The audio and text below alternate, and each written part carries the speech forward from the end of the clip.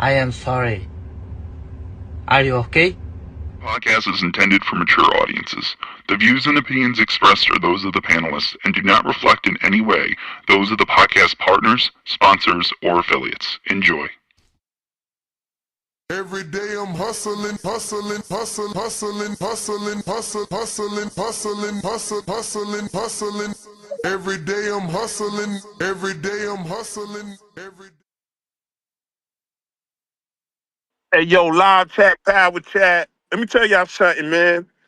The Matador. Ole, ole, ole.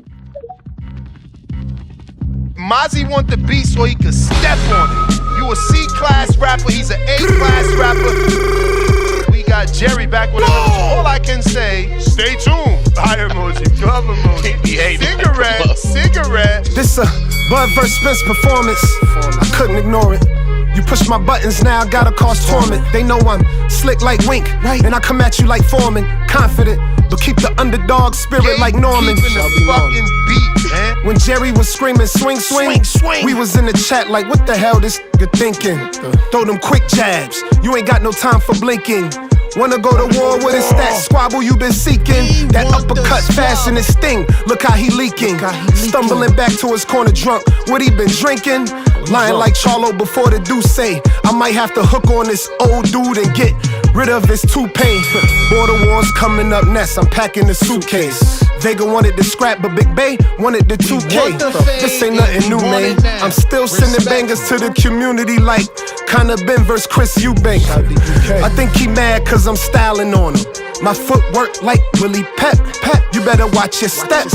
Body bag and put your soul to rest. How he a contender? They gon' send the stretcher in for the lender. Hey, this release 20 seconds. His engineer can make it longer. What up, what up, what up, what up, what up? What's going on, ladies and gentlemen? Welcome back to another edition of the Boxing Voice Radio. I am your host, Nestor Gibbs, Solo Dolo Scarface, no Manolo. Welcome back. We are here to discuss Terence Crawford, Canelo Alvarez, and Terence Crawford's stunning 185-pound transformation. Internet doing what they do, man. They seen Big Crawford get bulked up, and right away they are putting out speculation, insinuating that Terence Crawford could not be a clean individual. Terence Crawford, 37 years old, Omaha native and former undisputed champion at light welterweight and at welterweight, is making that bold leap up to super middleweight to take on Canelo Alvarez in a historic bout. He's 40-0 with 31 KOs, but there seems to be some speculation about his jaw-dropping transformation to 185 pounds as he gears up for the big fight with Canelo Alvarez. This fight will be taking place September 13th at Allegiant Stadium and streaming live around the world on Netflix. Now, there's been whispers since Crawford's bulk up. The more he shows his physique, the more the whispers start of PED use amid Bud's bulking. He's got a new frame, so people having things to say. But Victor Conte swiftly shut down all those accusations as he is a nutrition and guru for Terence Bud Crawford, and he insists that Crawford is clean and has always been clean. So we'll unpack the VADA testing transparency, as we do have a VADA test result for Terence Crawford. We'll obviously touch on Conte's past, as you guys love to do it, but talk about his present and the fact that he's assisting Terence Bud Crawford with this bulk up.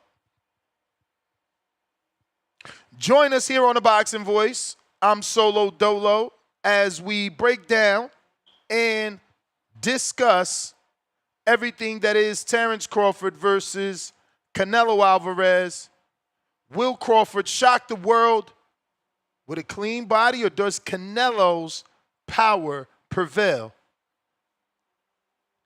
If you're watching this on YouTube, go ahead and smash that thumbs up. It's going to help with the visibility of the show. It's going to help put this episode in the eyes of boxing fans that don't know we rock out every single day. As we talked about, Terence is going to be making that leap up to 168 pounds to meet pound-for-pound king Canelo Alvarez. Crawford's last outing was a unanimous decision victory over Israel Madrimov August 3rd, 2024, capturing the WBA super welterweight title. His first fight at 154. We've been having plenty of conversations about fighters not necessarily going directly to 154 and fighting for a world title the way that Crawford did. That win showcased his ability, switching stances, keeping the bigger man at bay, continued to show us combination punches, but yet still some found that performance a little less than excellent. Prior to that, he did demolish Earl Spence Jr. July 2023 on the 29th and send him into early retirement. We haven't seen Earl since then. Earl was seen on a social media post back in the gym with his sparring gear on the floor as if it was used, but no indication of a true comeback. Now, Crawford has never tested positive. So this is just coming clearly off of the size of his bulk up, people looking at muscles and I guess thinking that they win fights, they're making them nervous. But Crawford is now training in Colorado. He's bulked up to 185 reportedly. 185 pounds reportedly, just 6 weeks out. And he's sparking some PED rumors due to his muscular physique. Everybody is just assuming that he has to be on something because A, he's working with Victor Conte, the snack founder, and B, he put on so much weight. Now, Crawford's nutritionist and advisor, Victor Conte, denies any doping, emphasizing Bud's natural talent and intelligence. So we'll see, man. Both fighters have enrolled in VADA on June 2025. Crawford's first test on June 13th, just 3 days after signing up to VADA, came back clean with results publicly shared by Victor Conte on X, followed by another clean test on June 19. Conte praised Crawford as a leader of the anti-doping movement. But for some reason, even after 2 June clean drug tests, the whole month of June, he was tested twice in that month. Twice in that month, he was clean. But for some reason, allegations are being swirled at Terence Crawford. Now, I won't deny that these are probably coming because of his connection to his nutritionist and advisor, Victor Conte. This is the same hatred that Devin Haney receives for working with Victor Conte. Now, Bud Crawford, on the other hand, he has a little more popularity than Devin. The streets love him a little bit more. So we'll see, do they make Terence Bud Crawford a PED cheat because he's connected to Victor Conte, or is Crawford above the law and no way he can be dirty?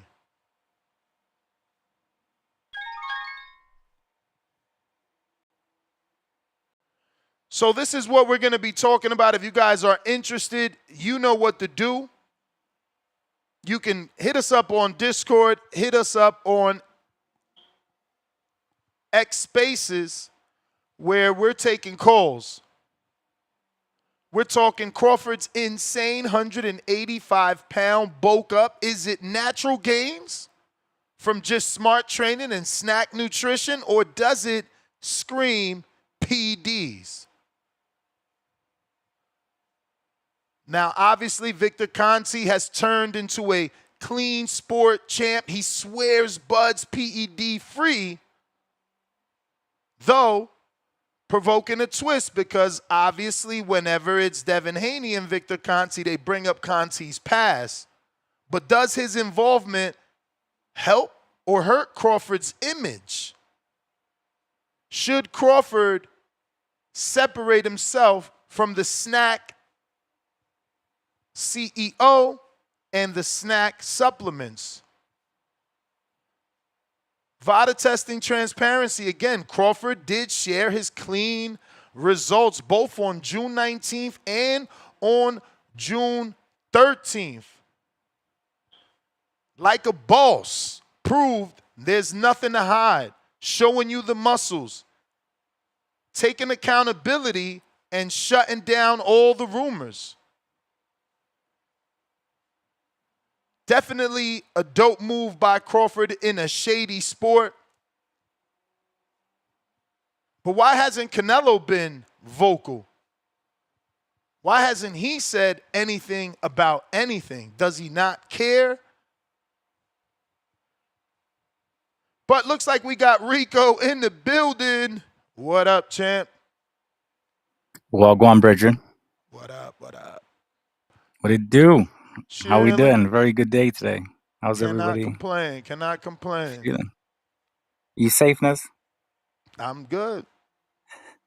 It's always great to hear. How's the So chat? what's your Big up to the thoughts, chat. man? What's your thoughts on the topic, man? Crawford looking like Anthony Yard, they're saying. I think this is a whole bunch of bollocks. Whole bunch of bollocks match coming soon, hopefully, if I can convince Nez. I think this is actually ridiculous. The fact that Conte is allowed to come back into the sport tells us why boxing is the wild fucking west. That man But is Conte's literally... with Crawford, so if you don't trust Conte, why do you trust Crawford? Why are you calling it bullocks if you don't trust Conte and he's with Crawford? It's pronounced bollocks. And the thing is that the reason why I say that is because it's like literally having somebody who set houses on fire and is now in charge of the fire department. Like, it's just like no one just does that type of 360. I don't trust Victor Conte. I feel as if it's crazy ridiculous to have that man even back into the sport. The thing is that people will say snack. Obviously, they bring up Devin a lot. The thing is Devin's never popped for PEDs. Ryan Garcia has popped for PEDs. Terence Crawford has never popped for PEDs. Anybody... I think we had this conversation before in terms of the people that represent snack. There's only, I think you named maybe one person, Nez, or two people. I'm not too sure. Maybe a caller did, but I've not seen any of these snack representatives pop for anything while Victor Conte has come back on his second run in the sport. But I don't want that man anywhere near our establishment. That's just me.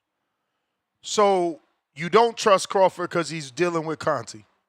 I did not say that. I trust Terence Crawford a lot. I just don't trust Victor Conte. I just think it's very weird that he's on this self-righteous pilgrimage or whatever the fuck he's trying to do to wash away his sins. But yeah, they're still there. They're still there. Strange, man, how people just criminalize a person for, whatever he may or may not have done in the past, right? You say strange how people criminalize someone. Like normally, I wouldn't. It would be second chances. Usually you do your time and you're allowed to be a law-abiding citizen again. You're given quote unquote a second chance. It just seems like you guys are like once a criminal, always a criminal. Oh, look at that guy. He was a criminal and he's got to be a criminal right now. Hey, what is he doing? He used to be a criminal 20 years ago. Even though he's got cancer, pancreatic cancer. He's still a criminal. Having a life-threatening disease doesn't take away your criminality, by the way. And secondly, the fact is that the man is a fucking I'm dealing with pancreatic cancer, and I'm in a laboratory somewhere cooking up some good old PEDs. Sure, buddy. Is it not true? I'm having chemotherapy, but I got time to hit the lab to cook up some new age designer drugs. Like, you guys are silly, man. You criminalizing that poor man. He's in his 80s, you know, everyone makes mistakes. I'm sure you've made plenty in your life. If we were judging you off the mistakes you made every single day, I mean, wouldn't be fair, huh? No, I still think the fact that the thing is that I've never done anything in terms of there's fighters who fight and you're trying to create Mortal Kombat in the sport, and then you want to come back and you're so self-righteous. That's what I have an issue with. Do you know what I mean? Yep. You don't get annoyed with people I where they're mean, like, wait, hold on, Ness, why can I can't say it one be thing? guilt though, brother? Why are you taking away the fact that it could be guilt? All right, I did wrong, and before I go, I want to do right. And why he can't be on this clean boxing crusade to do right, to use his knowledge to catch people rather than to cheat like he did in the past, right? Who is he caught? Firstly, that's not even What the do you question I'm going to mean? waste. What do you Actually, mean? VADA has caught everybody, and I checked his Twitter today, and on his Twitter he said he's never worked with VADA, but they did hit him up early to find out how he was able to circumvent certain tests so they can be able to catch it. do you know what he's like? He's like a quit smoking, and like everybody has to quit smoking now because he's on a self-righteous path. I mean, nothing wrong with that, especially when there's no smoking in boxing. What up, Big round up, round one. uno? What up? What up? What up? Uno, mi hermano. How you doing, brother? Coming in, talking about the topic and Terence Crawford's size gain. It's incredible because I was at the fight at New York City where Terence Crawford was in attendance, and I had walked all the way down, and I talked about this very thing. When I saw Terence Crawford, he was so big, and I'm a pretty nice sized dude, I'm above 190, anywhere between Now, just to be clear, round one, I don't know what you know because I don't want you to say the wrong thing. He did test negative twice on June 13th. June 3rd, I believe, and then June 19th. Yeah, June 13th and June 19th. Two different test results. Right. And then so when I saw him, I was like, damn, Terence Crawford is big. This dude is locked in.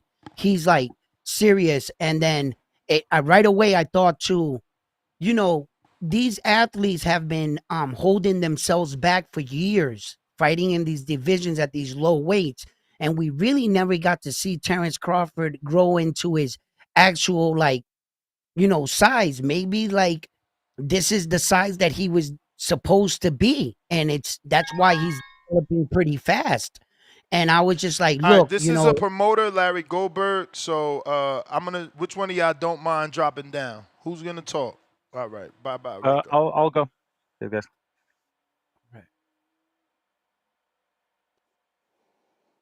Larry, What's going on? how are you, man? Thank you for joining I'm good. us. How you doing? Thank you for having me. Nah, of course, man. Wanted to get you on. Obviously, I know you do a lot of work in New York City, and correct me if I'm wrong, but you've taken over the Broadway boxing series, right? Yes. Well, we're in the process of taking it over. We've aired a few of our shows have aired as Broadway boxing, but Lou and I are in the process of finalizing some details on what the future of Broadway boxing is going to be. I feel like the last time we spoke, you and I were discussing, just where these club shows are and how hard it was to put them on. You didn't have a DAZN deal at the time. Do you remember that conversation? I do. Well, we never really had a DAZN deal. We were just sort of, DAZN was taking certain shows, from random small promoters. I'm not really sure what our future is on that platform. As is nobody. I'm not really sure. And anybody really knows what the short term future of televised boxing is going to be in this country. Oh wow! I was under the impression that you had a DAZN deal. No, we're fight by fight. I'm the little guy. So our last show, the Andy Dominguez fight was on DAZN. Our last 4 or 5 shows were on DAZN. Our next show is up in the air where we're going to stream it. Well, that We're sucks. back in, I would figure we're with back- 5 shows on DAZN, they would have by now liked the product. Who's the main event for the one that's up in the air? Well, we're working on our next New York club show. Right now, we've got a bunch of A sides. I'm not really ready to make any official announcements, other than we're hoping that Nadeem Saloom is coming back, and we're gonna have George Arias is gonna come back. We were supposed to have him in The Dominican February, and looks heavyweight. like, yeah, with that we were doing with the Bella, and we've got about 4 or 5 other names that we're sort of banding around right now, but nothing's been finalized. For sure. Well, I wanted to get you on specifically because of this Muhammad Ali Revival Act, and I don't know if you've been following it, but I'm under the impression it's going to affect you more than it will affect a top rank who, hypothetically has 29 dates so they can get a, I guess, deal on insurance. How is this $25,000 per fight going to affect So you? so so let me break this down a little bit. Yes, As that's I've why I been through it, got you on, man. I'm not as there's a educated lot as you. of there's I'm not educated. I've just been through the school of hard knocks. The the insurance is not that big of a deal. When I say the 25, it's not like you're writing a check for 25,000. You're just paying a premium for it. We have higher insurance requirements in New York and in New Jersey, quite frankly, for for the shows. As far as the medical and insurance requirements that were listed in the new act for the UBOs, with all due respect to everyone, New York and New Jersey have you know tougher regulations. So I didn't read anything in those regulations that was just like, oh my God, we're out of business. I just read it as good. There's about 35 other states that should be ashamed of themselves that don't have good, positive regulations. And I think that that's really the conversation that we should be having if we're going to be changing the Muhammad Ali Boxing Act. Is I'd like to see the other states bring their regulations up to where New York and New Jersey are. But that's not really what this is about. This is really just about one or two companies carving out a different niche in boxing.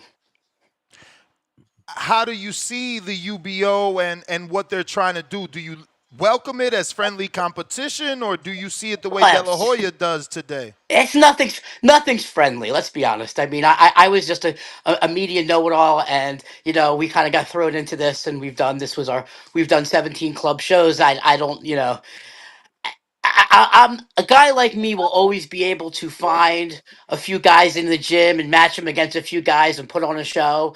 I think the reason that De La Hoya and certain people in the boxing industry are going to be upset about it is the days of you getting a piece of Mike Tyson walking into your gym and possibly becoming a millionaire off of it. It isn't going to happen. And it was explained to me early on that if that had happened to me now, it wasn't going to happen. So so if you're nobody's thinking that, oh, Conor McGregor was going to come in there and you were going to have 2% of it and get rich off of him like it was in boxing. So I just think that it's going to change, but it's not going to change like overnight. It's going to take 5 or 10 years for it to cycle out, and I don't think it's going to be as drastic as everyone thinks it is. But I mean, yes, the UBO, controlled by the UFC, will be the undisputed, king of boxing in 5 or 10 years. It's not going to happen overnight. Why do you think it'll be the undisputed king of boxing with so many? I mean, Bob Aaron's been around for years, and Todd DeBuff Bob is Arum, being look, it's groomed. nothing.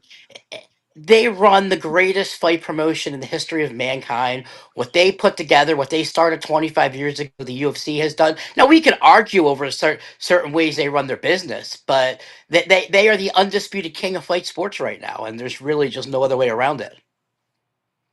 And you mean UFC? UFC, well, that UFC, it's TKO. They have WWE. I mean, these guys know how to produce live events. What numbers do you foresee for this Crawford Canelo since it's being promoted by Dana TKO? It'll be on Netflix. Does it even compare with Jake Paul and Mike Tyson, or was that an anomaly?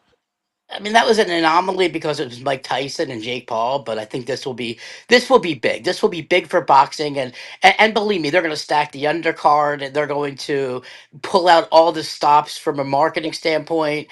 This is going to be good for boxing. This is going to be big for boxing, and it's one of those true 50-50 fights. Everyone's going to argue over who's going to win, and it's going to be good for boxing as far as the getting it out there and bringing it to the next generation, the next level, as far as getting Netflix and more involved with boxing. So you're originally from Atlantic City. I am from Atlantic City, yes, sir. Wow, man, my aunt was from Pleasantville. I used to go down Okay. there to the show all the time. That's crazy.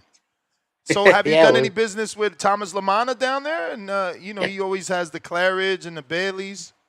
Yeah, I've done I've done business with everyone down here. We just had a show last Friday night at Tropicana.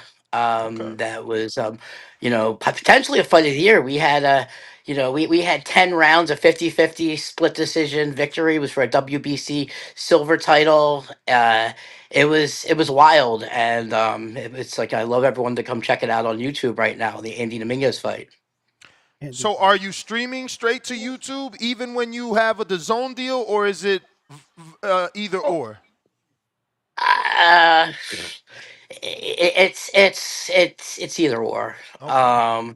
And what is You the know, YouTube channel that we can go to find all the it catalog? is much smaller than the Boxing Voice. I'll tell you that right now. It's Boxing Insider's YouTube channel. Okay. Hey man, maybe we need to do something, man. Get those things streamed on here to get these guys some of this exposure. Yeah, I love to like I said, I'd love to talk about any way to get the thing out there. We are the last of the little guy as far as the small promoters. There's like a handful of us, left doing these club boxing shows. And it's been a lot of fun the last 3 years. We've done 17 of them in New York City and Atlantic City. Why New York if you're based out of Atlantic City? Is it Because I've because been you took living over in the series? well, like, the one thing had nothing to do with the other. I was living in New York, and I was very good friends with Heather Hardy, and she wanted to have a comeback fight about 2022, and that was sort of how the shotgun marriage between me and Mr. DeBella happened. We did her comeback fight in was it October of 2022, and then we turned over and did 9 back-to-back-to-back shows at Sony Hall, which was, like I said, a lot of fun. They gave us an award for pretty much bringing boxing back to Manhattan after the pandemic. And then New York's New York is the most regulated state in the country for a lot of things, including boxing. And we hit some a few brick walls, with some of our fights there. And then at the same time, Atlantic City, which is where I grew up, had an opening. Tropicana, which used to host fights all the time, hadn't done fights in like 10 years, and we just literally on a whim brought the series here. And it was, like I said, we've done 5 shows in 14 months in Atlantic City, and then we're back at Sony Hall on when is it back, September 19th, and I'm just sort of putting together the matches for the Sony Hall show right now. 25 years, right? It was my math. That's right. Why did it take you so long? And man, you're my new hero. It's like you Wait, what was transitioned 25 years? from starting Boxing Insider to your first So we October start. So we show. started. So we started Boxing Insider, and I'm not gonna lie, I grew up here, so this was just I got into the fights, and it was like I thought if you would have seen me at the fights, I would have been the idiot cracking jokes, recording stuff on my phone, and whatever. Went to a lot of fights. We had a lot of reporters go to the fights, and at some point you sit in enough of these, and you're like, well, I could do this better, and so at some point after the pandemic, nothing was going on in New York, and I just kind of gave it a shot. And I wish I had done it sooner. If I would have known we were going to become promoters, I probably wouldn't have let some of these knuckleheads write some of the dumb articles they wrote over the years on Boxing Insider. But it is what it is. Wait, But because that's made relationships with fighters and getting fighters to fight for you difficult. Why exactly? no. It made getting relationships in the boxing industry difficult. I mean, Okay. just because we and I don't have to tell you guys, certain people in the boxing industry don't want to talk to media. Yeah, Um, absolutely. I get what and you're I saying. understand. I've now been on both sides of it, so I understand it. But no, what got me into it was I joined Mendez Boxing, and one of our couple of the trainers, like Jose Guzman and them, used to just put me into these little sparring matches, and I would just get the crap beat out of me, 5, 6, 7, 8 years ago, and that's how I became friends with a lot of the New York guys, and that's sort of what where I had a good Rolodex of people from the New York area that were, willing to give us a shot on the first couple shows. Now, like I said, the New York Boxing Hall of Fame gave us the Promoter of the Year award last year. We, in 2023, New York State only hosted 16 boxing events, and Boxing Insider did 6 of them at Sony Hall. This year, it's been a little bit more difficult. We had an event we had to cancel at the very last minute because when we had Andy Dominguez's title fight was in New York originally, and it's for a 108-pound title, and his opponent weighed in at like 117 pounds the day before the weigh-in, and our whole event collapsed. So it's difficult being a club promoter, especially and not having the resources of the big guys. So take me through that first step. I guess it dawned on you, why shouldn't I do this? How'd you get it done? Who'd you go to first? Did anyone mentor you? What doors were Yes. closed? So, the doors are closed. They do not want people like me or you getting involved in boxing. I mean, it is a closed old man's club, whatever you want to call it. I had just I had Boxing Insider since the late 90s. So how many times have you gone to a fight? You're walking around. I'm like, I could do this better. This guy's an idiot. Da da da da. So we went in, and I went into the people who run amateur boxing. Sony Lamonicus runs amateur boxing in New York out of Gleason's gym, and I just sort of walked into her office randomly one day and said, "I want to be a promoter."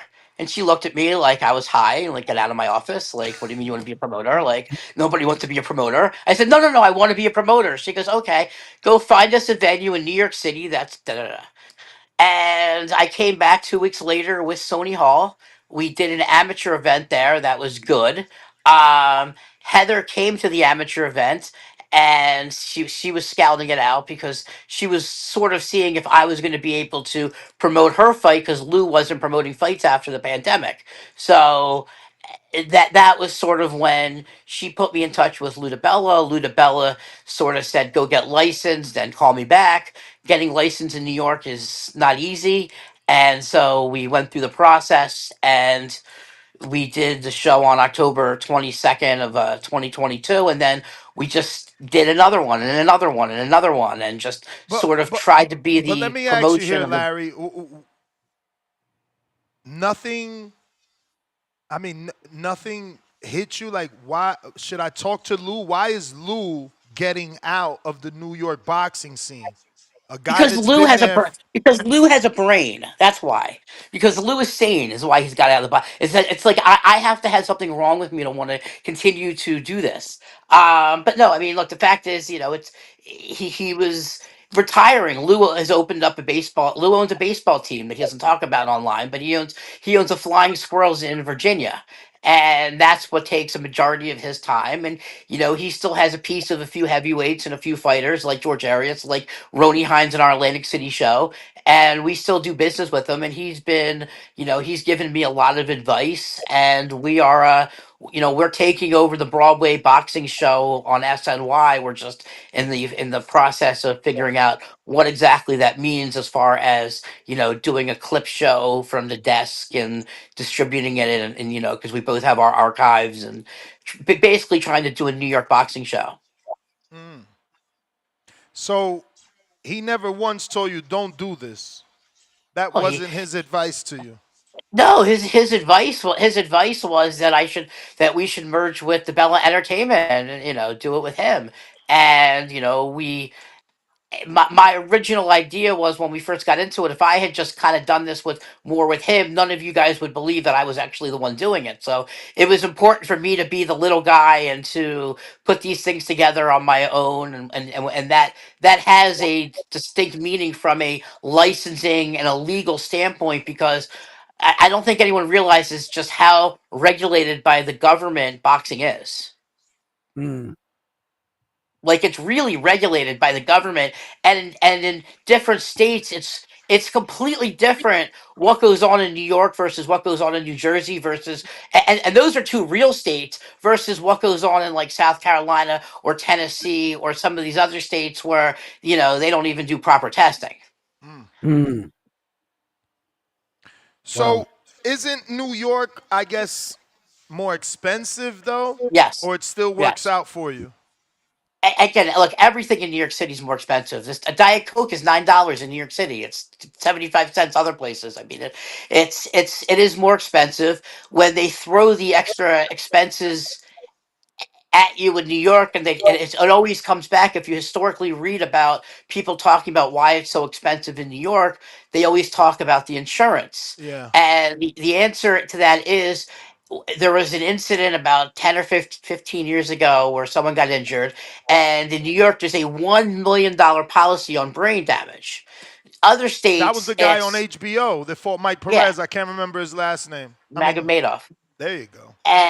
And because of that, New York is under a political mandate to not have mismatches and to have this very high insurance. Now you go to other states and the insurance. Now again, when fans are reading, there's a $1 million policy. I'm not writing a check for $1 million. It's we're paying a premium, hoping, knock on wood, nothing happens. Now so I mean, so New York has the strictest, insurance requirements, and it has, very strict medical requirements in regards to MRIs, EKGs, eye tests, and blood tests. Those four tests I just said to you are very important. When people start talking about, oh my God, this is going to hurt boxing in other states, do you have any idea what a sin, like that there's like a special place in hell for people that want to put on boxing in events and nobody's checking to see if these guys had an MRI or a CAT scan? I mean, the way it works now is it's every 3 years you get an MRI, unless there's like a knockout or a traumatic event, then you get another scan. In some of these states, it's just, oh, here's an $89 blood test. You guys are good to go. And that's not right. And that's more of a scandal than I heard you guys talking earlier about PEDs and some of the other stuff. Like guys fighting and not having, everything right up here is more scary for me than anything.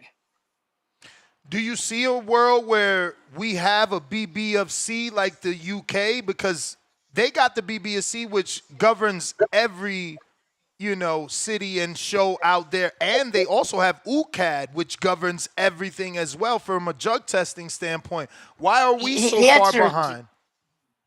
it's because it's 50 different states, it's 50 different fiefdoms. What goes on in New York State means nothing in Oregon. It was. I was asking a boxing guy the other night, about the Ali Act and how it affected me, and he said, "Look, the problem is the ABC, the Association of Boxing Commissions. You've got 50 states that all have an equal vote, but as we all know, 5 or 10 states do all the boxing, and these other guys who have power, they don't put on any real fights." So, I mean, I'm more interested in what California or Nevada has to say than like 40 other states in the country. And I use those two states because I don't do fights there because I don't want to sound like I'm just talking about the two states that we're very familiar with the regulations of. Mm-hmm. Now, boxing needs to be regulated by the government. Like it absolutely does. There's a lot of bad actors. I've seen things. You hear rumors of things that go on. We need to have more of a centralized test. The Muhammad Ali Act is that they're doing. I mean, this isn't what we asked for. This is what TKO asked for, and that's fine. But I don't think it's going back to your original question. I don't think it's going to affect club boxing as much as it's going to affect if you think you're going to sign the next Mike Tyson and his eventual goal is to go there, yeah, good luck to you. You're not going to get rich. He might get rich, but as an outsider, as an outside promoter, you're not going to have a lottery ticket like you used to.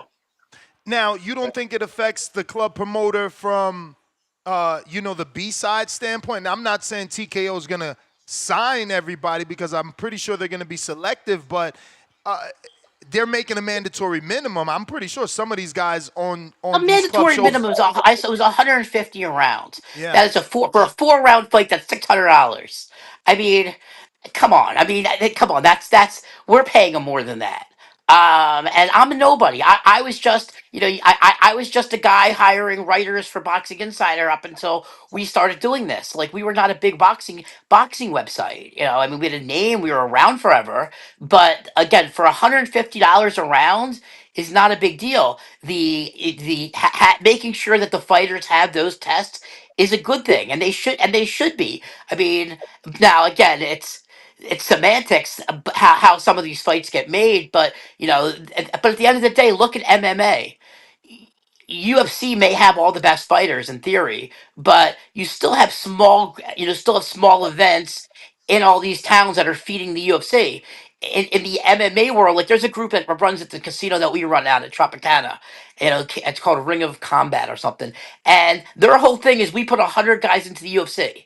Could you imagine a boxing promoter saying, "Hey, I signed 100 of my guys didn't sign with me and went to Top Rank"? Like, a boxing promoter would want to shoot themselves. In the MMA world, that's considered, "Hey, come fight for us." So it's a different way of looking at it. We can argue the semantics, but I don't think that the Muhammad Ali Act is going to affect a person like on the small promoter side, because I'm always going to be able to find two random guys that aren't signed and try to make a fight. I'm not gonna. I might not be able to lead them to the promised land, but I don't think I'm the guy to lead them to the promised land now. No, and listen, without having you on the show, I thought that it wouldn't be hard for the small promoter just because of that, but more because I feel like Dana's going to be selective of who he signs. He's not just going to get any random guy, and let alone random B-side, so They always look. The UFC was always they always wanted fights. They loved when the B side won. They never wanted, other than a few guys. They never really wanted stars. And boxing is just a star system. If your favorite fighter's not fighting, you're not watching. UFC was always like, you're coming to watch the fights. Yeah. So I'm on the website. You don't have a tab where I can see Boxing Insider fighters, or you don't have your own fighters at the moment? I was advised very early on not to sign anybody, and Okay. so we've done 17 fights, 17 events. My rationalization is, it's very expensive to develop a fighter the right way, and I did not want to be one of these scummy small promoters that was just trying to trap fighters and sign them to option agreements just because they fought on my card. And so, again, I can sleep well at night knowing that we haven't exploited any of the fighters, but on the other hand, some of the fighters like, "Oh, please sign me, sign me." I'm like, I haven't signed anybody. And So so does that that's, mean you're again, paying a percentage to the fighters that are signed to use their services, or on this level you don't have to? every deal is different, whether it's a promoter trying to put a fighter on our card, whether it's a local ticket seller that thinks he can sell enough tickets to cover the expenses, or it's a fight that I just want to put on. I mean, so they're all different ways, but the problem is, when we do Sony Hall in New York City, I'm only allowed 5 or 6 fights, and just because it's such a Damn. tiny venue. This venue holds 500 people. It's right across from where they do Hamilton. No, It's it's a I've gr- been to one of the Bella shows. I had no clue because it has like high ceilings. I didn't know it was that small. I've been to for a sta- Lou DiBella shows at Sony Hall and BB King's. he yeah, for boxing it holds about 580. And so it's New York, it's a tough thing, but it's got a great environment for the fights, and it's like I always said, it was like doing drugs for boxing, because you're right on top of the ring. There isn't a bad seat in the house. You can feel the sweat and the punches and the energy. It's different than going to one of these big sanitized events. It's a completely different energy than what we do in Atlantic City, which again also is another great room for boxing at the Tropicana. Larry, I wanted to ask you something that you were touching on about the sport and how we need to protect these fighters, like such sports like in the NFL where they're making these concussion protocols and things, and really looking out for the safety and the well-being of these fighters. And you just touched on that all these states are not on the same rule Not even structures and everything. close. Look, Yeah. I have to be careful. I have to be careful what I say. So, Hmm. and I'm bad at parsing my words. But I Hmm. could just tell you that in New Jersey, they looked very harshly at certain documents because they want everything to be by the book. There and there have been bad actors in boxing. Let me just leave that Yes. out. There have been enough bad actors in boxing over the years that you need the government involved. You Yes. need the government involved because and look, part of the reason What does that that they almost mean for have you, though? Does that mean I'm clean actual as a whistle. policing? No, no, no, no, I no, am no, clean as a no, no, no, whistle. no. So When you the say I you need don't the mind government dealing with the attorney involved, general's office. say again. Right. I'm sorry. I don't mind dealing. In New Jersey, it's the Attorney General's office that regulates boxing. We're clean as a whistle. It is what it is. But Hmm. I am okay with because again, what are we looking at? We're looking at if you want to box in one of these two states that I promote in, you better have had an MRI or a CAT scan. That means your Right. brain was looked at by your own doctor past you, and then the state athletic commission doctors past you. And these are real doctors. These are not quacks. And that's for the safety Then of the you've fighter. got to have an eye exam. You have to have a blood exam. You have to have your heart work. You have to know that you're healthy. And some of these states, they don't test for this stuff. Now again, not the big states, but again, I mean, if you go through how many states make you do a CAT scan or an MRI, it's not every single one of them. It's fewer than half. What that Mm. exact number is, I don't know. Hmm.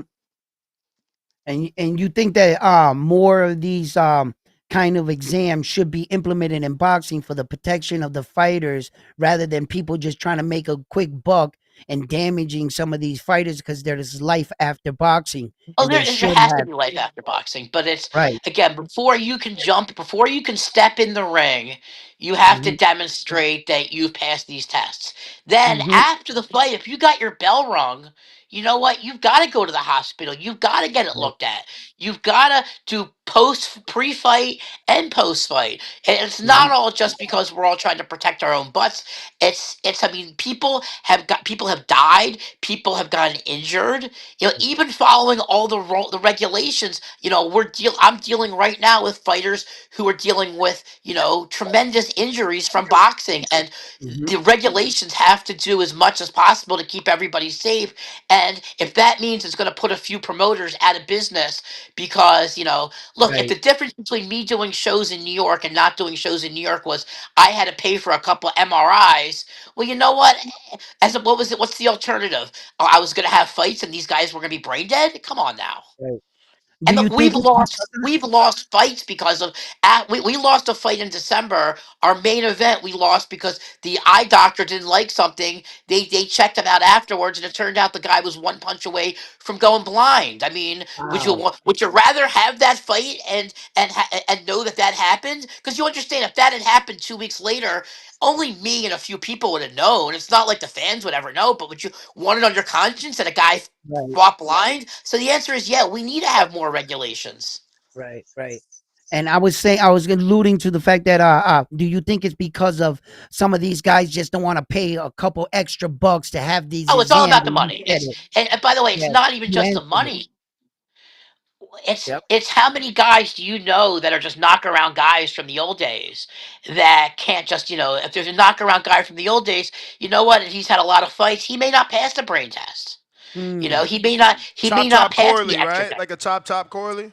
I'm not going to name any names, but I'm just going to say Yeah. that I mean, look, if I can tell you that if a fighter is fighting in New York or New Jersey, they've had proper testing. Mm.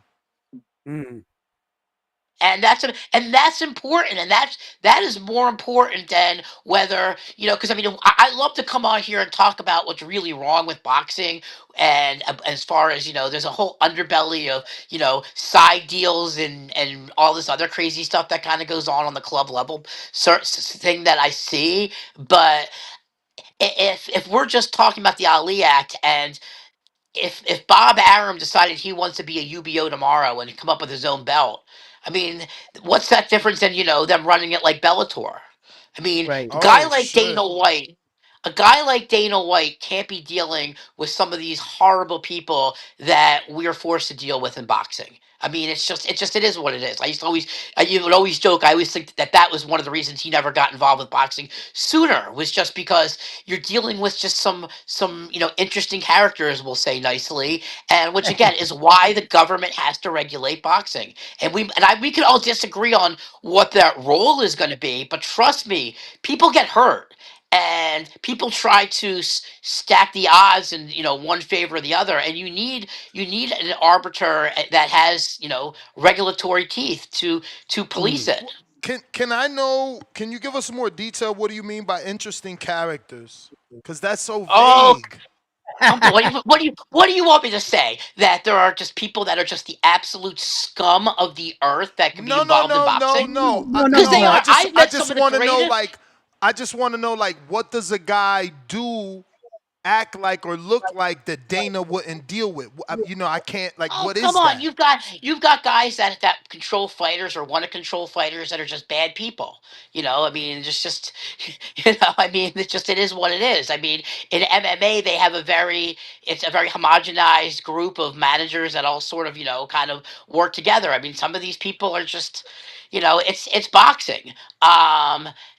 But I Larry, what mean, about the flip side? A guy like Nikisha who came up under Dana, and man, he's fucking took an MVP to the next level. to the next level. They're gonna, we're, I'm one of the female fighters that we're trying to put on the next card. I can't announce it because we don't have a fighter. I was gonna tell her whole marketing plan is gonna be like, "Hi, I'm the next fighter that Nikisa and MVP should sign." I mean, they're all doing great things. This is never going to be a sport where one entity is going to have a monopoly, Mm. Mm. but it's going to be one entity who's going to control a large portion of it. But it's always going to be somebody. Larry, do you think that we'll ever get to a point where we'll get to a common place where all these testings in all states will have to be mandatory? Do you think that we'll ever see a day in boxing where the safety of the fighter of putting up these events like you talk about, you think we'll ever get there? I hope, but again, the each state is a fiefdom of its own. They all have their own rules and regulations that are predicated on things that have happened in that state, in years past. So I could be hopeful. I mean, I could be hopeful. I, Mm. I could also be hopeful that I just know how things are run in New York and New Jersey, and I'm very confident. And the regulations that are being bandied around, right now in that act are nothing that we haven't been complying with in New York and New Jersey. Okay. So Larry, you don't sign fighters. So how does a fighter find you, and I have a what are hand, you looking I have a for? handshake. All right, that's it. Which again makes me crazy in boxing because again, look, I get it. I'm a stepping stone. You're gonna leave from my promotion and you're gonna go sign with someone else. And I always tell them, I hope you make $1 million. I learned that to collect that poor, those points of $1 million involves lawsuits, and I don't want that in my life. So to fight on one of our cards, it's really just a matter of we're a New York or New Jersey centric card, and we're looking to make fights that make sense for us on that particular card. And it just sort of happens. We're always cycling through fighters for various different reasons. So basically, you deal with tri-state area fighters. They have to sell tickets. No, I mean, look, you don't have to sell tickets. I mean, but it has to make sense. Right. Look, the fact of the matter is, and I've learned this the hard way. If you got a guy and his whole thing is I sell tickets, I'm going to sell 75 tickets. He's going to fight a guy that's as horrible as me or you. And no offense to you guys, but like he's not. They're not looking to fight fighters. They're looking to fight guys like us. And that's been the real problem, is trying to make fights like the match that we had this weekend was a rare situation where we had a 50-50 fight.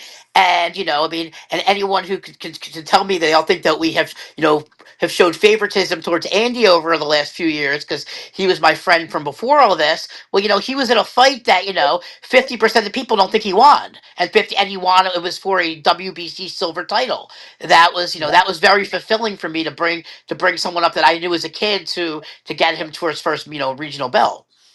Mm.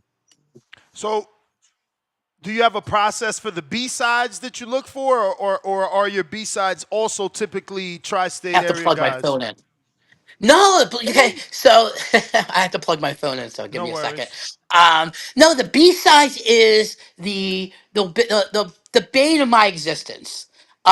So we had a fighter, and I don't want to say who it is, on the last Atlantic City show, and at the 11th hour they pulled out of the fight, and they were just it was all about how bad of an opponent can we push through the regulators and the promoters. So you're getting in here, we wanted to put on 50-50 fights, 60-40 fights. These guys don't want to do this. These guys want to fight guys that were reminiscent of Saturday morning wrestling jobbers, and They want an easy so fight.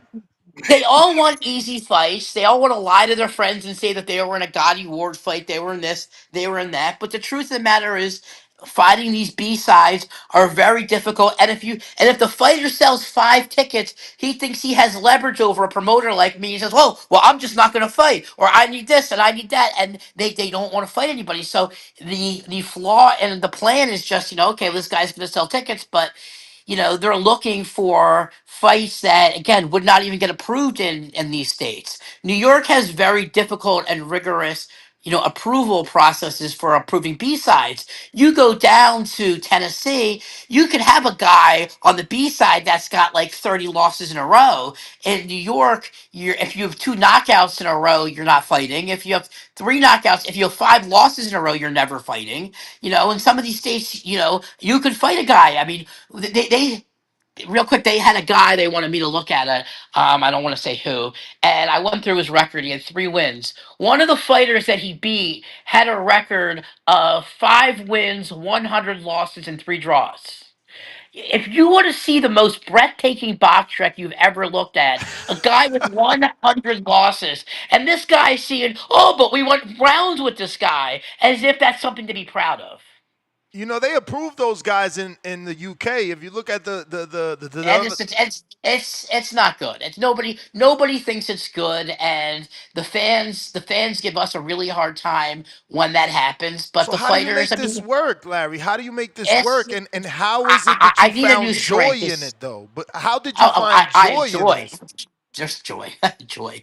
I mean, joy was when the last fight was over. This Atlantic City event. I mean, we were put through the ringer with a bunch of the fights. I mean, we lost one fight because remember that thing that they did a few weeks ago with Turkey and Ring at that Yes. sparring event. Yes. Well, one of the guys that was scheduled to fight on the card He he got got knocked kind of out. hurt and Oh, sucker that's the punched guy and Scooby knocked yeah, out. Oh, no, not Quentin Scooby. Randall. I don't want to say any I mean, names, but I know who it it is. I wasn't know who it Scooby. is. I know the one But behind the headshot.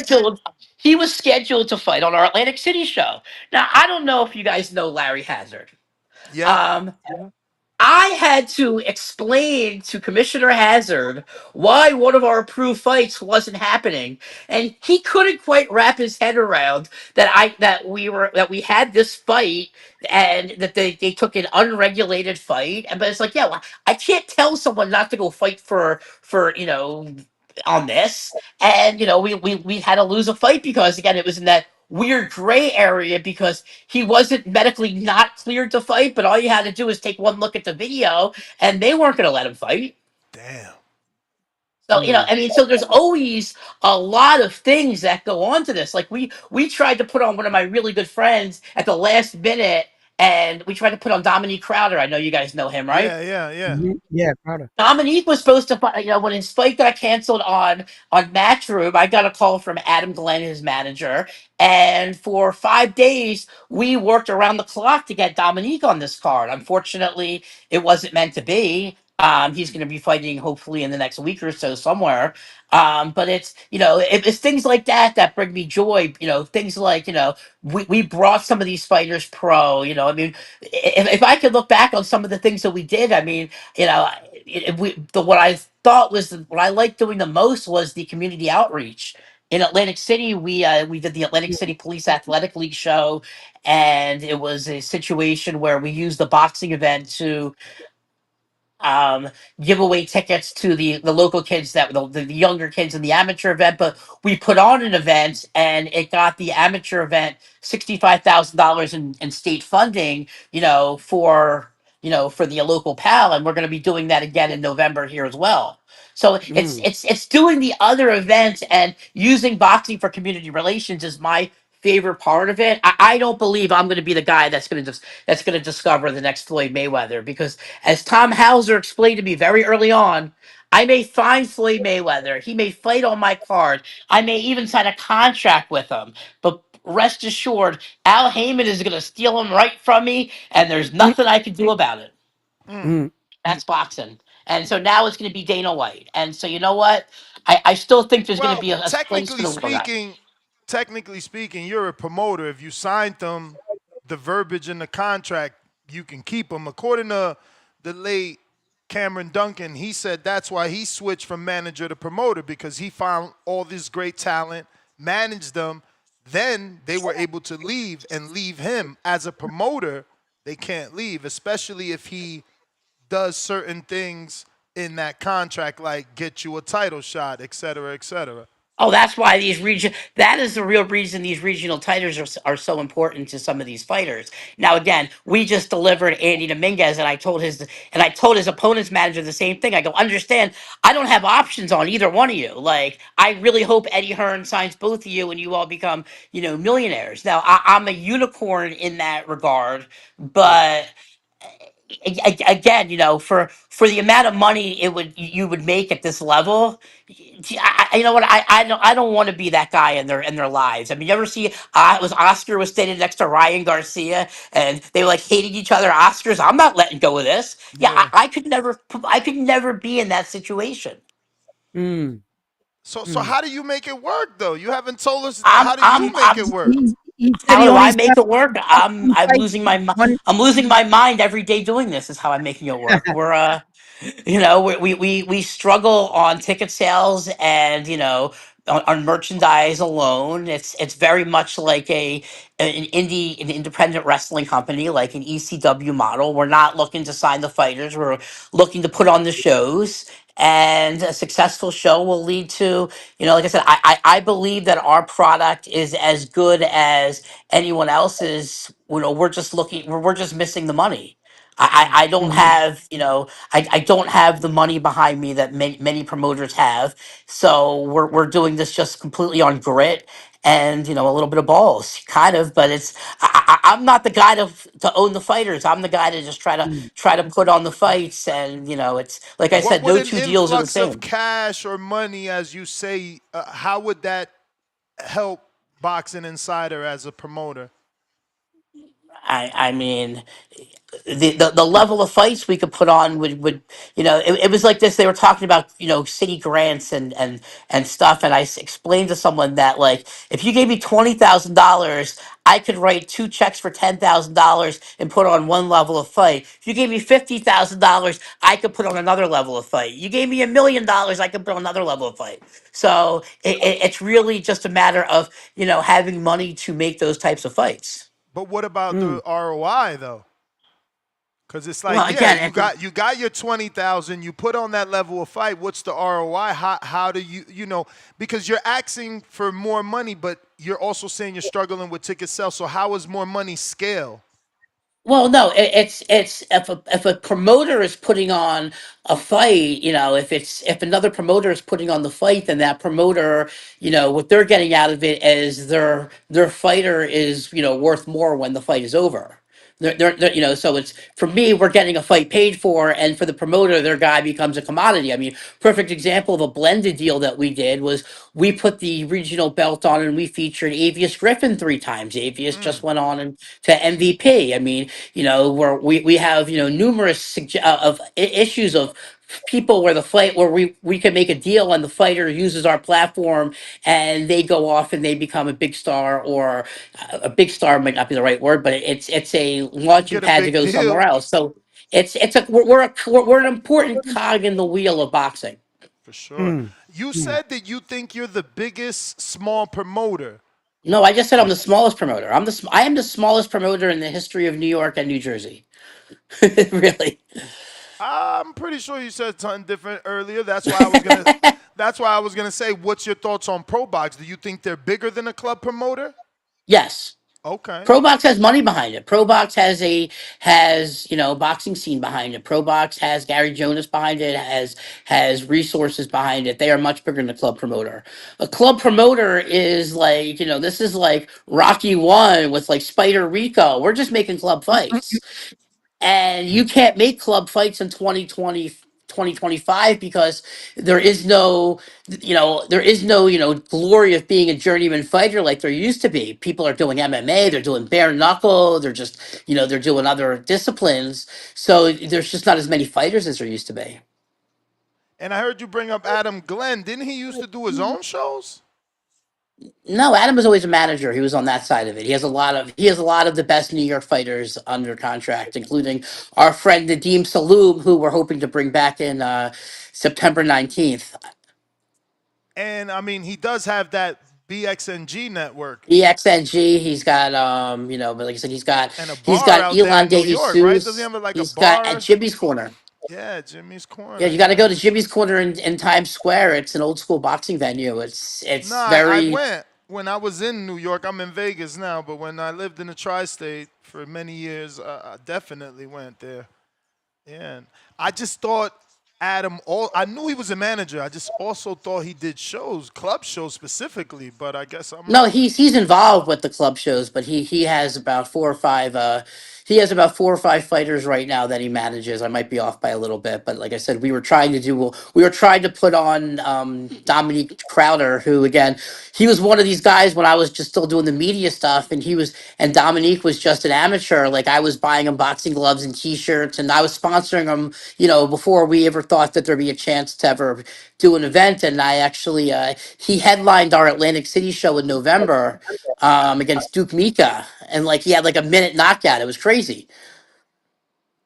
So what's the deal with Nadeem, man? I've met him a bunch of years ago in person. I think it was in Atlanta that I watched one of his fights live. I think I love Nadeem. Nadeem is one of my seems to have a friends. good He's got a good little following. yeah. He's the first ever boxer from Lebanon, as he likes to remind us every single time we see him. You not He, lying. I love him, so I'm allowed to goof on him. He's been stuck in Lebanon for the whole duration of the war, Wow. and so they've been trying to get him out. So it looks like his situation, if his visa clears, he's fighting at Sony Hall, and I'm very excited to feature him again. He was on my first and second shows that we did at Sony Hall. And so it would be great to have him on our 18th show at Sony Hall. Well, our 18th show, I guess, would be our 12th at Sony Hall. Mm. Well, Larry, man, listen, it's been a great interview here. I appreciate you coming on No, and I really answering all the appreciate you guys having questions. me on. Now, I would like to Yeah. get you on more regularly. Obviously, when you get this card, put together, we'll get you back on to announce it and let people September know. 19th, we're back at Sony Hall. Then November 7th, we are back in Atlantic City. I can tell you in Atlantic City, we're going to feature Justin Figueroa, who's the local Okay. hometown hero, is going to be fighting on that card, as well as a few other surprises. Didn't And Justin fight for Cornflake his last time out? I've promoted Justin's last 4 fights. Okay, okay. Shout out to Jolene and Adrian. Jolene and Adrian have been amazing. Justin and I have become quick friends, and if you guys Google and watch the Andy Dominguez fight, Justin is doing the commentary with Randy Gordon and Henry DeLeon. Mm. Nice. Nice. We've nicknamed him Mr. Atlantic City, and so Yeah, he's becoming I quite hear he's a popular. draw down there. I'm waiting to see what big box network is gonna pick him up. He's been in sparring with a couple of big names too, and he No, does he's some. got a great management. They're I don't want to steal their announcement because he's fighting in November. Was it August 23rd on a card up in Texas? He's going to be on, and then he's going to be fighting here in November 7th, which would be our 5th time featuring Justin. And like I said, him and I become quick friends, and he's just been amazing to deal with in Atlantic City. Well, let everybody know where they can find you. And they can probably find me in the insane asylum if I keep doing boxing, but whatever, you love it. I Hey, love it. I hate it and I love it all at the same time. yeah, It's crazy. yeah. Larry Goldberg, nice meeting you. It was nice My meeting name you is guys. I really appreciate you having me on. Oh, you name is got good Edwin. views on the Dominguez card, though. It's not Yeah, bad. no, this was our best fight that I think we've ever done, because it was a legitimate, like, on BoxRec, it was a legitimate 50-50 fight, to the point where, like, why are you guys Oh, you had like, it's Jill like, there. Shout out to my oh, girl Jill came Jill. out. Jill was there with us for a few days. She's Jill is great, and the She WBC was, is. great. And like I said, this was a lot. This was a thrilling experience to do one of these regional belts for someone that I've literally watched grow up. Oh, so this is just the main event you put out. Yeah, I have the whole fight card, but I just I wanted, this was That's such a really good good. fight. That's really good then. It's good Yeah, views well, for that. I have the whole event that we're going to load in the next couple days. I just really wanted everyone to watch this fight, because it's proof that an independent promoter with the right, situation can put on, a good fight. Like, this is as good of a fight as, you're going to see. And again, I don't have either one of these guys under contract. I hope both of them make $1 Damn. million, but it was a Larry, real no 50-50 fight. sponsors? Those ropes say Boxing Insider Those only. ropes say Boxing Insider. We're doing this on True Grit. We had we have a local baseball card store and a local lawyer who are our sponsors in New York. But this, I mean, in Atlantic City. But this is all done by me, surviving on ticket sales, and just look. I've done this. I'm doing this. I got to make it work. Shit, we got it. You got to at least Nobody's get got my six. back. But I what? got to tell you that. I got, because listen, I do amateur shows, so this interview is knowledge as well. So what? Do you have like a mandatory minimum that you want for your ropes and ring, and if you don't get it, you just don't sell it? I don't know. I was never a fan of. I don't want to look like a NASCAR event with 6,000 logos. Okay. I wanted to be Boxing Insider. I wanted to build a brand like it was Showbox, like it was one of these smaller events, and I Yes, wanted to build yes. a club series around it. For me to put a random sponsor on it, because I mean, how many of these sponsors have come around? They wave money in my face. They promise me the world. You go get this, you get this done, and then the guy flakes on you, or again, we're the little promoter. So if you're a big boxing sponsor, you're not going to sponsor me. You're going to sponsor Top Rank. So, yeah, this lives and dies by my hustle. Shit. No, listen, the branding looks good. It definitely looks clean. And it's only shows your logo, so I get it. Man, Like I said, I'd you are love to get some grinding. sponsors, but it's easier said than done. And one of my old friends told me years ago in boxing, not all money is good money, and some of this Right. money that people offer you are attached to bad people, and you just don't want to be involved with them. And we were talking about the people before. I'll tell you this: the criminals in boxing, at least they're honest. It's the good people who pretend like that they're better than you. They're the ones you got to watch out for in boxing. Like, we've dealt with some interesting characters in the last 3 years doing this, and it's very much like I'm very much living like a Mr. Smith Goes to Washington. Like, I was just the idealistic, boxing media guy, and now we're just looking at just all this just crazy, just I mean, the lies and the this and the that and the dirty business that goes on in boxing. Yeah, it needs to be regulated by the government. I'd like to add about 10 more pages to the Ali Boxing Act if they ask me. Oh Okay. man, that's But funny. none of it would have to do with UBOs. So I just learned that term like everybody else did a week ago. Yeah. We do got a question from Treese in Toledo. He says, "What's your thoughts on former champions like Trout and Herring joining bare knuckle boxing?" So Wow. I'm uncomfortable with bare knuckle boxing. I'm going to be completely honest. And it's I'm not The last thing I want is to like wake up for Conor McGregor to be like tweeting against me or anything like that. But they did a show in Philadelphia, and one of the trainers was telling us he had guys on it. There was like 4 broken hands and a broken jaw or something like ridiculous like that. You know, Bare Knuckle is who discovered Heather had injuries from. And I don't want to get into her whole situation, but we were scared when Heather Hardy was going to do Bare Knuckle because we knew she was just going to get mangled up and cut up. It's very violent. There's no beauty like in the Sweet Science. It's a one punch brutal. Brutal. I can't believe that while we're talking about health and safety, that things that are more brutal are going to get approved. But yet, this is the world we live in. I Yeah. mean, to each his own. But I'm uncomfortable with it because again, I think we need to make these sports safer, and I Yeah, think that that's a step in the wrong direction. right. Nah, I'm totally with you, man. It's a meat grinder of a sport. Yeah, It's I'm it's good it's on the it's bare knuckle. Yeah, it's very reminiscent of the UFC in the old days, before, and it's very raw and it's Mhm. very, and again,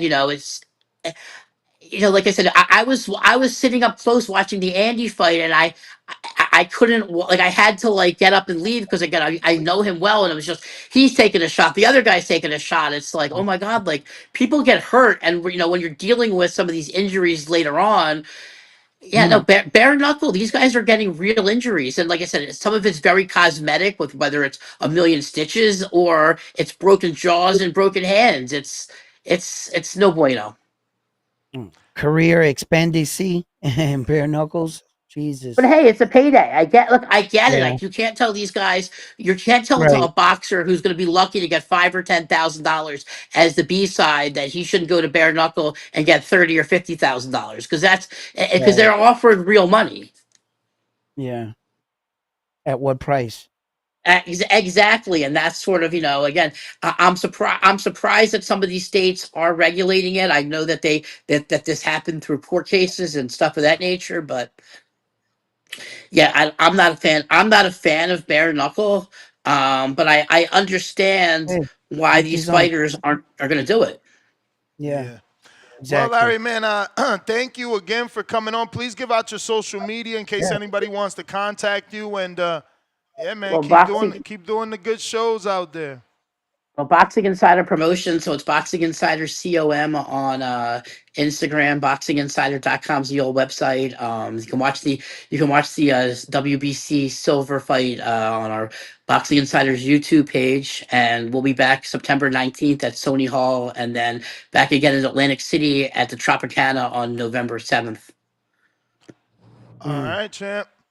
Thank you I'm for gonna coming I'm gonna on, send Larry. you I'm gonna send you a request on Instagram. Round One Sports Talk. So if you see one, that'll be me. Round One All Sports right, Talk. All All right, right, Larry. Larry. All I right. appreciate. There you have it, ladies and gentlemen. Larry Goldberg out of New York. Phone lines open. Wheels. What up? Wheels, what's up? Got to unmute. Wheels, you there? Wheels. He ain't on mute. Discord and X available. Oh, there he goes. Hey. What up? What up? What Can you up, hear me? champ? Yup. Yep. Loud and clear. And shout out to you, Ness. Just calling in. Shout out to the boxing voice. Shout out round one. Uh, Yes. nah. I was just calling, touch in on the topic, man. Um, you know how it goes. Every time Bud try to step up and do something, and they least expect it to happen, it it gets criticized. It's gonna get looked at with scrutiny because they don't want him to be the guy. And Mm. when we know they don't want him to be the guy, they gonna put out narratives, agendas, do everything they can to try to slow his momentum. That's Mm-hmm. what they did for the 5 years where they made the Spence fight wait. You know, wouldn't let him get no fights with the PVC fighters because he knew that they knew that he would beat them all. And it's just gonna keep continuing with the same thing. But a great thing is Bud puts in the hard work, and he's gonna show everybody come September 13th when he go in there and dismantle Canelo and becomes the real 3-time undisputed, different weight class champion. And that's my call. Shout out to you, Ness. Yeah. Yeah. And I was just Appreciate you. saying that. Sorry, Ness. Nah, go ahead.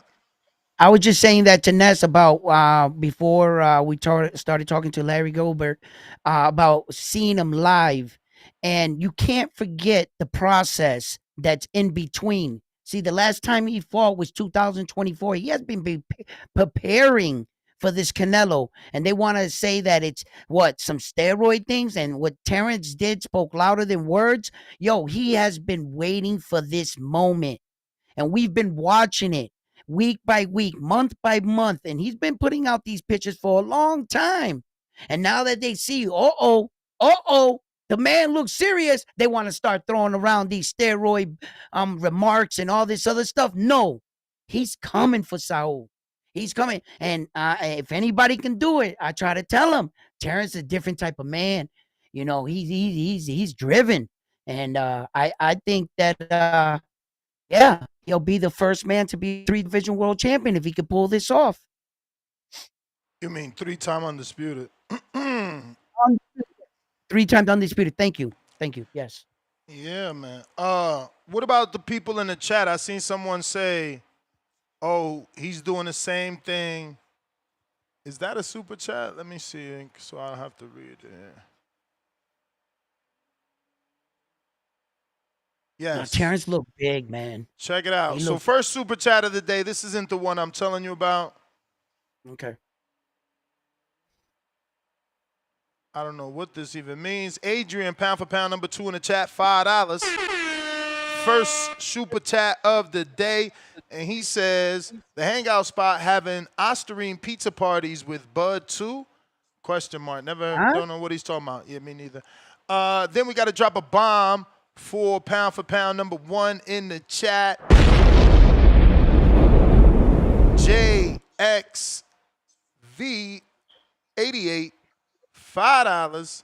Doing the same thing Andre and Jacobs did. He will certainly gas out against Canelo. That's the super chat I wanted to talk about. What's your thoughts on that? Obviously, when Jacobs and Andre had to move up, you seen all the weight and muscle Andre put on. He looked good in the first 3 rounds with Benavidez. Ended up flat, gassed out. People say from all the weight, all the muscles he put on, no different than Jacobs, right? He bulked up for Canelo, and he was a little stiffer. I disagree. I think that Andre didn't have the proper way to put on the muscle. I think he just kind of like put it on thinking that he can just gain weight and move the same. I think that Terence Crawford understands a lot more things than he actually has been preparing, gradually gaining the weight, fighting, moving in the weight, getting comfortable. What do you think he's been doing this entire time? Terence Crawford is a multiple sports athlete. He could have went either way, any way in high school. He played all the sports. He knows exactly what he's doing and what it takes to gradually put on this muscle and still perform at his and move at his size. This is a calculated decision. I mean, I don't know. I think you're being unfair to Andre. He's a professional athlete. He's also, I think, a 3-division or 2-division champ. I don't think that he put on weight the wrong way. Look at the time I'm sure he hired a strength and conditioning coach and nutritionist as well. Yeah, but Terence got over a year to prepare for this. Yeah, okay, people saying that's going to be Russ. Because No, check this out. not only are you bulking up, but now you're not even fighting with that weight. But he's been, I bet you, he's been sparring heavily in the gym on this periodically. Yeah, sparring isn't a real fight. I get it. Sparring That's isn't not a real fight. fight. It's not 8-ounce gloves. There've been numerous times. Or rather, in these are gonna be 10s, right? Because they're above 54, right? Right. Yes. There has been numerous times in history with the fighter, a smaller fighter said, "Hey, if you give me enough time, I'll come up with a game plan and I'll develop correctly." Even Ali, Layla Ali came out and said to Clarissa Shield, I know it never happened, but give me 9 months or something, she said, because it'll take a fighter that long to properly, and I mean properly, Bro, give the how best much chance. time do you think that Demetrius Andrade had? Because 4 you're saying, months? I don't know. I got to double check that. I'm pretty sure he had more than that. But you got to remember, I think he even Demetrius had less. he's not a That's guy. why I remember the time frame being something that I'm thinking about. I don't think he had the right amount of time frame. When he had jumped up, I remember just before that, he had a Again, I fight think he had scheduled. more, and I'm right, bro. Don't He go had from 10 months. no, wait. That's from his last fight. Yeah. Ness. Last Right, fight but at he didn't know. 68. No. Whoa. Listen, you got to remember, But I'm he saying from when moved up. he. Listen, bro. Yep. He moved up from 160. His Yes. last fight at 160 was 2021, November 19th. Okay. His first fight at 68 was January, which is 2 months later, at 168. Okay. So then he fought again at the end of the year, November 25th at 68. So just like Crawford, he had an entire year. Unlike Crawford, he got a tune-up, bro. You can't say he did it wrong. Right. He got a tune-up. Now, I'm saying from the time he was notified that he got the fight that's when the clock starts ticking. When you get, but I'm telling you, he's already a super middleweight because he fought Demond Nicholson. Yeah, but Crawford knew in a year in advance that he was preparing for. Oh my God, I don't know what you're even arguing, bro. I don't know what you're arguing. All I know is that it doesn't sound right to say that Andre didn't have the same time that Crawford did when he technically had a year and got a fight. Crawford had a name. Didn't even get in the fight. No, he was gonna fight the monster until a certain period. Then he started training for him because he knew he had the fight from that time. It's not like from his last fight. He signed fight, to the PBC for that fight. Come on, bro. No, he didn't know he was gonna fight David the Monster Benavidez after his last fight. All right, bro. You win. I see now. You can't argue with round one. What up, H-Town? I'm asking you. What up, Ness? What up, round one? That's what I'm asking. The question. Hey, yo. My call, player. Hey, Ness, can you hear me? Perfect. Man, that's a perfect example, Ness. How this is kind of weird because Andre put on 8 pounds in a year of muscle. Bud's put on 30 pounds in a year, not 2 years, a year, bro. Yeah, but you saying 30 pounds. I mean, the dude always was this weight. He's just not cutting down no more. I mean, but he wasn't. I mean, he's all cut up. You know what I mean?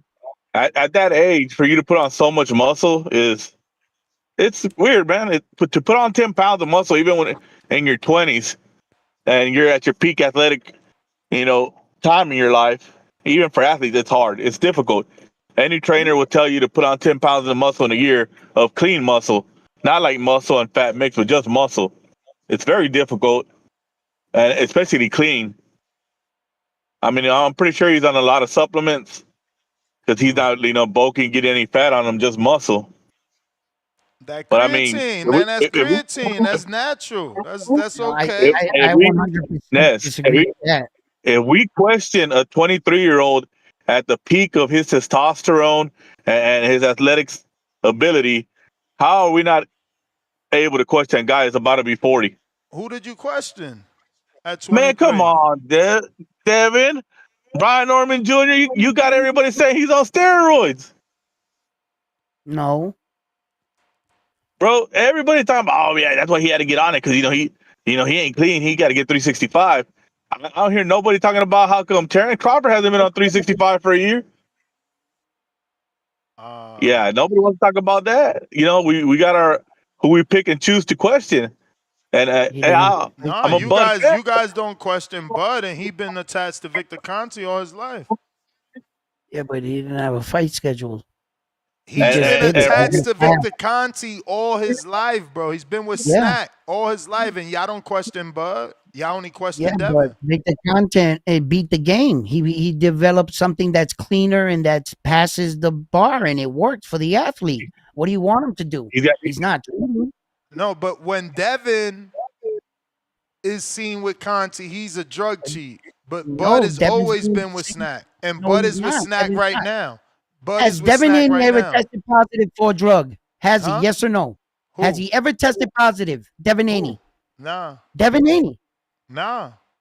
Okay, then. So how are you saying that he's dirty or just because he's with this man? Obviously, this man developed something that is legal that you can take, and he's at the top, and he learned his lesson, and he came back, and he's established himself as a businessman round that is one. no longer I wants don't to know. You cheat. defending Victor Conte, but when it I'm be not Devin defending shows, anybody. people shit on Victor Conte. Oh, Okay, that's all I okay, know.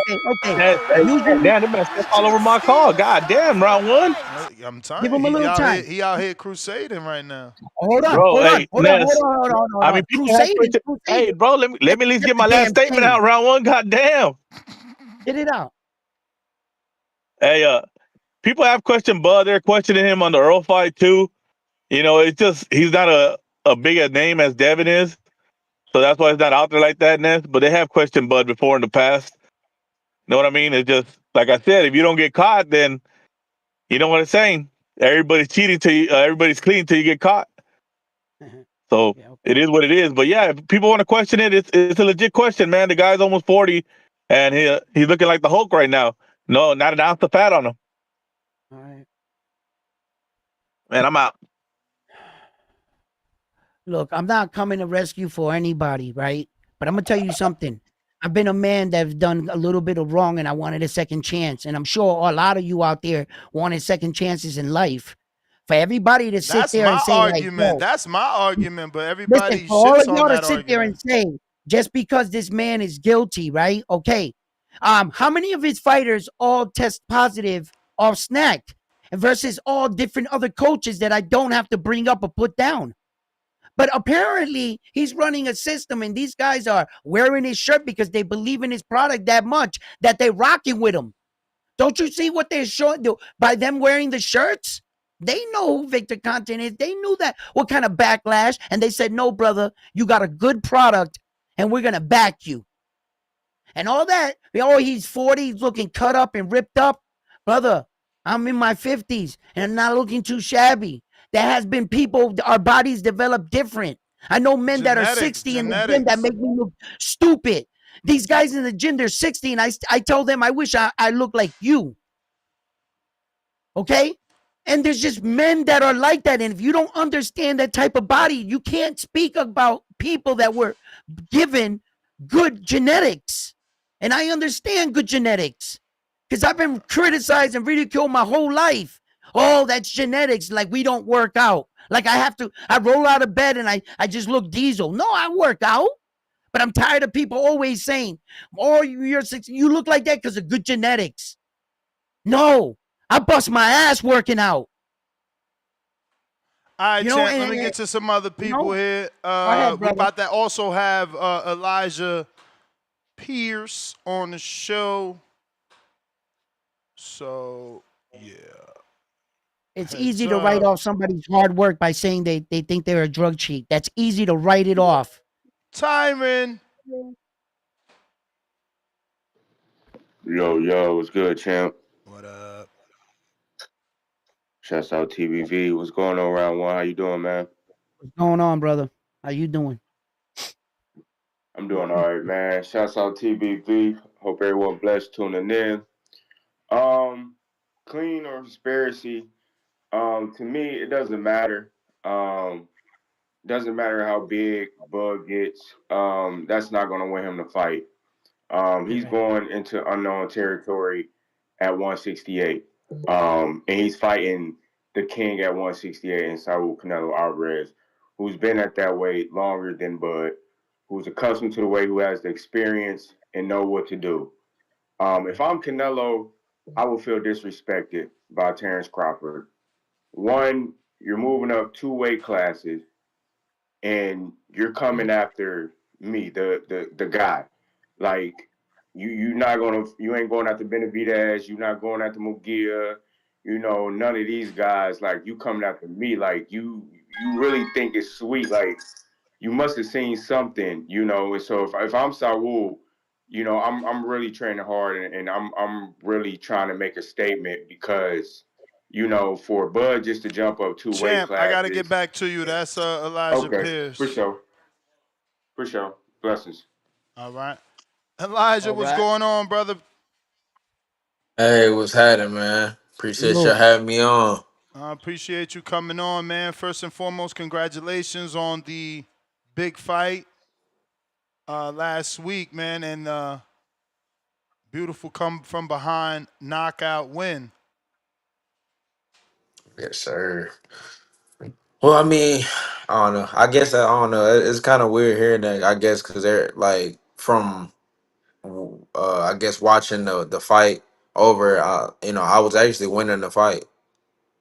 So Yeah, they you know, said, you coming back from the knockdown, though. You know how it is. "Oh yeah, yeah, yeah, for sure." I For mean, yeah, sure. yeah, But man, your name's been buzzing, man. You've been doing your thing. OTX is putting you in position and definitely um, helping you build that brand, man.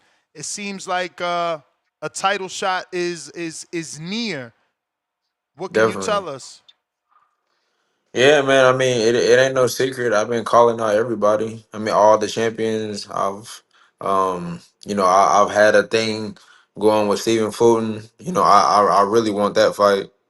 You know, Overtime was in negotiations with Queensberry to do the Nick Ball fight. He pulled out of negotiations with that.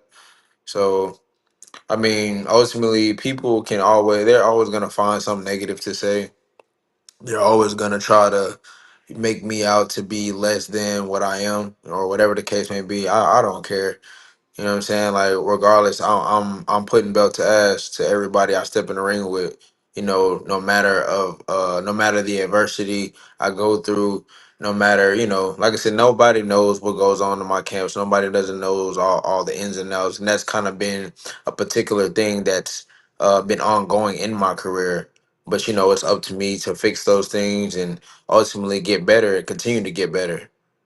So moving forward, that's all I can do, and I will. I'll definitely improve, and each time out, the fans are gonna get a show. Because that's what I do. I'm an entertainer. I'm a natural born entertainer, and you know what I'm saying. I'm gonna keep knocking them out one by one until that title around my waist. Nah, man, I hear you, man. So, what particular ranking did that WBC OTX title win you? I don't know about the WBC OTX title. I don't have no clue. I wasn't like that was like kind of like the starting point of everything, but I know. At this point, I didn't won three. I didn't won three WBC silvers.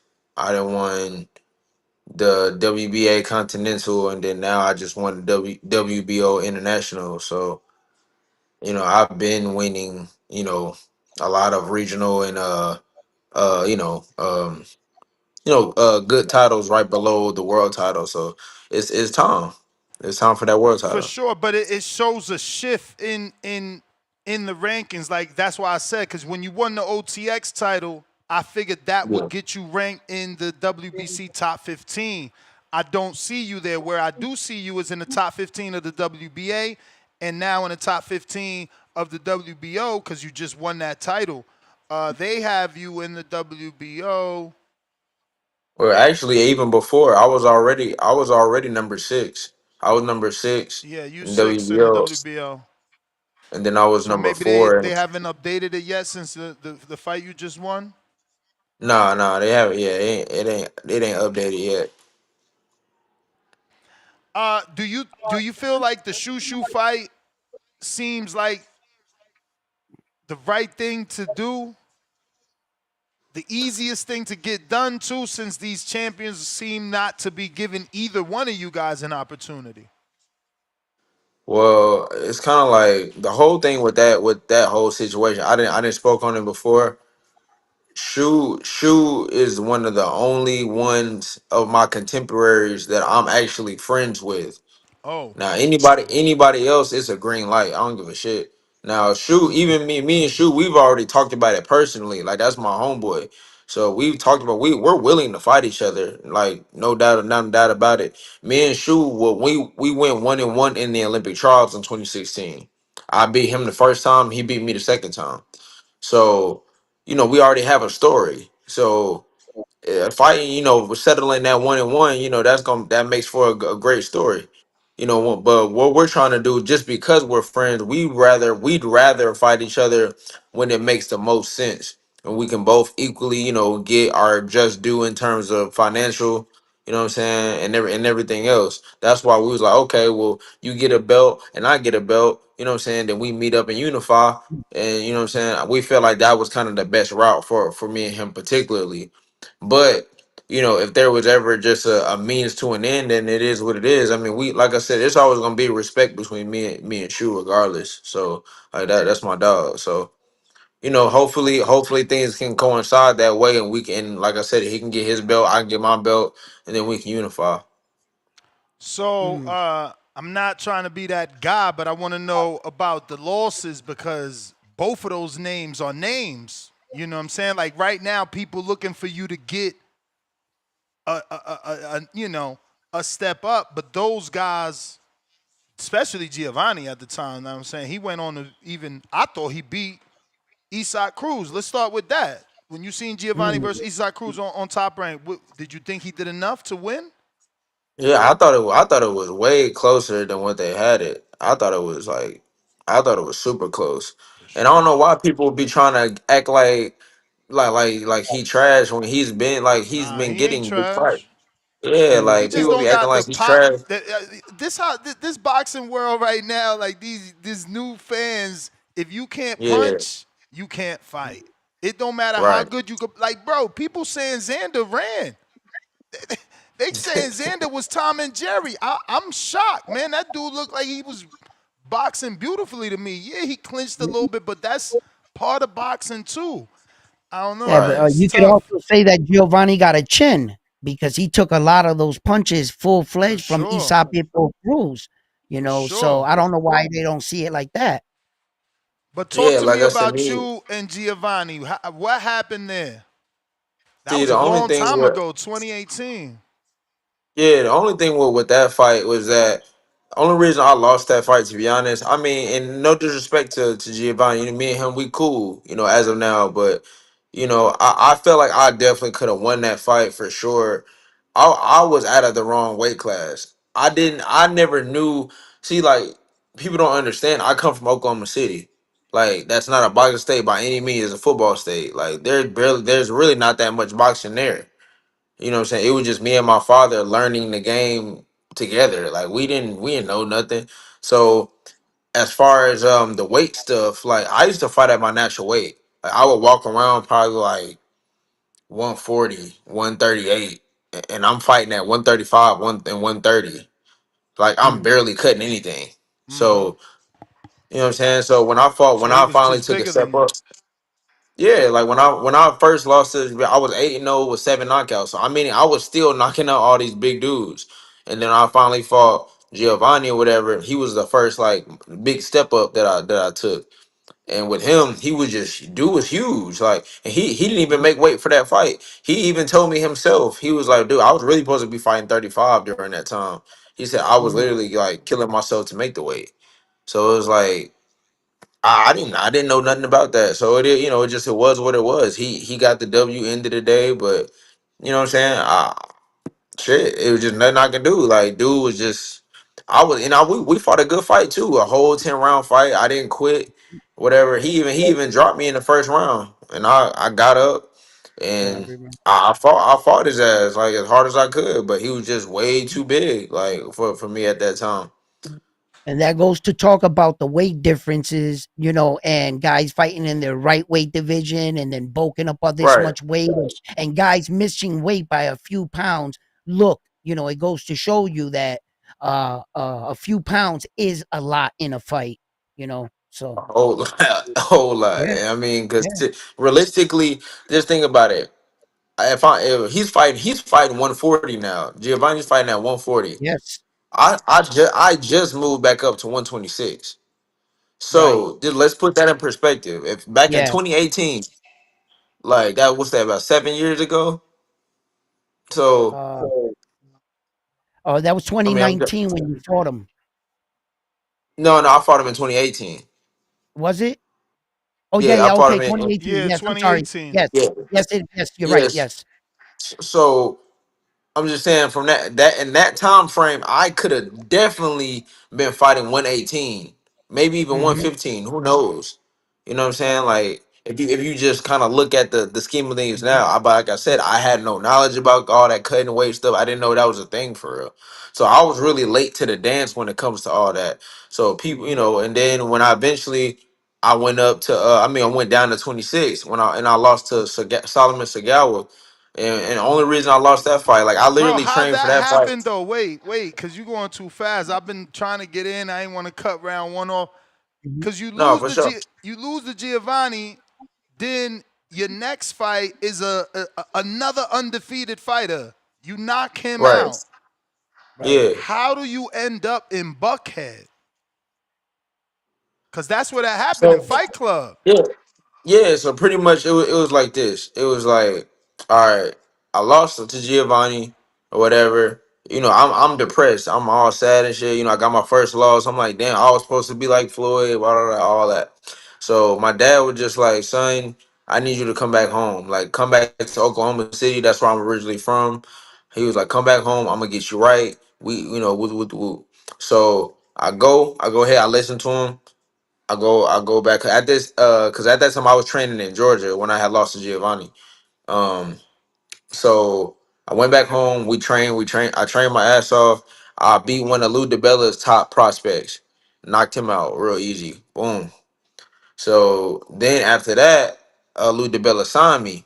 So then I was getting ready to start fighting on TV or whatever. I was gonna be starting off fighting on CBS and like different networks or whatever. My first fight was against Sagawa. Now I was told I shouldn't take. I was told to. I probably shouldn't take that fight, but at the But time this I ain't a was. Lou DiBella fight. No, because basically what happened was that I asked Lou for one fight because I was still I needed the money. I was like, hey Lou, you know what I'm saying? Like I ain't, I need to get one more fight before the end of the year out. You know what I'm saying? So I can make some money going into the new year.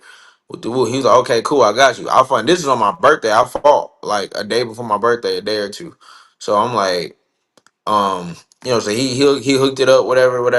Now my matchmaker at the time, he kind of like I said, he didn't do his homework on Sagawa, so we didn't really know. But at the same time, I didn't really care. No way, I never care who I really fought for real. So I was like, all right, let's do it. So that whole one, it was just the worst camp of my life, bro. To keep it short, like it literally everything that could have possibly went wrong went wrong. Like I ended up like I had about 6 weeks to prepare. I was all. We might have got a call. He'll be right back in. There we go. Yeah. Oh shit. Yeah, my bad. But You had 6 like I weeks said, to prepare. I had about 6 weeks to prepare. Whatever. Literally, the first week was cool. Good Mm. training. Second week, I caught the flu. I was out for about a week and a half, whatever. Like it was a bad flu. Like I was sick as hell. Then boom, soon as I got back from the flu, I trained for like 2 days. Got pink eye. I got the pink eye. Then I was out for about another week. Boom. Then all that's going on. Then my ex-wife, me and her start. I went through a divorce at this time. So then Mm. all that went crazy. So it was just literally like just bad. So my mom, she like get out the fight. She like, why would you still fight? Like, no, you not mentally prepared for this. Like, no. Mhm. But my dad, he didn't we like I said, we didn't know, man. We didn't know. So they told us we had got told that we couldn't pull out the fight and if we did pull out the fight, we would get suspended for a year. So mind you, I'm finna be a single dad, whatever. I had my daughter, like I had my daughter. So it was like, damn, like okay, well, I'm gonna be broke if I can't fight. So I gotta fight. So I went ahead went through it anyway, and I lost. I dropped the split decision. I mean, a majority decision to do. Like I said, I could have definitely beat him, but it was what it was. So boom, now I'm like, oh, I'm just all messed up. Everybody who was rocking with me, they wrote me off. Obviously, Lou DiBella dropped me. Everything because I lost a fight I was supposed to win at home and everything. It was just messed up. I was down bad. So here we are. After that, probably. I can't remember the time frame. It was some months. No, actually, wrong. It was like a year. It was damn near about a year and a half after that. Ended up linking with my current manager, Tryfon Petrov. He found me online on Facebook through a mutual friend. He looked me up. He was actually considering me as an opponent for his one of his other fighters. And he seen me, he was impressed. He reached out to me. We talked, we chopped it up. Of course, me having went through what I went through with all these other people who wrote me off, I was skeptical of him, so I kind of like shrugged him off. But then I was going through this kind of deja vu, the same kind of BS or whatever, like this janky promoter type of stuff with my old manager. So I just went ahead, called him back, and then ever since me and him had signed, like my career did a whole 360. And then, here we are today, 21-2, 17 knockouts, 12 fight win streak, 10 by knockout. Wow. And you said What a his name turnaround. is Typhon Petrov? Yeah, Tryfon. Oh, Yeah, Tryfon Tryphon. Petrov. Man, shout out to him, man. Shout out to him. That's my dog. And he's got quite a few fighters. Yeah, yeah, he's definitely grown a lot. I mean, I remember when he only had about, I believe, about 7. Now he got like, shit, I think he got like 20 now.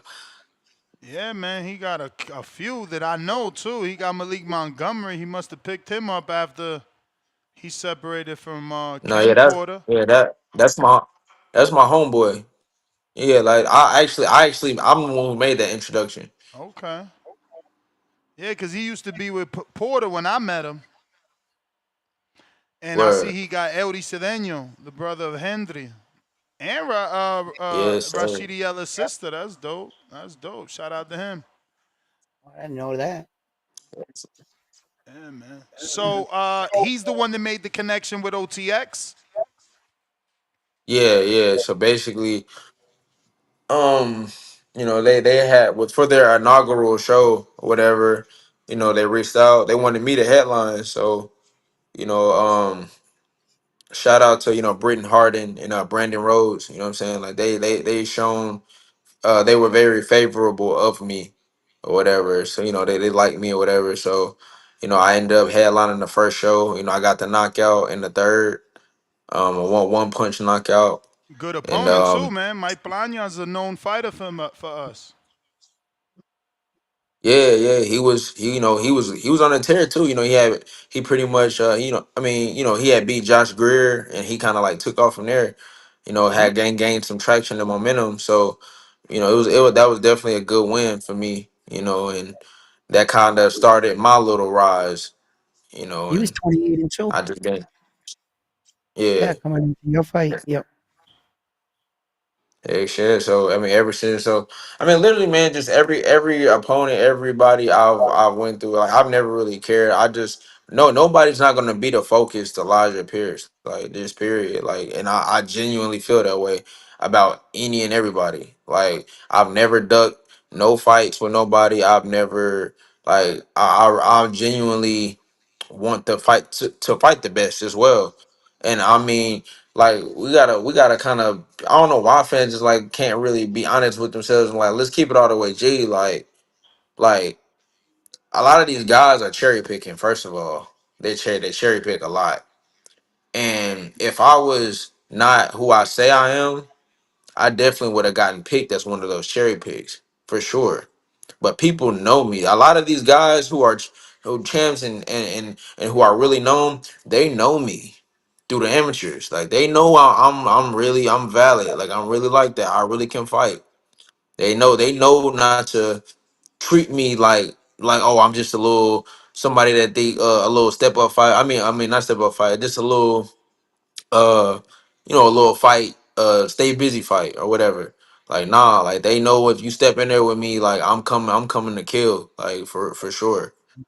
So, it's just time for me to, get that respect that I've earned, get my just due in this game. So, I'm right there. I didn't work my ass off to be here, so I'm just literally waiting for that career defining fight where everybody can see the best Elijah Pierce. Because I mean, I've still been learning and growing this entire time. I've never stopped learning, never stopped growing, never stopped paying attention to what's going on.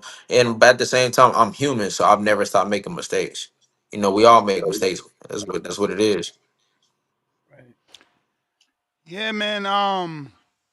What was it about Michael? That was a common opponent with a new way. Well, actually, let me back up. I'm sorry, because since I got you, does the knockout bonus in the first and final round really make you go for the knockout?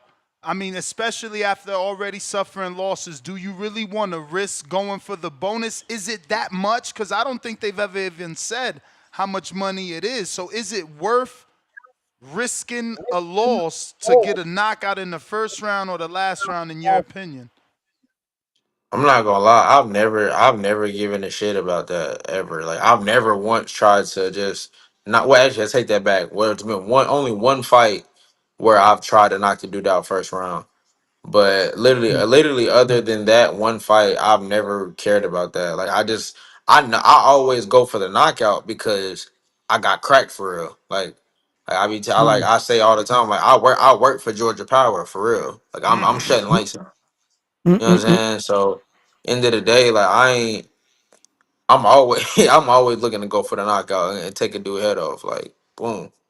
But I mean, shit, man. Like in end of the day, like the bonuses, of course. Like I want the bonus, but if it don't come, it don't come. If it do, it do. And How most much of the is it? time, oh, I mean, I don't know if I don't even remember if I'm supposed to say or not or whatever. Damn, But that's it's some crazy. it's some racks though. It's some racks.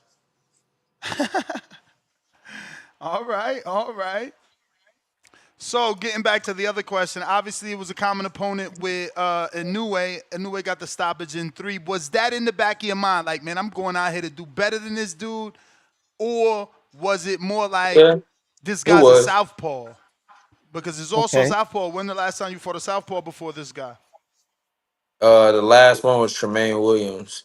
Which is That a was the good last win, time. man. If nobody gives you credit, I fuck with Jermaine, man. I'm from the tri-state area. I just moved to Vegas 3 Yeah, years ago. Tremaine's a good fighter. I seen that. That's a good fighter, man. That's a great win for yeah, you. he was a world title challenger. It's like I didn't beat like 3 or 4 former world title challengers. You know what I'm saying? Yeah, Tremaine, he was not that was definitely a big win. That was a win I felt like that also kind of took me up a notch and let people know that I was for real. Mm-hmm. But damn, you had just said something. Damn. About Desmarinas being a About common opponent. Oh yeah, yeah. But thank you, yeah, Rambo. as far as with him, yeah, man. Like I honestly, I did want to outshine in a way, but ultimately, like I said, I'm not gonna make excuses. There's no excuse because it's my job to correct these things. But there were some things in camp that definitely hindered my performance, and I just got to take accountability and fix those things. I didn't even spar a southpaw for that entire camp. Wow. So I got, what I'm saying, I had no southpaw work. But why? Um, it was just a mishap that kind of happened, or whatever. And like I said, I got me as the general of this. You know what I'm saying, of my team. I gotta accept that accountability. Ultimately, you know, um, I can't just put it on my coaches or them to do that. I And you're in also should Atlanta? have. Yeah, yeah. But I've always been partially in Atlanta and then Oklahoma. My father, who's my head coach, Andy Pierce, he's in Oklahoma City. So a lot of times I'll train like I have a conditioning team, an assistant trainer in Georgia. So they kind of are always, since I live in Georgia, they're the ones who primarily get me ready first. And then it's like my dad sharpens me up and cleans me up, gets me ready for the actual fight itself. So So that's you kind of don't like been be my little. you don't be going to Mustafa's for that work? I'm sure he got southpaws. Me and Mustafa, we cool, but yeah, I haven't been to Mustafa's in a minute. But I'm not even sure. I really don't even know, to be honest. I really don't. Okay. 'Cause most I of the got a time. bunch. Go ahead. I'm sorry. Oh, my fault. Yeah, No, I no, was just go saying ahead. because most of the time, my assistant trainer, he'll get my sparring or whatever. So I mean, I'll spar at Who was different that? southpaws for different gyms. His name is Alain Philippe. He's a Cuban coach. Okay. Alain Philippe. Who's he worked with before in the past? I never heard of him. I mean, not that I got to know everybody. I just want to know. Oh, I mean, but he works with like a variety of different people. I mean, he works with boxers. I mean, he's worked with like Michael Seals. Okay. He works with Douglas Lima, the Bellator fighter. Like he trains them with the I know Michael hands. Seals. I'm only boxing. I don't watch any other sports, man. Oh, I'm one of those rare gotcha. people that didn't never watch none Yeah, of that other yeah. stuff. Well, But yeah, that's what I'm why I saying, can like appreciate your win over Tremaine, man, because this is all I watch. for sure, for sure. But yeah, but I mean, I love my team, man. But ultimately, I just gotta, I gotta broaden my horizons as well and work with, Gotta come out now to I'm Vegas, kind man. of, yeah, yeah. Like I said, I've been out in Vegas too. I sparred in Vegas, one of my camps. I Okay. sparred with what's dude name? Listen, it's an Asian kid. Damn, I don't know. Carl, what's his name? Carl. uh James Martin, Carl James Martin, and some other. It was a lot of good guys, a lot of up and coming guys. So and then like Vegas always got that work for sure. For So sure. and then I had sparred with Floyd Schofield. I helped him get ready for the Tevin Farmer fight. That's my little bro. So you know what I'm saying? Like it's I've been in a lot of different camps, had a lot of different work. So it just I just gotta remember who I am at times and kind of keep myself relevant within that regard. Even Lamar Roach had reached out to me to spar before the Tank fight, but we ended up fighting on the same day though. Nice. That's dope. I got a few questions from the people, and For we sure, will get you out of here. First no doubt. one is from Donald in Baton Rouge. It says, where do you see yourself in the next 5 years? Damn, that would be Oh, 2030, low. definitely champion. Definitely a champion.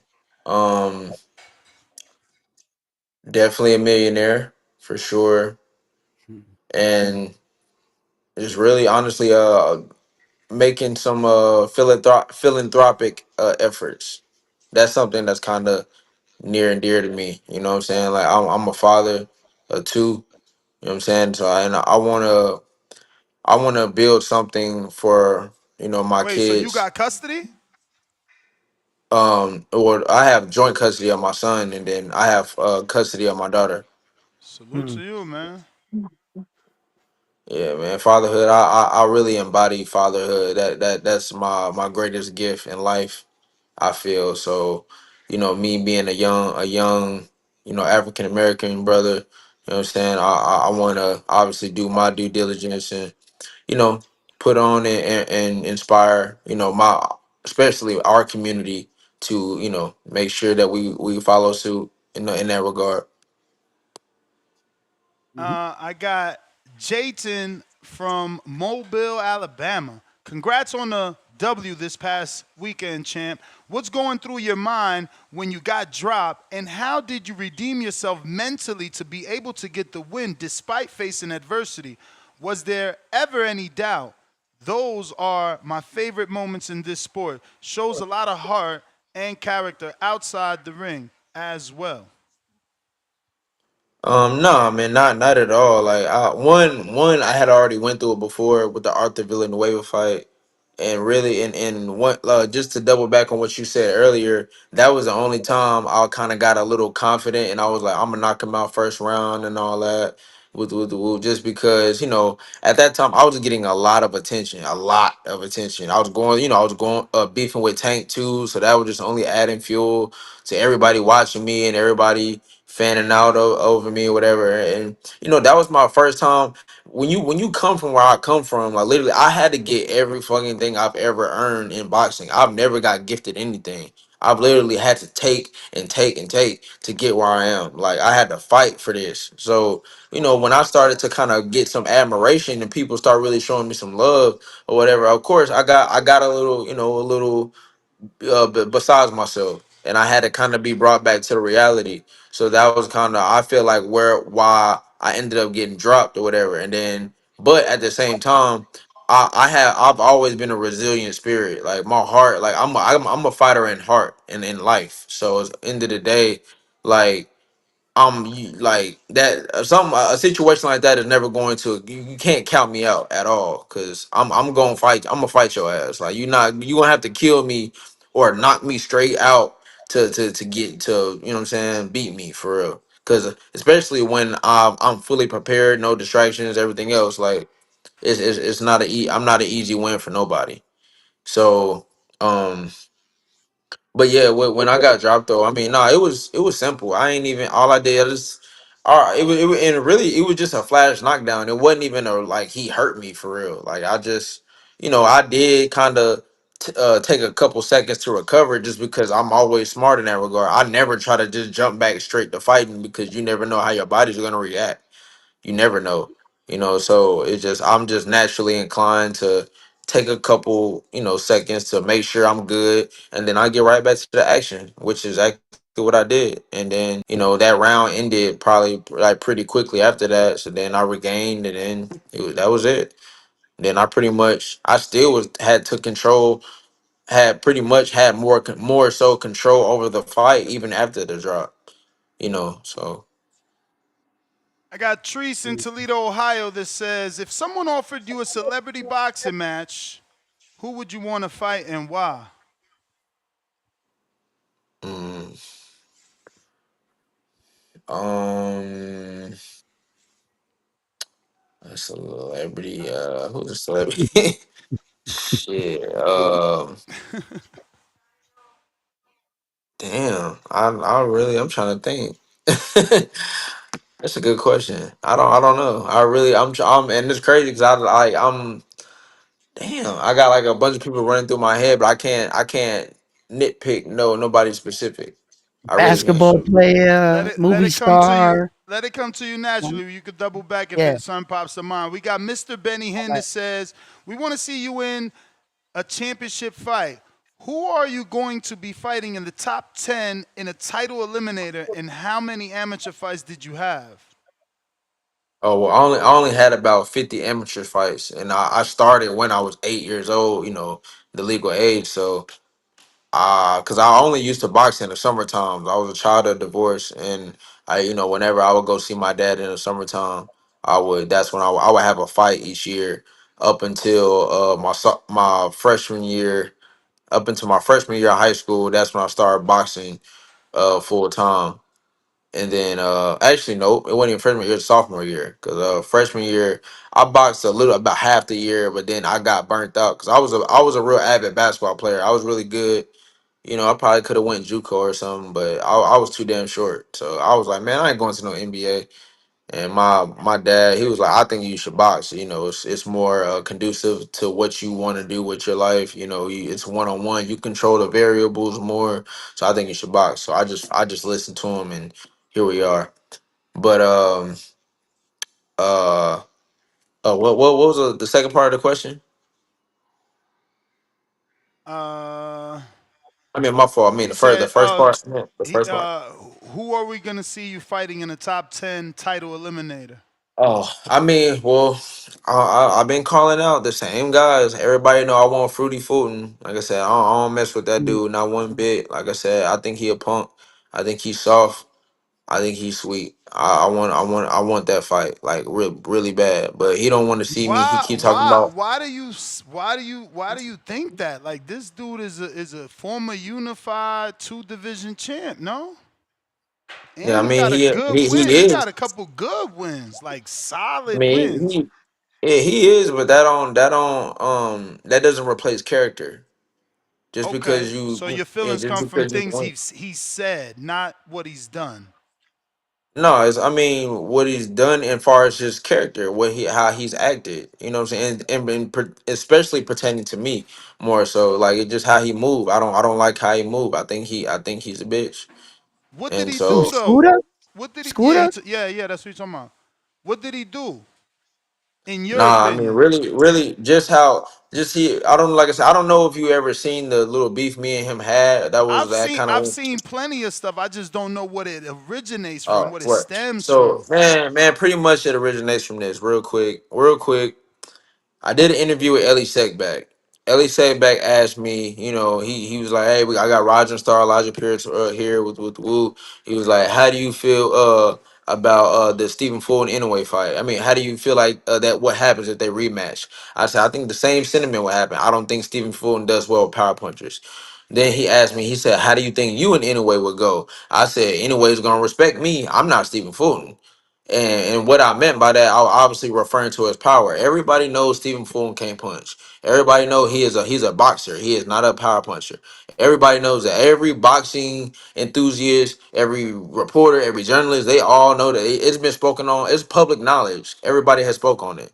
So um you know, I didn't think he would take it so to heart. But bottom line, like when we had pretty much what happened was a big fan of mine, he had added Stephen Fulton and was like, hey, you should fight Elijah Pierce for your return fight.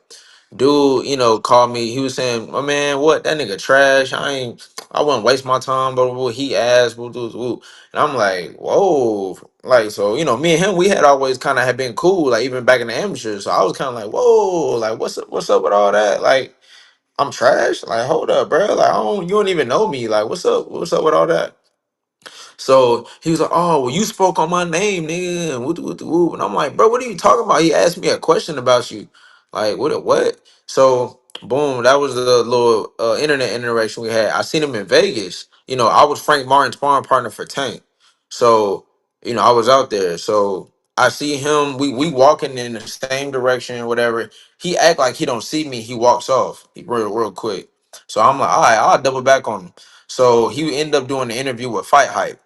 I walk right by myself, mind you. I walk up to the right behind the camera, literally right there, and I'm just waiting for him to finish. Cause like I'm respectful, bro. Like I don't have a crab mentality. Like I mean, it might be cliche to some folks, but I don't try to like beef and shit with my black brothers. Like I just don't respect that. So ultimately, you know what I'm saying? Now I'm not saying I'm not capable of that. Let me, you know, go ahead and disclaim that. I ain't saying I'm incapable because if a motherfucker try me, it is what it is.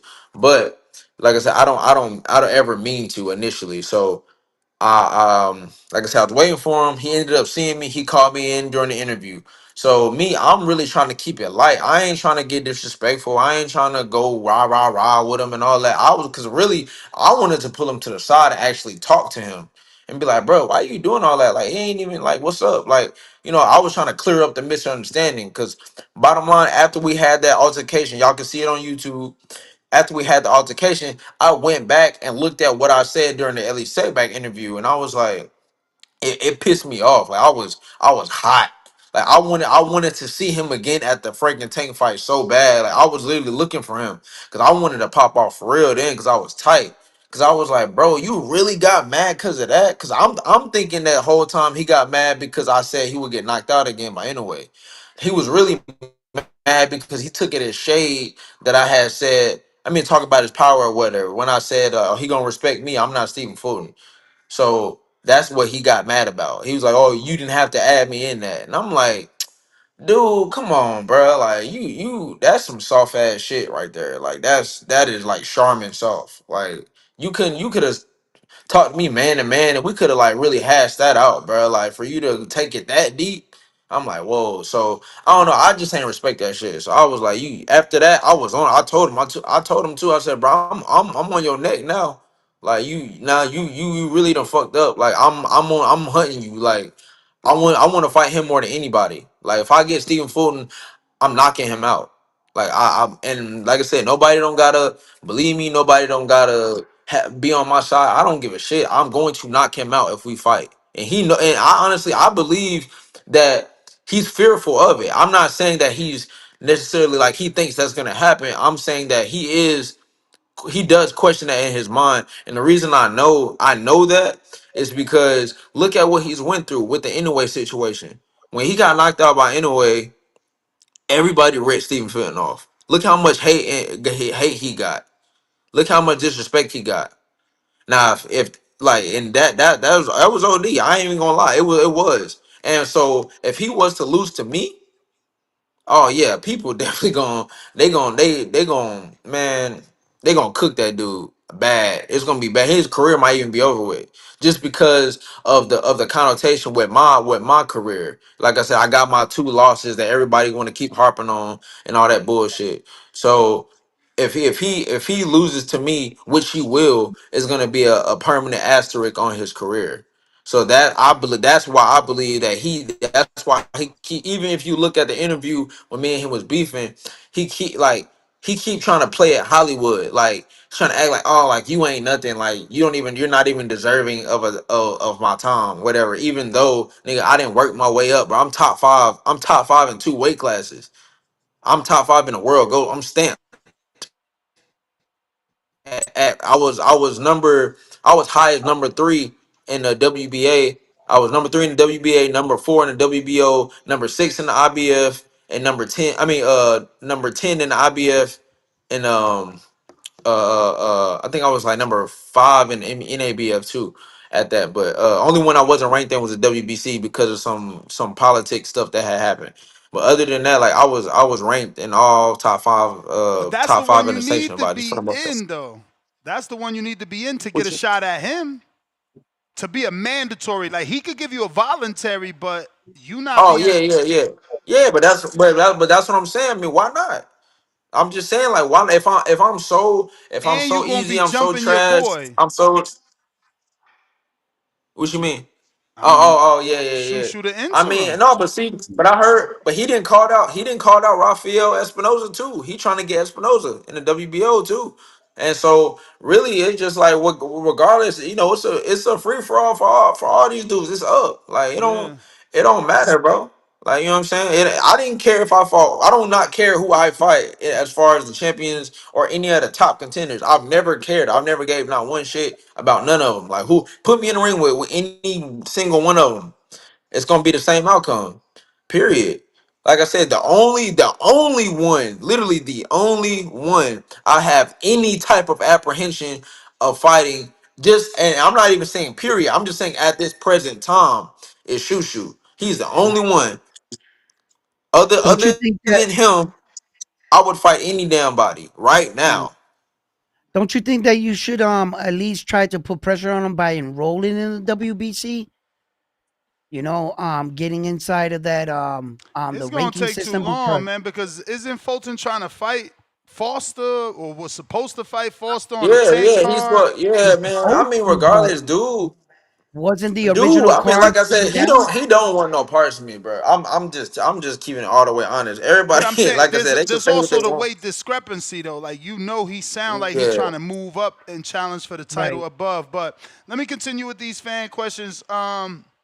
Next one is from Malcolm in New York City. He says, "I have a fun one. Finish the lyrics from a song you might know." What? Okay. I ain't gonna he lie. said I don't really understand the one, my guy. I ain't gonna lie. he says I have a fun one. Finish the lyrics from a song you might know. The song is Shorty playing hella games, no controller. better play them odds right, and there's a blank. So Or you is supposed to finish it. oh was it or is game over? I think that's might be it. I can't remember. That sounds familiar though. You got me, because I don't know. Next one is from Yes. Mike Wilson. He says, I got to see you in Fulton. Go humble them Philly cheesecakes.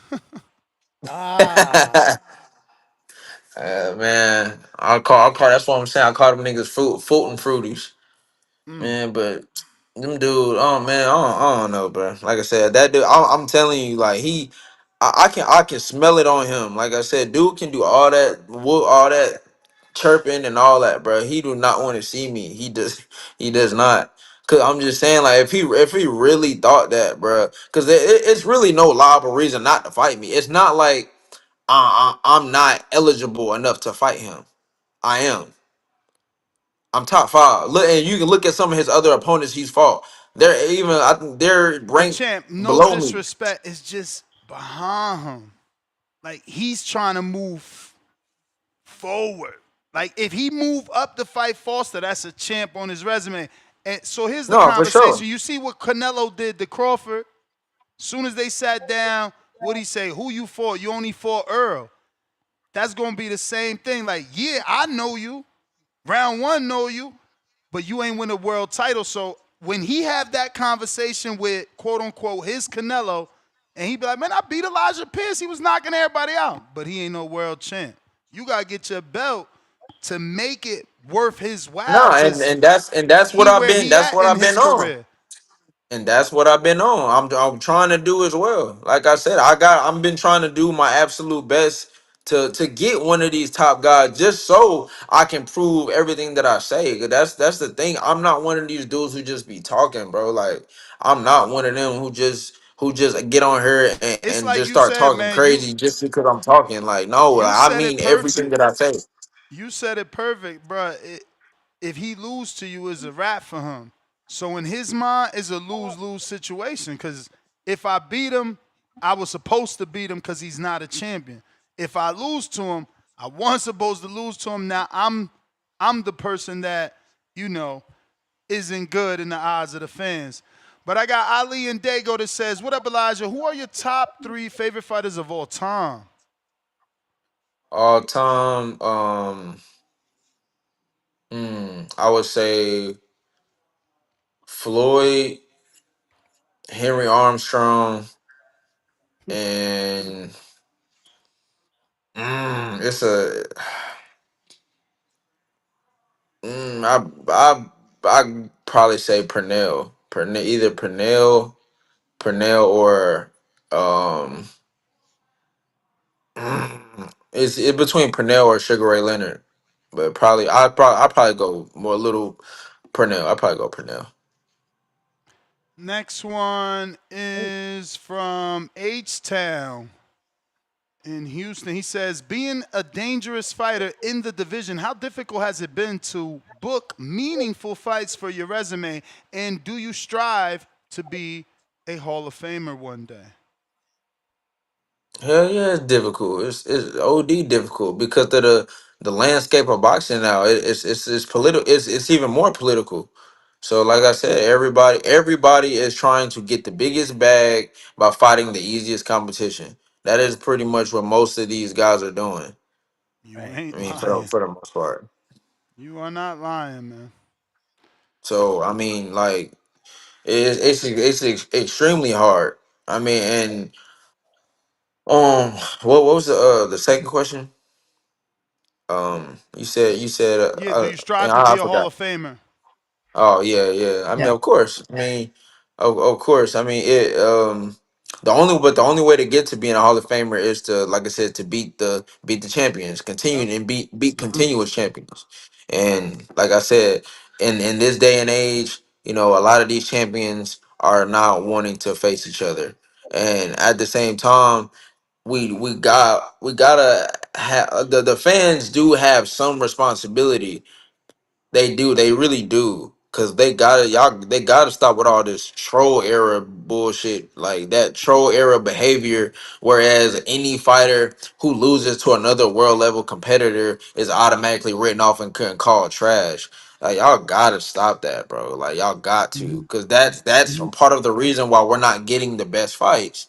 Y'all Yeah. would see the best fights if y'all quit writing off every dude who lose, because then all it does is make these guys scared. These Mm-hmm. not these guys, they don't want to take, they don't want to. So it's like somewhat, it's like it pisses me off because I understand. Like I have a very good business acumen. Like you know what I'm saying? I understand. But obviously I'm in it. So you know what I'm saying? It pisses me off because I want to fight these guys. I'm begging to fight these guys. But I gotta keep walking these different lines and trying to figure out different paths and all this stuff when it could just be so simple. Like, bro, let's just go. Like me and you. Like, you know what I'm Mhm. saying? And then win or lose, whatever. Like we still warriors at the end of the day. We both put it on the line and made the best man win. Like that's how it used to be. That's why you Mhm. had the era of the four kings. Has Yeah. your And I team think tried? Go ahead, round one.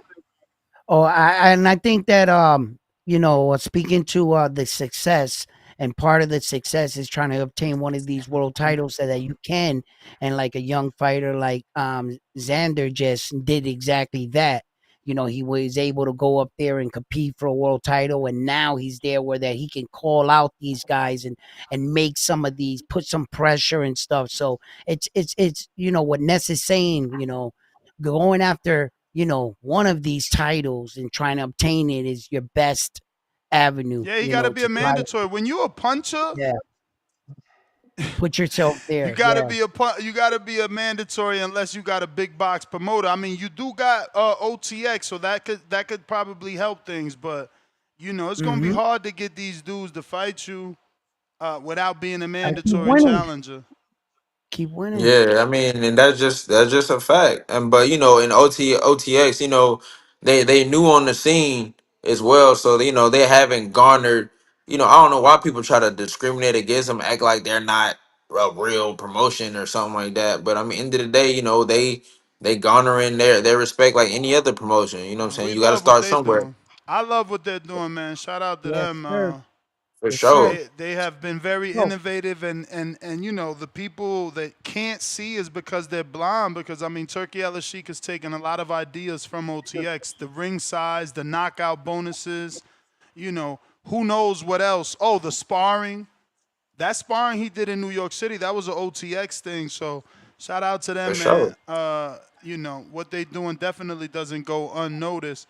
But I did want to ask, did they specifically, OTX and Brandon and them, try to get you Sam Goodman or Reese Aleem? Are those names you considered? Yeah, yeah.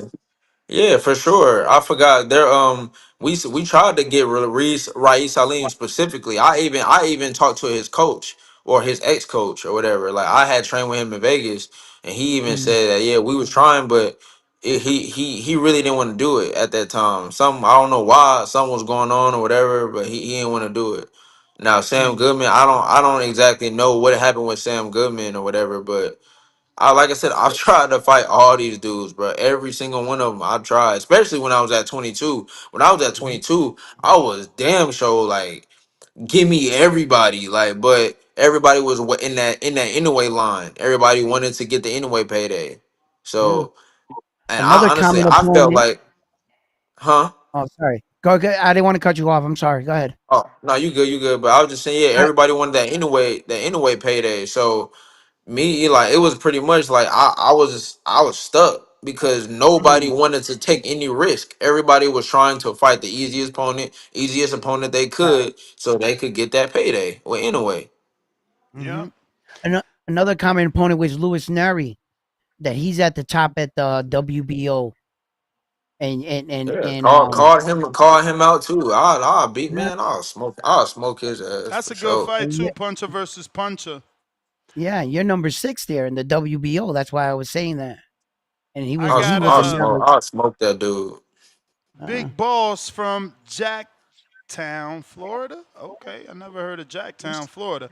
If you want to fight Cool Boy so bad, why wouldn't you position yourself to go for that go for that WBC route? I seen you say you and Shushu agreed to wait to fight, but if he's in your way to get Scooter, why not go through him regardless?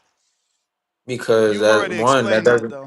one that don't even make sense. Because if I'm higher in a different station of body, meaning like I'm already like soon as I went up, I didn't even fight yet, and I was already top 5 in the WBA. So if I could get the WBA title, and which I've called out Nick Ball several times as well, like I said earlier. So if I could get the title, period, then I'm already that still gives me the same means to fight him because we can unify.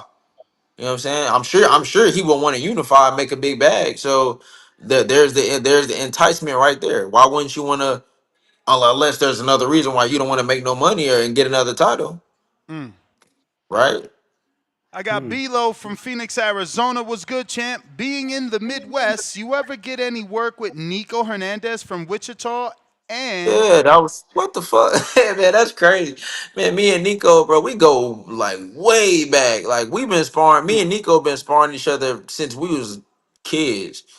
Since we was like, oh, what, 11, about 11, 12. Yeah, we spar all the time, man. I was um sparring all the time, all Yeah, the break time. down. you Yeah, we broke we, we up. grew up Can you together, bro. repeat that, champ? You broke up.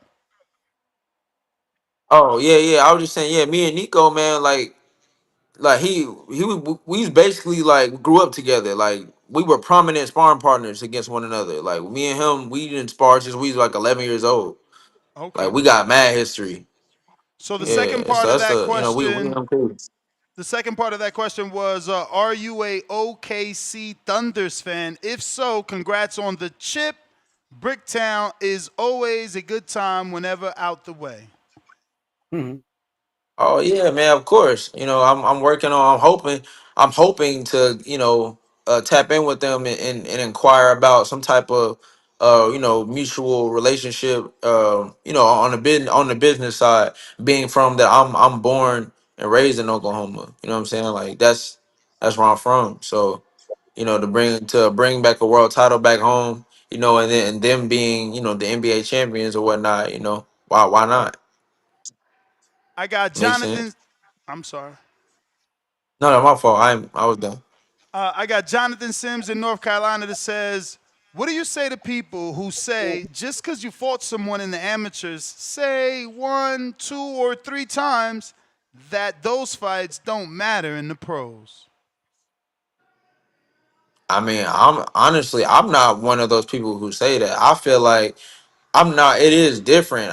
It definitely is different. I'm not saying that it counts for everything either, but it does to an extent matter because you're still gonna see some of those same movement, same tendencies and whatnot. For the most part. You know what I'm saying? Like me, I beat Rolly in the amateurs.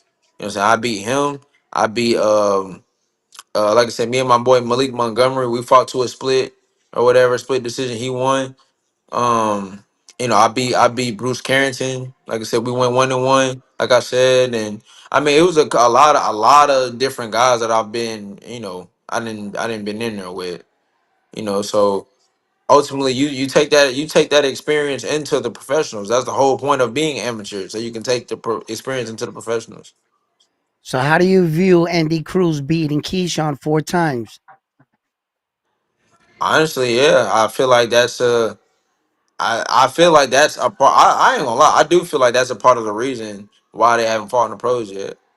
Because I mean, not to say that Keyshawn won't he can't overcome and beat him. I'm not saying that at all. But what I am saying is that he's definitely thinking about that shit, and he's like, Mm. you know what? I'm going to make sure that things are I'm on. I'm at my best, or it just has to line up in his favor because he's the one in the pros right now handling business. Andy Cruz is coming up behind him still. Mm. Even though he beat him, he's still coming up behind him because Keyshawn has been professional longer. So, what I'm saying? Ultimately, you gotta, what I'm saying? It gotta be right. You gotta be smart about it because he definitely don't want a L in the professional ranks. Yeah. I got the last one coming from Juice in Broward County, Florida. He says, "What are your top 3 favorite venues to fight in, and who were the guys you fought in those venues? And what are your top 2 dream venues to fight in that you haven't yet?" I mean, I ain't gonna lie, I don't really have any really particular favorites now. I mean, I guess I ain't gonna, I mean, I guess if you talking about like the what's the nicest ones I've been in, like the I fought in which like the OTX, even the OTX venue was dope. But what was that that casino? Damn, what's the name of that casino? Mm, oh man, it's on the tip of my tongue. What's the name of the damn casino? Oh, the Hold live on. casino, the live No, no. Oh casino. yeah, that one was nice too. Actually, that one was nice. But no, it was the one I fought Tremaine in. The one I fought Oh, Tremaine in. That Mohegan that one. Sun. Yeah, Mohegan Sun. Yeah. That one. That one was pretty dope. And so it would be those three probably. And then as far as dream places to fight, I want to fight in Riyadh, Saudi Arabia, and then I want to fight at at Madison Square Garden. Nice. Damn. So what? Why did Riyadh become a thing? I mean, Because really, that's just new. because yeah, it's really just because of the traveling aspect. I've ever since I went to, I mean, I've always wanted to travel my entire life. I always dreamed of traveling. So I went to Japan this year. You know what I'm saying? I was Ryosuke Nishida's sparring partner for Junto Nakatani, and and going out there was literally a life changing How long experience you for stood me. out there? I was out there for a month. Damn, that's dope. Yo, I so know, how and, was and it to get for you? paid. Because how was it for you? Because obviously their apartments are so small, but they're still convenient somehow. Yo, it's crazy, crazy. I mean, like I'm talking about. I couldn't even take a shit without close the door. I couldn't even, I couldn't even close the door. Like it was so small. Like I'm like my knees would touch the door. Like hit the open. It was crazy. Was it a But like, sky rise? yeah, Okay. yeah. But yeah, it was. I You ain't mean, you ain't you ain't feel man, no earthquakes while you was there, right? nah. Oh. Thank I God. think that's Thank Bangkok God. anyway. I'm thinking about the wrong place anyway, but yeah. Yeah, Thailand, yeah, but nah, like it, man. Japan was dope. I mean, it was just the food was crazy. The food was excellent, What were you excellent. eating? I mean, I tried a bunch of stuff. I mean, of course they got that wagyu beef or whatever. Yeah, yeah, That go yeah. crazy. But you know what I'm saying? Like all the I tried all the American chains too. I tried all of them. They had Wendy's, they had Burger King, they had McDonald's, all that. Man, it tastes so So bomb out different. there. It's Cause different. they use the natural ingredients. So like, Yeah. yo, like it was fire. I'm like, damn. Like I ain't gonna lie. I think one day I mean a couple of days I ate like McDonald's like 3 days in a row. Like I was like, yo, Damn. this And you was this is sparring. crazy. For real. No joke. No, I hear you, man. So Yeah. did that make you want to go back on vacation to Japan? No, I mean either way, I mean I definitely will. I mean I'm definitely going back. Like I tapped in with a lot of folks. Like I made a lot of great connections out there, both personal and on business. You know what I'm saying? So I'm definitely like going back for sure. But I mean it was just really what captured me the most was how endearing the people were. Yes. And see I what I didn't know, like a lot of people have this mistaken thing where they feel like just because you're a minority that you're everybody praises you or whatever, everybody like looks at you special because you're a minority. That's not true. What they care, what I came to find out about Japan was that if you have notability, if you're doing something with yourself, if you're known, they will worship you. They will treat you like a king. Like Damn. as soon as people found out I was a world ranked boxer, like and they could Google me and my Wikipedia would show up and all that stuff. Yo, it was crazy. Like they treated me so different. That's dope. That's dope. for real. That's an So amazing it experience. no, like for real, it changed my whole perspective of life, like to an extent. It made me more, and then it even invigorated me and made me more like hungry. Like yo, like this is what I can look forward to. Stuff like this, like if I become who I'm meant to become, like Yeah. yeah, like I'm feeling this. Like I love that. You know what I'm saying? Yeah. Like this is what I'm deserving of. So it just kind of pushed me. So when I got back to the States, I was on go mode. So I've been on go mode ever since. Really, and I'm just grateful. That's what I'm saying. I want to travel more. I ended up making a homeboy out there who I was actually beefing with from the UK. He was one of the other sparring partners. Me and him was beefing before, but me and him we became close friends. His name is Dennis McCann. He's a top ranked one junior featherweight. And so me and him, he talking about me coming out to the UK. So I'm gonna go mess with him in the UK, go travel some more, go get that work. You know what I'm saying? I got some work out in the DR. I'm gonna go get. Nice. What part of Um DR? what's it called? The Sua? what's the capital? Oh, okay. Santo The Domingo. yeah, Senator, yeah. Santo Domingo. And Who you was go sparring get in? some. Who flew you out to spar in DR?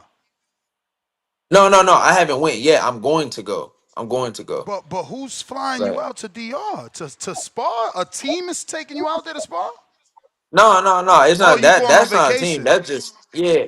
Oh, I'm just oh, going out there. I'm going for vacation, but I'm going. okay. I'm going to get some work. I'm gonna definitely get some work out there for sure. Got to. Really? With who? Nah, like I said, I'm gonna do some research. Okay.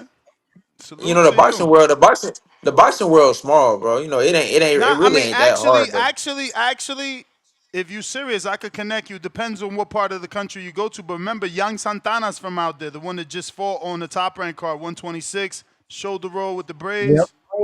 He is word, from word. You DR. know what I'm He's from saying? DR. Yeah, for sure. Yes, And you That'll spar be some Frank. top level that'd be some sparring great right work. there. You spar Frank, so that means you spar up too. So Javier Fortuna's out there too. También. Oh yeah, definitely. Matter of fact, wow, damn, I forgot. It was something about him that a couple years ago. I think I was supposed to be. Oh yeah, I was supposed to be in his camp. I was supposed to be in Javier Fortuna's camp, Nice.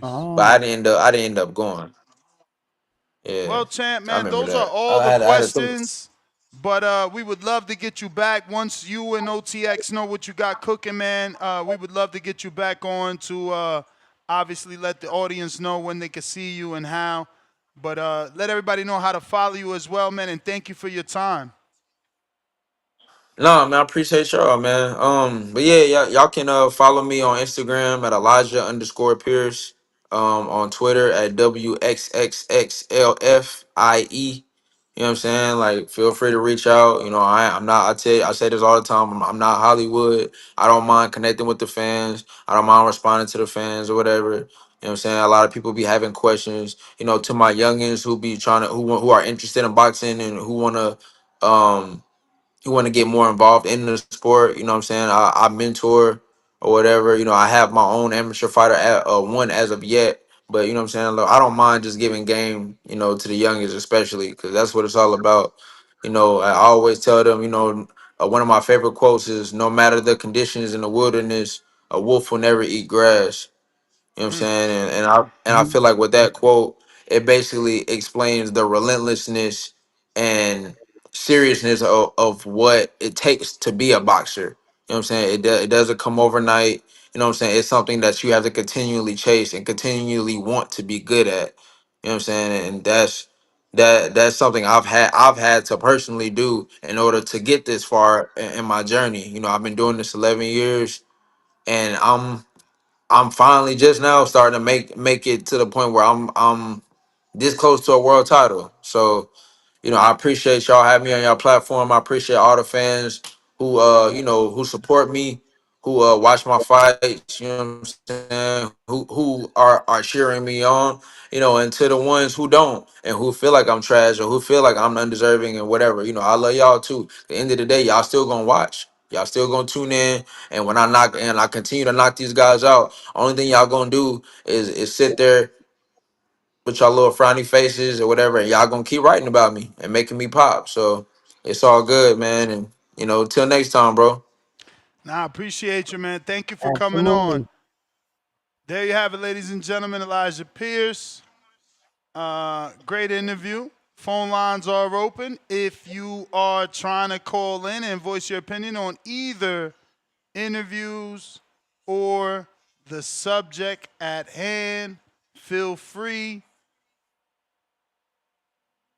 Yeah, man. Oh, yeah. That's a great interview. Yeah, man. We had some good interviews up here today. We just had Larry up here. We had a good interview with him, and Elijah Pierce. Pretty good show. But Majid, what up?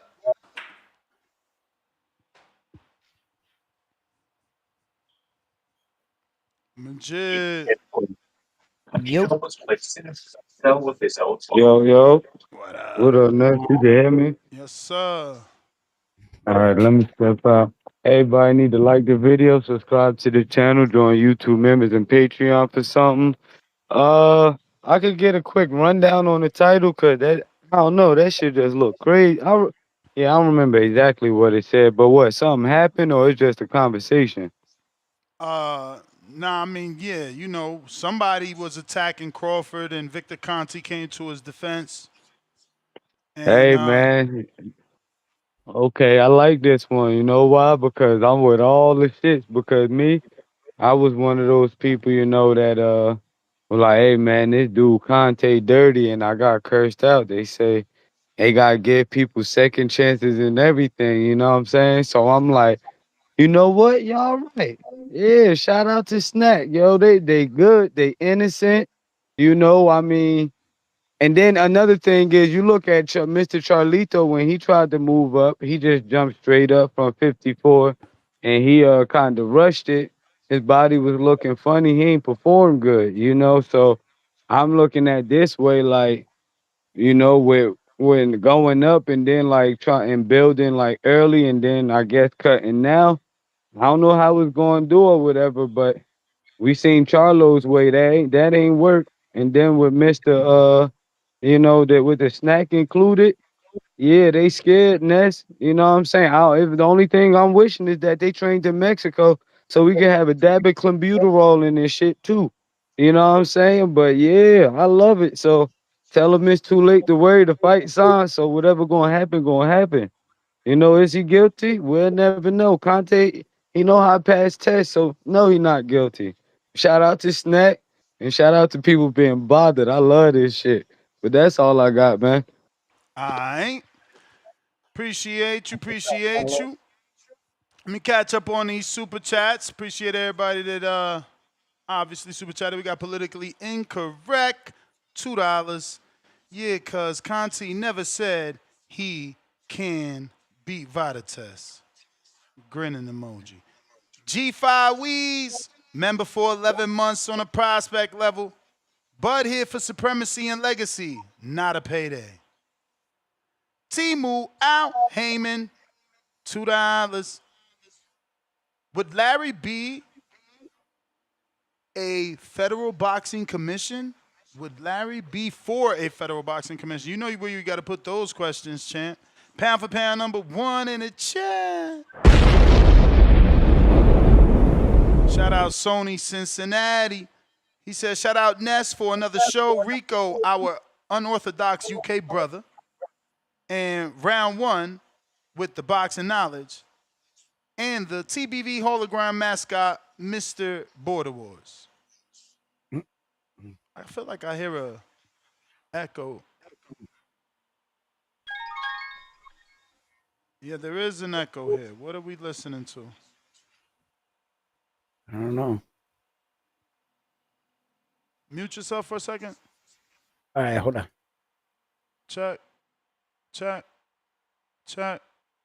Yo. Definitely you, champ. All right, let's see who's this. Who was that?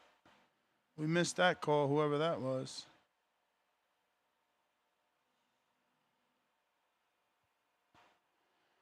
All right, moving on. We got Bones 13, $2. When Bud gets KO, don't want to hear he was too small. Latron Cooper, $5. Only person we needs to be above, oblivion on PEDs is the one coming out that Reynoso camp. Huh. All right. So he meant about is who we need to be. The only person we need to be worried about is probably what he meant to put. He didn't put worry either. Right. Keenan Lofton. Nah, it's still something there. Yo, what you got going on? Really? Yeah. You're the fan? No, it's not the fan. It's my own voice. It's your voice. Yeah. Do you have the video of the YouTube playing? Nah. Let me see. Hold on. You got something playing. Something. I hear How my about own now? voice. And it's only I when turned you it. on mute. Look, I hear it louder there. What the fuck?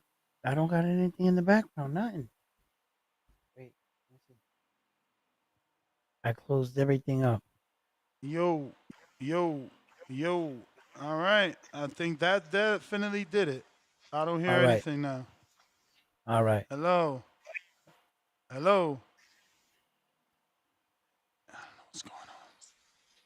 Definitely hear it. Yeah, you got some sort of feedback. Let me see. All right. I just muted you until you figure it out. I'm gonna keep moving. I got Keenan Lofton, member for 9 months on the prospect level. Why aren't we asking about the actual dirty camp? Mexican flag emoji, clenbuterol meat emoji. Tevis Smith with the $10. Pound for pound number 2 in the chat.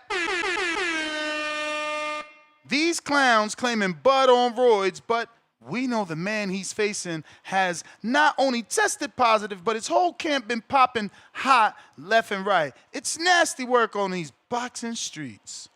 Hey, man, shout out for Victor Conte coming to Bud's rescue and showing those clean VADA tests. You know, clean VADA tests. Let me see. I think we got the actual picture of the VADA test.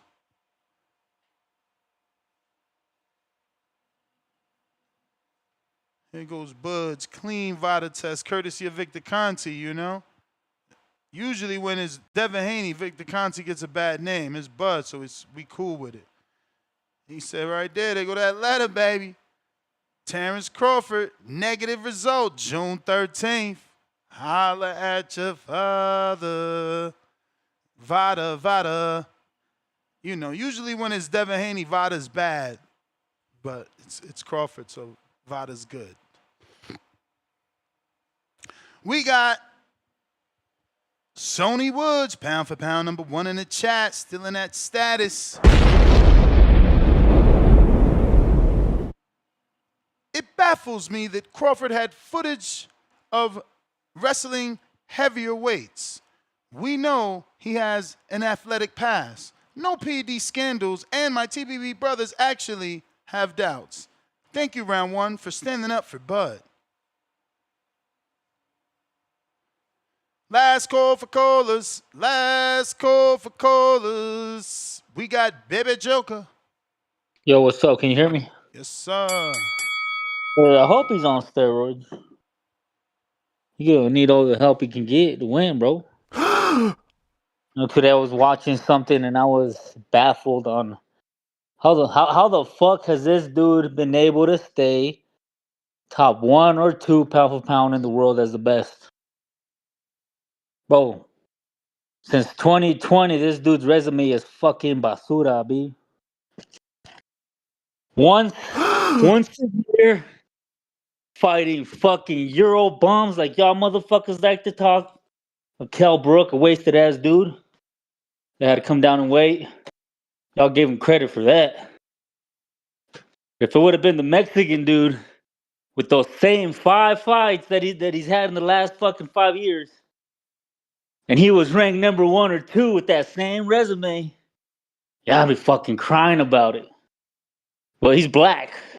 Can't say nothing because then we're racist. Dude's overrated, bro. He madly over fucking rated. He's the definition of a top rank diet. Motherfuckers say, well, blame top rank. Well, why didn't he leave? Was he oppressed by the Jew? He couldn't fucking leave? Floyd left him. Canelo left Oscar too when he didn't let him fight fighters that he wanted to fight. Shit, y'all make excuses for this dude way too much, bro.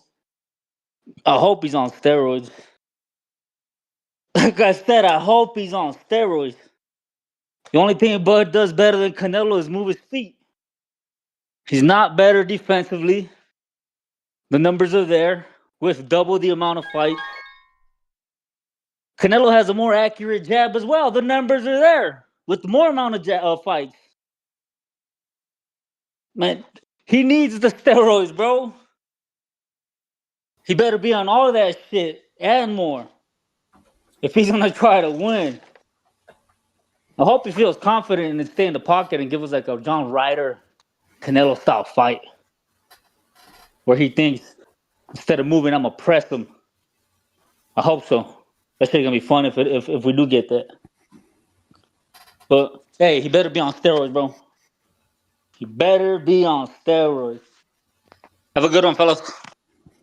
All right. Alrighty then. Dom. How's it sound? So far, so good. No feedback. All right. No all right. feedback. Feedback. I hear nothing. TBV. We good, Dom. I mean, box office, Dom. Yeah, what up? Let's go. Hey, good interview with Elijah Pierce there. And great knockout from him over the weekend. On to the topic. And Baby Joker, that was a whole lot of coping going on. Talk about the fighter you think's gonna win, not the one you hope loses. That was pretty pathetic. But yeah, man, I mean, it's sad how boxing discourse sort of works these days. It's so timeline based, it's so narrative and rooted in toxicity that we forget the day Crawford went viral, knocked fake slapped out Steven Nelson, and then the next day he posts that VADA is coming to test. We all laughed. We all, talked about that moment, how VADA came and tested him after that Steven Nelson slap. Nobody speaks about him getting tested going forward, but all of a sudden it's we need one bullshit. I don't even know. It was that clip of who knows who. I'm not even gonna say a name because I don't know who it is. But he was talking about Bud is on steroids. It went viral. Now that's like the talk of the. What are we doing? But more so, what are we doing claiming Bud is a dirty fighter when Canelo has literally fought allegations and was a dirty fighter at one point in time? It's ridiculous. I think we're gonna have a fight with two clean fighters, two champions, two undisputed champions, and that's that. All these I hope he's on steroids, is he on steroids? I'm not gonna put that on the guy I don't want to win, Canelo, and he's popped before. What makes you guys hope and think and wish that Crawford's on steroids other than you just hope he's going to lose or hope you have an excuse built in if he does win? It's sad, but I'm gonna leave on this. We got an exclusive TBV exclusive here. We got Jaron Boots Ennis will be fighting Josh Kelly in October. I'm out. Peace. All right. Yeah, man. Looks like Josh Kelly accepted the offer. Rico, can you confirm? I'm not spoken to him, but I mean, yeah, let me message. it's nothing but a little This is DM. news to me. Nothing but a little DM. You know what I'm saying? But how are you, good brother? I'm very well, thank you, bro. Really good day. So how far was that ride for you? About 2 hours. Oh, each way or one way? Yeah, it was because I had to get like connecting trains, so it was just a bit long. But Oh yeah, shit, Brighton. you don't drive? No. Oh shit. I can drive an automatic. I don't know what you guys call that. Hmm? A standard. No, you don't have a car. You're saying. Oh yeah, I don't have a car. Yeah. Okay, shout out to What kind of you. car you say you could drive? Um, an Standard, automatic. standard, It's automatic an only. automatic. Shout out to you, man. Shout out to you. I didn't know Right. you was, you know, doing the commute thing. Big money. Nah, but that was a huge opportunity though. Sitting Come down with on, Frank. dog. I could do that for you all day and any day, man. Who you want to meet Yo, next, I'll man? hold you to that. Who you want to meet Frank next, man? Warren. I have a hit Bro, list. We'll I talk. damn, got he his got number, but he changed it on me. We'll talk damn. He after. never, But he yeah, didn't that change it is on me. He must have changed it after he got that turkey deal. That's how I look at it. What up, though, Big Money? Yo, what up, y'all? You know what That I'm phone saying? must have, it probably got they doing hard show. not to stop ringing after that turkey money came through. But yeah, man, I wanted to talk about drugs. Oh, But first, let's touch on erythropoietin, which is a hormone that your kidneys primarily produce to help your body maintain a healthy amount of red blood cells. Now, the medical industry cloned that gene that produces it, and they call it EPO to use as treatment for low blood count, for like cancer, and cancer treatments. So, EPO is a drug, is a type of protein that works as a growth factor. Like when your healthcare provider gives it to you for your chronic kidney failure, stimulate production of your red blood cells, treat your anemia, your rare types of cancer. But in the sports world, EPO is banned because it increases red blood cells because they produce more energy and stamina for a healthy athlete. So now, if you take it like Shane admitted to in the belly button, it takes 3 to 4 days to leave the body. But through an IV, it's less than 24 hours, right? Then there's tetrahydrogenase. I always pronounce it wrong, or THG. Now, in the context of performance enhancing drugs and sports doping, that's a synthetic anabolic androgenic steroid. It was designed to be undetectable by standard doping tests. So it throws testosterone levels off to make EPO, insulin, testosterone, HGH makes it undetectable, which is what Victor was convicted of, helping athletes test negative on their blood and urine samples, even though the substances was in their system. That was all back in the BALCO days. But he did his time. He deserves a second chance, just like all the rest of you jailbirds that shit on him like he stole something from you. And that's kind of why I think about it like this, Ness. Now, if I did dirt in the past, got busted, went to jail for it, now I'm free. Would I jump back into the shit that got me busted? And just so y'all know, he didn't do all that shit solo dolo. He was Scarface with the Manolo. You know what I'm saying? Shout out the Memo. So I'm just putting myself in his shoes. Can I trust the new crew? I'm doing the sequel to Scarface 2, the drug dealer shit. Can I trust so that it goes off without a listen, hiss? I'm just playing devil's advocate. That's a good angle, but keep in mind there's a million repeat offenders. You know what I'm saying? I mean, and Yeah. that's true, But how but many let's repeat? not act like this wasn't some big shit that he dealt with. Keep in mind, Conti's a big fish, and he's a big get out of jail free card for anybody that gets caught up in some more bullshit with him. So I wouldn't want to look over my shoulder for the rest of my life if I'm him, especially at his age. Next time he get popped, he going to die in jail. Alright, I we just got. Go ahead. Go That ahead. went so yeah. left. I was gonna say that for an average person that doesn't got the kind of spotlight that Victor Conte has on him, it's very easy for them to go back to the same crime because he doesn't have this. But Victor Conte was going into another sport. He had to have known that his work was going to be scrutinized. I don't think when what the gentleman who's saying, referring and calling is I don't think he would have came out and made some serum just to what? Go back to jail? You got the whole world, the feds, everybody watching you. How dumb could you be? Or unless the man That learned don't something. matter though. Again, it's like I just told him. That's There's not some an pretty excuse stupid because people out there's there. plenty of people that still do it. That's not a alibi. Have you No, it's seen? not an Have you watched alibi, but Have I seen what? Have you watched it yet? What? The No. interview. No. I sent it straight to the editor. Oh. And it's not an alibi, but it's also not a form of guilt. Can you go back to a sport and try to be good? Can you get a second chance? Is he doing the right thing? Like you said, the man's battling cancer right now. He's not in the lab somewhere trying to concoct a formula to beat the doping agency month after month. You know, or did the man just come up with a good product? Yeah, I don't know that it's the product more that it's his history is what people like to harp on, right? Because they're not saying the snack products are giving people anything. Correct. That's because they're not. Khaled, Indiana. About to buy me some snack product right now.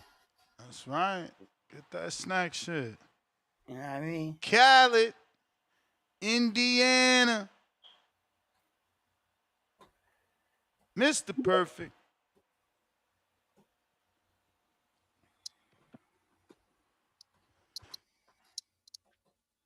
Yo. We hear you. Yeah, man. Shout out to this month, man. Boring ass month of boxing. We only got one good card this month. Niggas making clickbait topics like this morning show. Nigga just putting that shit in the topic.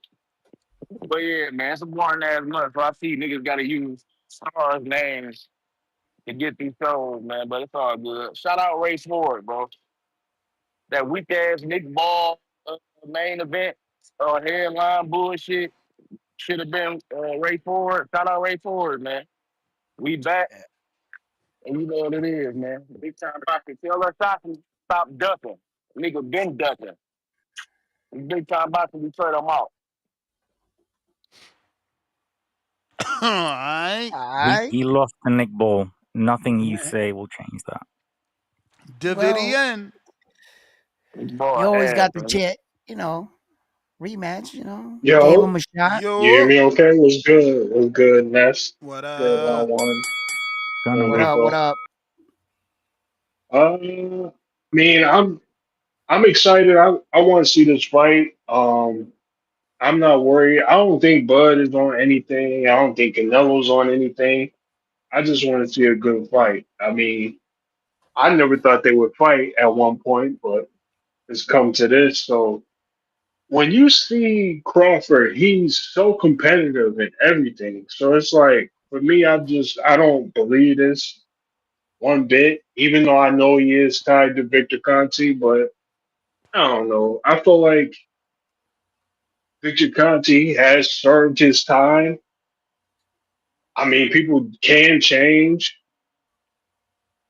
So I'm not for me that's not even a question. I mean, Victor Conte may have did some stuff in the past, but to say that Bud, the dude is so competitive in anything, whether you playing tennis or he playing shooting basketball or football, he's just a super competitive dude. So and all this talk about him, who he's fought and everything, that's why yet again he gonna show you why he's one of the best in the world. Obviously I love Canelo as well, but we're gonna see. I feel like Crawford with them set of skills, there's anybody that beat Canelo with them flat ass feet is Crawford. So we'll see though. There ain't no PEDs.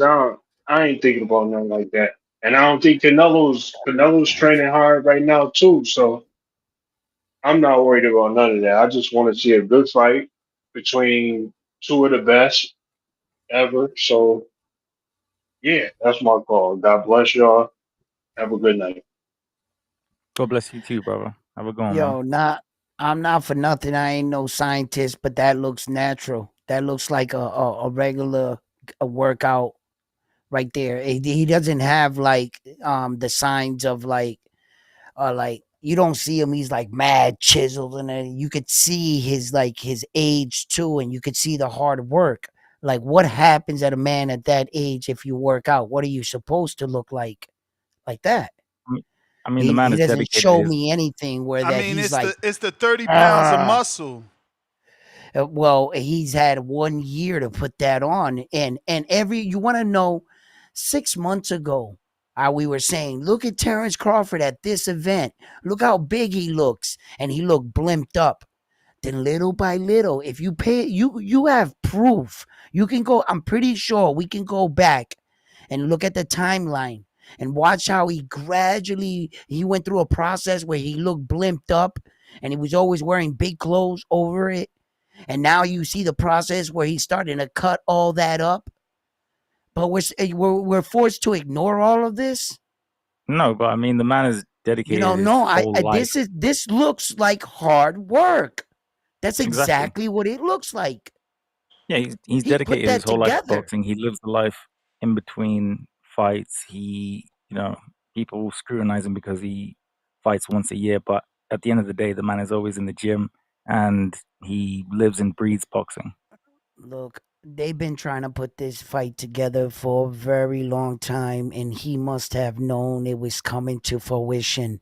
They started talking about this, and it was going back and forth, and you could see it. I remember there's been like countless of clips of Terence Crawford blimping up, and we're seeing the process now. It's just I can't ignore what I saw. This is not overnight. This is not 4 weeks ago, 6 weeks ago, and all of a sudden he just popped up on the scene, just ripped like Conor McGregor or something. That's not what I saw. I saw a process, and I gotta be honest with that. I saw him blimp up. No, that looks like hard work. I'm trying to tell you, man. All right, take it for what you want. And the man didn't have to do this, but like Nez said, didn't he just pass 2 tests? Am I correct? He passed two Okay. tests. And he's posting them. How much more how much honesty, how much transparency? You know what I'm saying? How much transparency? How many fighters do that anyway, by the way? How many? Yeah. That's what I thought. Just fighters that are with Victor. Yeah, that's what I Nez, thought. well, what do you see, Nez? Are you can you not see the progression? What do you mean? No, I mean just exactly what round one said very articulately, by the way. What do you see? I'm just reporting. I don't believe he's on drugs. Yeah, but I'd like your opinion. Gaining 30 pounds of muscle in a year is possible but rare for trained athletes like Crawford. Per Sports Science, Journal of Strength and Conditioning Research, novice lifters can gain 20-25 pounds of muscle annually with optimal training, diet, and genetics. For elites, 5-10 pounds is realistic due to diminishing returns. Crawford's jump from 155, post 154 weigh-in, to 185 suggests 20-25 pounds of muscle, feasible with intense hypertrophy training, high-calorie diets, 4,000 to 5,000 kcal day, and supplements like creatine. However, rapid gains in boxing raise eyebrows due to PED history, e.g., Ryan Garcia's 2024 Osterine case. Conte Snack provides legal supplements, and VADA's carbon isotope testing can detect synthetic testosterone, bolstering Crawford's clean claim.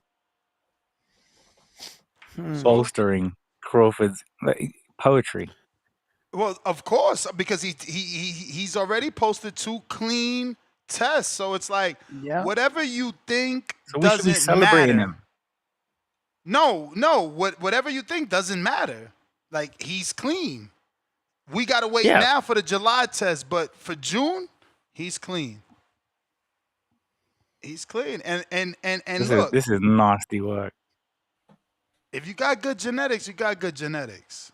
And the boy got to have good genetics. How many boys does he have? That's not easy to happen. I'm telling you, statistically, it's just not. I think Crawford got like 6 boys. It's not easy. Oh, you're laughing. He doesn't know. I'm going to have to find the actual statistics on that. Jimmy.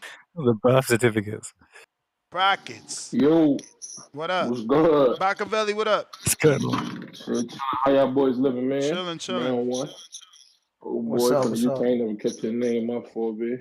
But yeah, Todd. so look, for me, this is fair. I'm not implicating none of y'all because, like you said earlier, you just reporting. This ain't none of y'all viewpoint or none of that. So don't take nothing I'm saying towards y'all. Y'all just made y'all positions clear. For me, this is just fear. You know, when a big fighter has a big fan base, the time built up towards the fight is them trying to reason with themselves, you know, come up with the reasons why whoever the adversary is doesn't amount to it. And if they do amount to it, it's for nefarious reasons. Crawford in their mind in 1,000 years should never be able to touch Canelo unless he's up to no good. That's fear. That's scary talk. As you said, we got the tests in place. My cousin already passed 2 of them joints. The excuses are already coming forward. Niggas is already on some sketchy shit. A fighter who's had a completely clean career. Never had no form of weirdness, no iffy this, no missing tests here, no da-da-da-da-da. These niggas, mind you, I don't know if you noticed this. I don't mean to rope niggas together, but a lot of the niggas who was backing Ryan during the Devin shit is a lot of niggas calling Crawford a drug cheat now. Those fan bases overlap. I'm not sure if you know that. It implicates other things. I'm not trying to, create division. I'm just saying. A lot of niggas who dragging the Canelo, Crawford is acting weird, was the same niggas who was backing Ryan all up until he got beat up in May. So you got to understand, a lot of this shit isn't based off of any sort of logic like you just did the AI shit. It's nothing logical about nothing these niggas is talking about. It's all scary talk. They afraid they man gonna get beat up. They see it coming down the line. All of a sudden, as it draws nearer and nearer, the realistic possibilities start to weigh on them. It's like, yo, this nigga might really lose. This guy really might cause him problems. He might really lose to this low ass nigga who come up 2 weight divisions. 3 if you being generous, 2 if you being harsh. You know what I'm saying? So for them, they come in with everything. The nigga's this, the nigga's that. He doing drugs, he doing this. All scary talk. They don't believe Canelo could do it. Simple and plain. And I don't trip about it because I don't believe he could do it neither. Which is why I'm picking against him. We on the same page, but they taking it hard. They not handling it well right now. They going through every which way. They going about it every which way to try to figure out how to make shit weird. They taking it poorly. Just accept your man gonna get whooped on. And when he get whooped on, I'll be right here to come remind y'all. My voice is very distinct. Y'all know who I am. I'm gonna come tell y'all yeah, look, he whooped that nigga. They'll say he's old. They'll say his best years are behind him. They'll say Crawford was on drugs. They already seen it now because they scary. But say la vie, such is life. You know what I'm saying? It's all good. Everything that's great must, come to an end at one point. Saul is a GOAT, but we gonna carry that nigga in September. All right, boy. All right, champ. Great call. Great call. That was Great amazing. call, man. I got, what is this? Aja? I'm going to go with Aja. Welcome to the prospect level.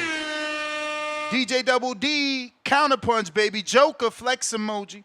We got Aja, $5. Crawford is going to beat Canelo because he wrestles. Laughing out loud. Lil Zooted, $2. Round 1 has been cooking a lot recently. 2 fire emojis and a chef emoji. You believe that, round 1? Do you believe that? Yes. He brings his best out over here because I crept on one of his shows. He was bashing Dominicans, man. Oh, stop it. Him and his Puerto Rican boys was just bashing Dominicans. It was Don't crazy, say that. bro. It was bait. It was bait for y'all to come in and see the love. Nah, it was bashing. It. It was bashing. I had to tell y'all who dudes was fighting. Like they yo, then y'all start falling in love with Emiliano Vargas and trying to act like he's on Tito Mercado level. It was nasty work what you had going on over there. You gotta police those guys. If they not good boxing talk, the fans wanted that. They were asking for it. They asked you a question. No. You see them guys trying to say Emiliano is on Mercado's level. You gotta. They was like similar records. They were like similar records. You heard what it was. Similar records. Lord of mercy. Yeah, what's this guy got? 16. He's 16 and 15, and the other one's what? 15 and 13. That's similar. But it's who those I know. opponents are. But what you were saying, Todd? Noxie? Do you believe that Crawford is Jose Pedraza. naturally he's naturally come to that weight? Do you believe that Crawford is el natural? Absolutely. Absolutely. Good man. Absolutely. Listen, if dudes in prison could do it, why the fuck can't Crawford? Oh yeah. You know, Right, motherfuckers. right, exactly. There you go, Ness. Motherfuckers will go in jail 99 Yo. pounds, eating oatmeal and bullshit. 1 month. Bullshit food 1 with month. sodium. I mean, the lowest of grade, and fucking still come out of there looking like an animal. Gucci Mane. Like Gucci Mane. I mean, like Gucci Mane, but he was in the Feds. You actually get, you know, a lot Good better food. cuisine in the Feds. I wouldn't know. We got Amarius Wyatt, $2. Yo, Ness, can you drop the Zelle for the Border Wars tickets? Can you DM me, champ? But it is my email. But yeah, DM me and I'll give it to you direct. This way you make no mistakes. You don't want to be sending no money to nobody at all. We got H-Town, pound for pound, number 2 in the chat, $10. Round 1 is ridiculous. Laugh out loud. Bro, 2 years ago, Bud didn't even want to fight Canelo. Crying out loud emoji. Lance Armstrong didn't look jack, and he was on roids. Ryan passed 10 microdosing, right? Different kind of PEs. Different kind of PEs. Different system. Somebody called me a dumb UK the other day. So he thinks a steroid's a steroid. Whatever steroid you do, you got to look buff. Come on, man. Wrong. Stop it. Yo, H-Town back with another 2. Ness, ask Coco about lean muscle gain with 0 fat in a year. I mean, it don't look like he don't got no fat. That's Cap-A-Lot Records right there. Let me see. He's got a little like real defined dad bod kind of like. Yo, he said dad bod. You nasty out here, bro. He's got look. Yo, you know how many dads would want that bod? Get the fuck out of here. Compared to me, look at my dad bod. All right, that's all I know. All right then. Yeah, but you've been training. Nah, that's all I know then. I don't know training, no other bro. kind You not an average dad bod, bro. You can't be talking about this slightly better than a dad bod. That's disrespectful. I was comparing to me. So he looked great for that. There you go. Bam. Hey, the funny thing is that this is the same thing that happened with Jermell Charlo, bro. Weight don't win fights, man. He don't look that big, like bro. I don't see what everybody sees. I don't see the big. Them arms ain't looking.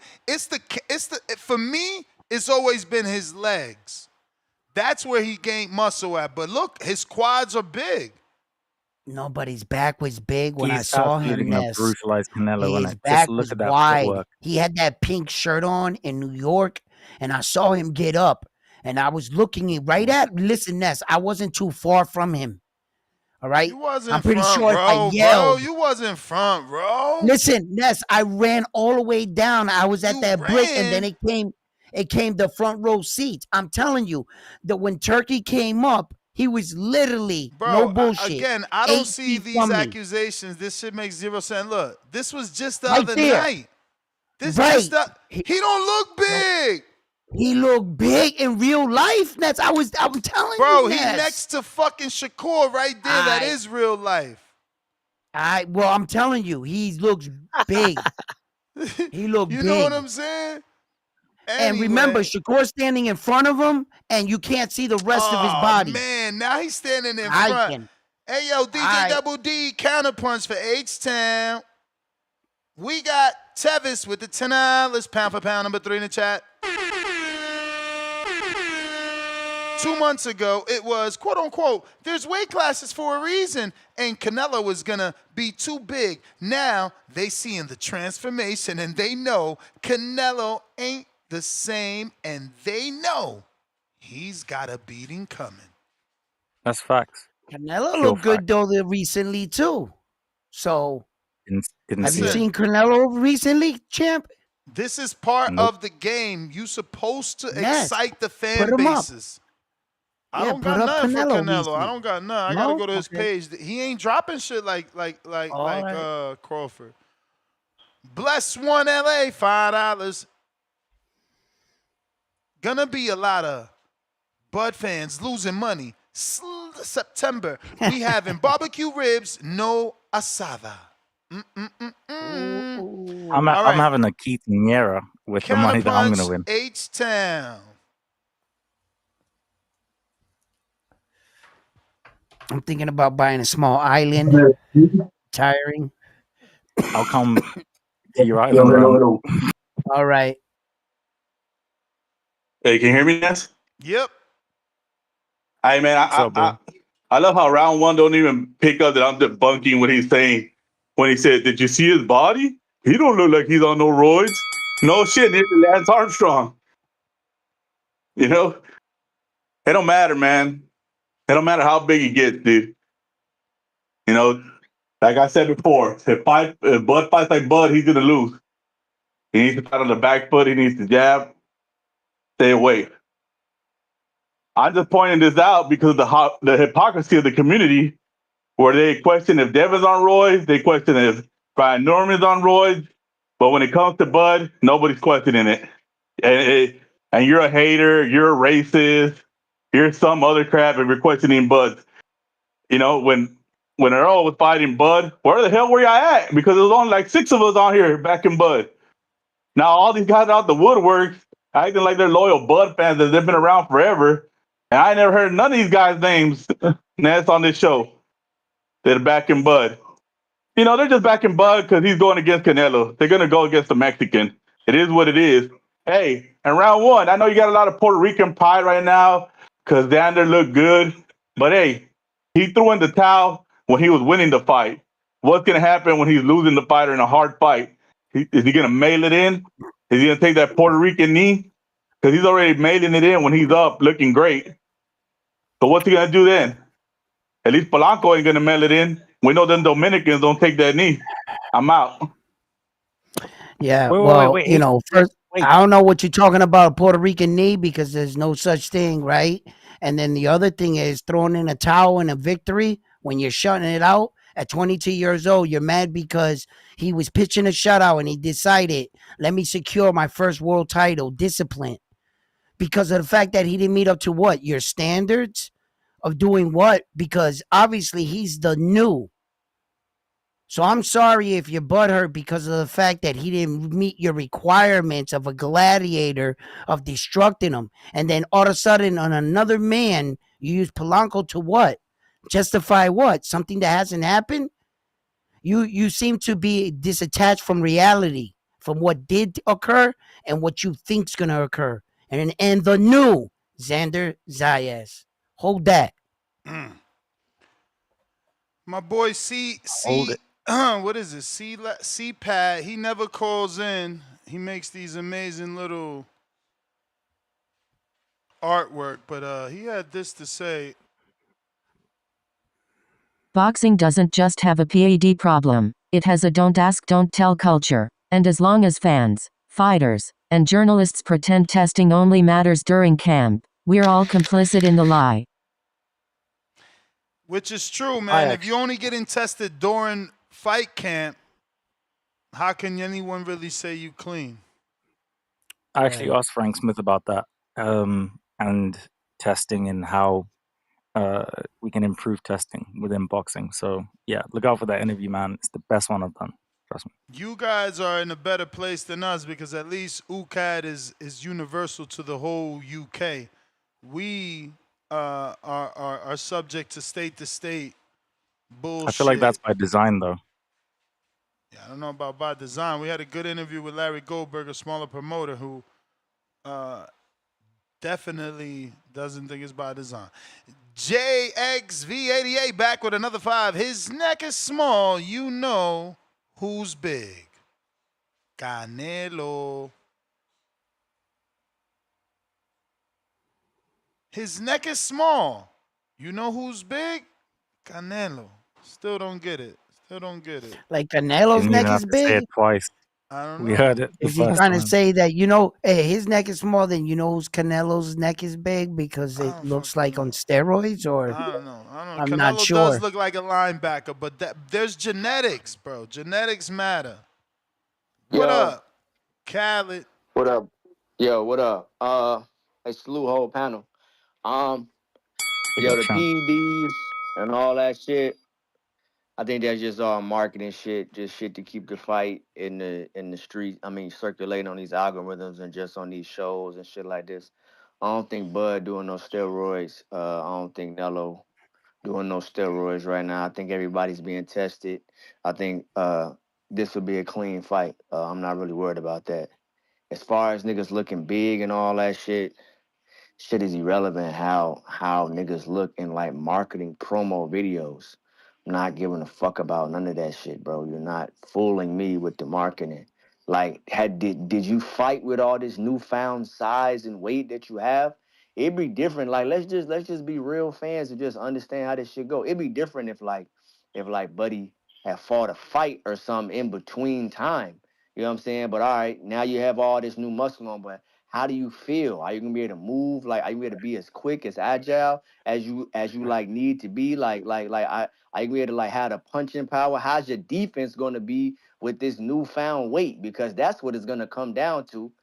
Yo, how is your defense dealing with these 168-pound punches? You know what I'm saying? How's your defense, Terence Crawford? So I don't give a fuck about your fucking newfound weight and all this. You got a year to put it on. Yeah, but have you fought with it yet though?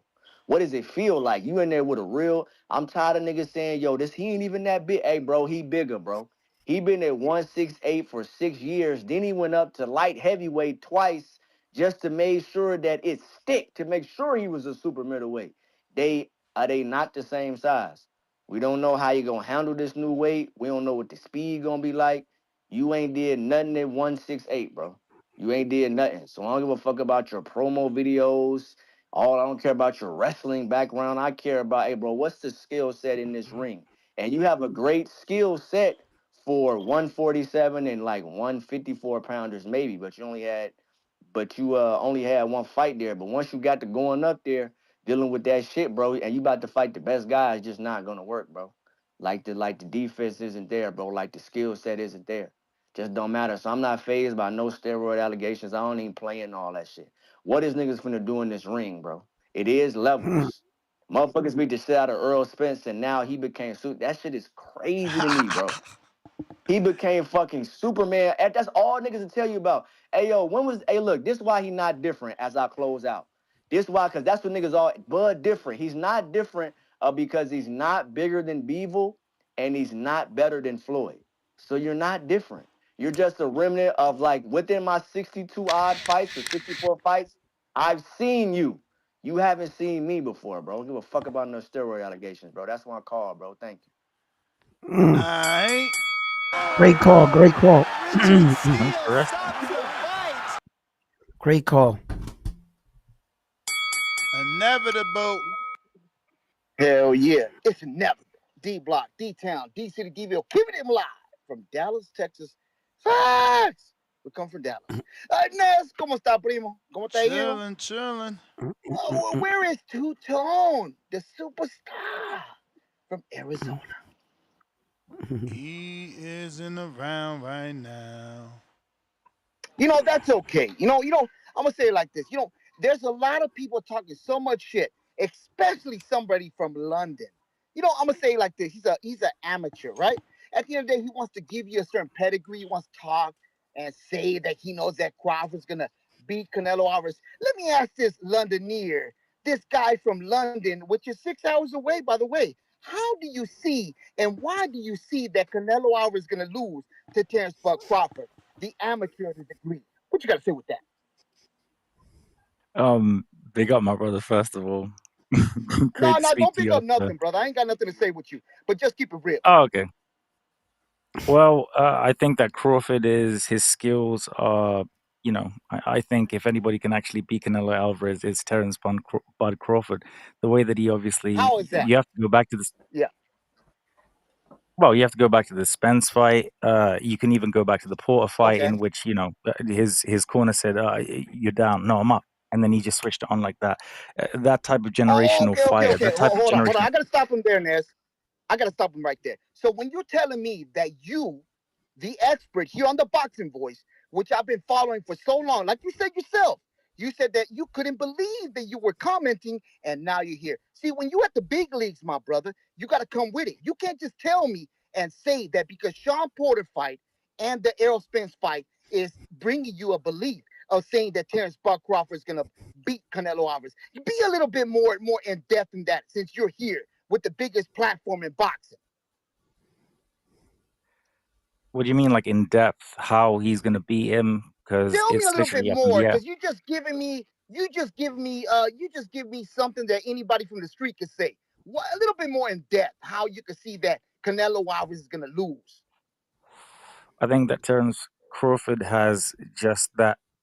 I don't know, just that exceptional talent in which Okay, he can okay, that's dominate the good. rounds. You know, Ness, He this is now, hold on, I'm because I only got so many minutes. When he said he doesn't know, then he don't know. Ness, the last time that I called with Two Tone the Superstar, you said that the people from here couldn't be with D Block because they said I was a casual.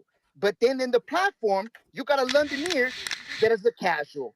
Look, I'm gonna say it like this: if you know boxing, then keep it real. Don't be fake with the people. It's inevitable. D Block, D Town, DC Deville, and Canelo Alvarez in 9. Go! Richard Steele stops Yeah. the fight. He Well, said with the guy Canelo that in 9. Yeah, with the guy that called in, I guess what he's looking for out of you is like technical boxing terms to Yeah, say like a breakdown, what, a breakdown. yeah, like a breakdown of why you feel he's gonna win or whatever. Like I would say that I think that Terence Crawford's footwork and because movers always gave Saul problems. And then hopefully I don't really have any data on him, but if I was thinking of Terence Crawford, I would think that he knew how to utilize distance and he knew how to manage the distance between him and Saul. And he would work off his jab and hopefully not get caught big. The only thing I don't know is how he would fare with Saul's punching power. And that would be like, I think what he was looking for, a way to break down what gives you so much confidence in Terence and what does he bring to the table that allows you to think that he's going to beat Saul. And so like that, but and then like for him to try to come out and call you just because you don't speak a term doesn't mean that you're not an advocate, passionate boxing enthusiast and learning as you go. They expect all of us to what? Be historians. You're getting a shot at a platform, and I know you're very thankful. And I know that when you come up here, you take criticism, but you also, give your opinion. And it's good to hear multiple opinions because we're not all right. And thank you, Rico, for sharing always your opinion. thank you, Pat round one. It was really cool. Bandero. Yo, you can hear me? Yep. And Big shout up, out champ. to the panel. Shout out to you, round uno. Shout out What's to up, you, brother? Rico. And of course, shout out to you, Ness. Appreciate it. Hey, man. Crawford, how long he's been preparing for that fight now? It's been like, is it like a year now? Or just how A long? year. Just about a year, they Yeah. saying. So, His last man, fight was like August or some shit, right? Crawford's always been a beast as far as a a physical beast. So like beast. So I'm not surprised. Everything is normal for me. I mean, he's been doing his things, and I'm not surprised about his shape. However, even though I have him edging the fight, Canelo's been looking good as well, man. Canelo's been looking quite lighter as well. He's been looking quite pretty shape. But all these things like it doesn't determine what's gonna happen in the in the fight because we haven't seen Crawford at that weight. So we don't know if it's gonna be like as fast as as he was at 147 and 154 is that he had only one fight and he didn't look that great. So all this doesn't mean anything. I think one of the callers said it is right. Like what's gonna happen in that night, it doesn't mean anything. However, as I said, like from the beginning, I said like the only reason why I edge towards Crawford is because of his IQ and his ability to adjust during the fight. So that's the thing about Crawford. Like Crawford is one of them fighter. Like he's one of them fighter. Like he's even like more. I feel like sometimes he got a better like way to see the fight than his actual coach. Crawford is like, he's one of them, man. However, it's not gonna be an easy fight. Like Canelo is different. Crawford hasn't seen anyone like Canelo before, so you know. I think it's good round one. You were saying about like using his feet and all that stuff. As I said, like we don't know we don't know how fast he's gonna be. We don't know how he's gonna handle that weight, especially against like a fighter like Canelo. So no one really know what's gonna happen in that fight. We don't know what's his game plan. You know, Right, the only right, thing that right. we know is that Crawford is a master at adjusting during fights. I mean, he showed it many times. So you know, I'm looking forward to that fight, but I'm not counting Canelo out because Canelo is, and as I said, like he's been looking in pretty good shape. Like I've seen he's pretty light, so I think it's gonna be what I think is gonna happen. That's my opinion. I think is gonna happen is Crawford is gonna try to frustrate as much as possible Canelo, Right. and at that point he might be able to like sneak in some good combination and things like that. That's what I think is gonna happen, but no one knows really. But that's my Right. call, man. Like, it's gonna be a 50-50 fight and may the best man win. Right. I mean, I think there is a scenario where you can develop a game plan to fight just one person, not a game plan to fight the entire division or anything. The sparring and moving around with the weight has me concerned, but I think that if you're not asking a guy that doesn't have an extensive boxing career to not to give this a shot and to make it challenging. And I think that Terence Crawford himself brings that to the table. So yeah, the fight is very interesting.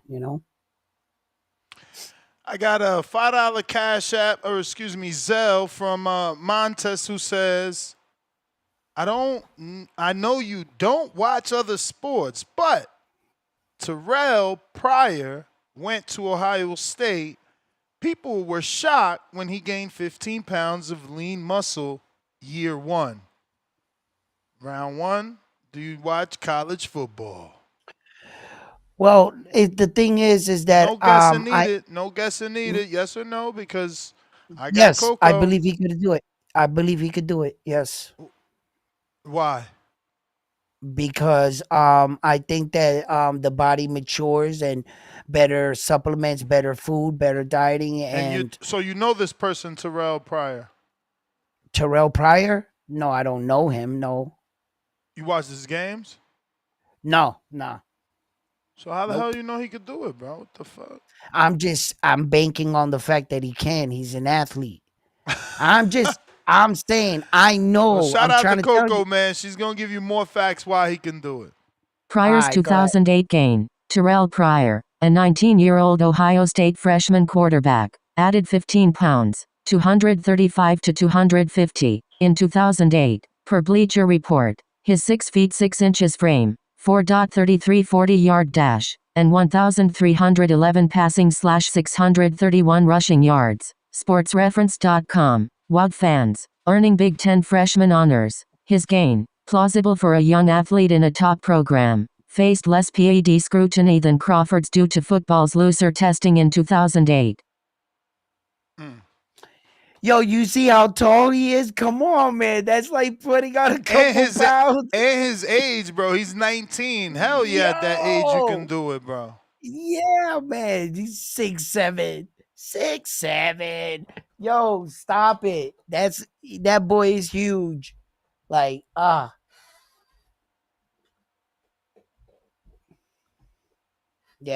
you could do that, of course. But And look, go ahead. Go ahead. Go ahead. this is why you know Crawford can do it, because he has the money. Novices gain 15-25 pounds year. Trained athletes like Crawford, 5-10 pounds. Journal of Strength and Conditioning Research, 2016. At 37, Crawford's 30-pound gain, likely 20 muscle, is exceptional but possible with elite resources. Pryor's 15 pounds at 19 was easier due to youth. So again, with elite resources, so if Right. you got the money, Right. you can get to that. You can get to a Right. desired weight. That's what I'm saying. This is sports nutrition, bro. You want to be And bro. I was watching a movie. I don't know how real the yep. movie is, okay? Okay. Because it was a movie. But Right. in the movie, they were talking about rich men having a surgery that cost $200,000 to gain 6 inches, bro. They fucking cut their legs and let the bone heal, and then they're 6 inches taller. All it. So, bro, there's so much shit that you can do in this world that, you know, if you Okay. have the bread, you got the bread. Okay. All right. You see, and the thing is that they're not talking about with the resources anybody can just gain weight. They're talking about be able to gain the weight, make it into muscle, and be able to perform the way you want to perform. And that's the benefit. That's the benefit of having the money and the resources that you see, because Terence Crawford has the ability to have massages, therapy, strength and conditioning, recovery. It's very important. It's not like when we work out on the street, we go to our recovery team that's standing by to put us in ice chambers and things like that. And he's also eating the best foods, and he's putting it on and going out, and he has a team of people next to him motivating him on the days that he's tired and pushing them. We don't have all these things. So to a Yep. person like us to put on this muscle, it might be Pacquiao did it, unplausible. and they questioned him too, though. Right. And he never popped. But these guys have all these people behind them The pushing them, and resources is like it says, yeah, the the resources. resources. It's not just them doing it by themselves. And we're like, man, we can never do it, and we were the best. But you don't got all this. So yeah. Top All stuff. right, all Yeah. right. Tyron, what up?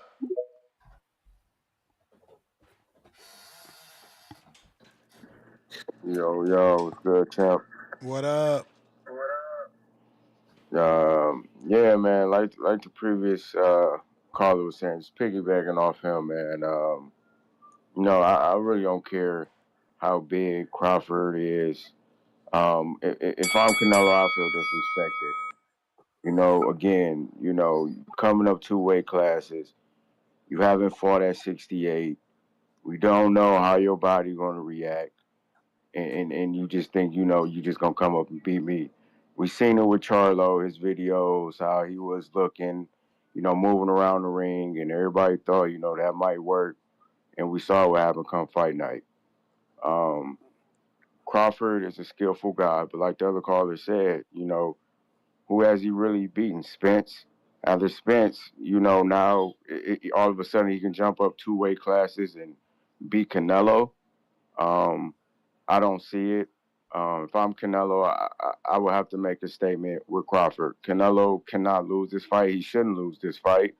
And I like Canelo right now. He seemed really focused. We haven't really seen anything from him, heard anything from him. I saw a picture. He looking real good shape. And to me, I think Crawford exposed his game plan. You looked at the face-off when he tried to walk Canelo down. He tried to size him up, and I think he's going to try to walk Canelo down and bring the fight to Canelo, which is going to play in Canelo's hands. And Crawford is accessible to right hands. If you look at the Madrimov fight, he was getting caught right hands, and Canelo is sneaky, and he has a good right hand. So I do see Bud going down in this fight. I don't see Bud hurting Canelo. Like the caller said, he's not bigger than Bivol and he's not better than Floyd. Canelo seen a Bud. Bud hasn't seen a Canelo or fought a Canelo. You know, it doesn't matter how big Crawford is. You're going up 2 weight classes. That's different. You fought Majimov. You fought Earl. Canelo is not Earl. Canelo is not Majimov. Like, we got to give Canelo respect. Canelo Alvarez is different, and he's going to find out how different Canelo is. We can continue to talk about, Bud, yeah, he's bigger, he's more skillful, his footwork. Canelo know how to cut the ring off. Canelo has more experience at 68. Canelo's more comfortable at 68. And Canelo has the power. And Canelo also has the skills. So we got to put respect on Canelo Alvarez. Canelo should not lose his fight. He should be a heavy favorite in this fight. And I think Canelo eventually is going to be too much for Bud in later rounds, and I can see a stoppage. But yeah, that's just my opinion. Shouts out TBV. Hope everyone have a blessed night. All right, champ. Appreciate you. Mr. PBC.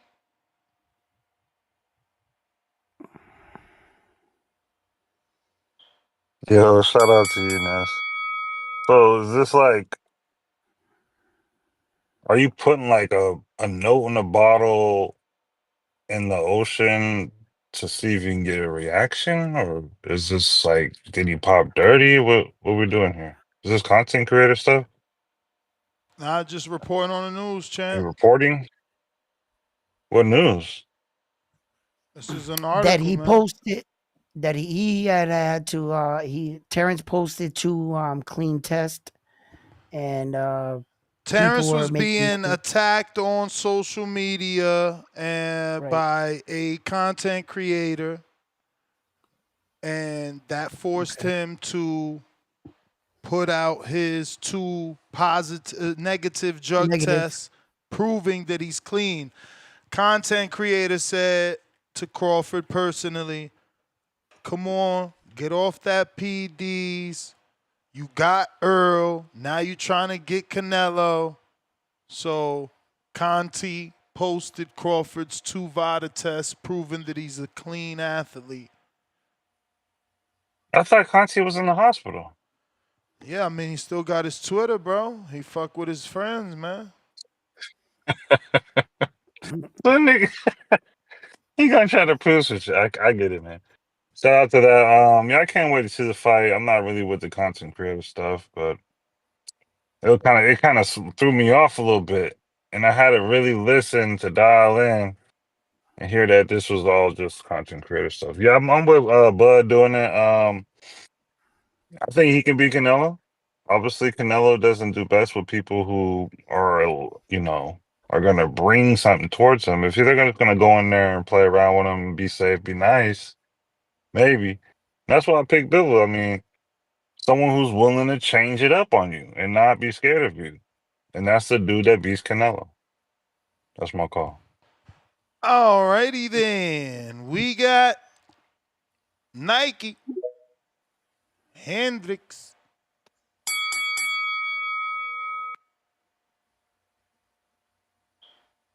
Baby Joker, don't forget you got a counterpunch courtesy of DJ Double D.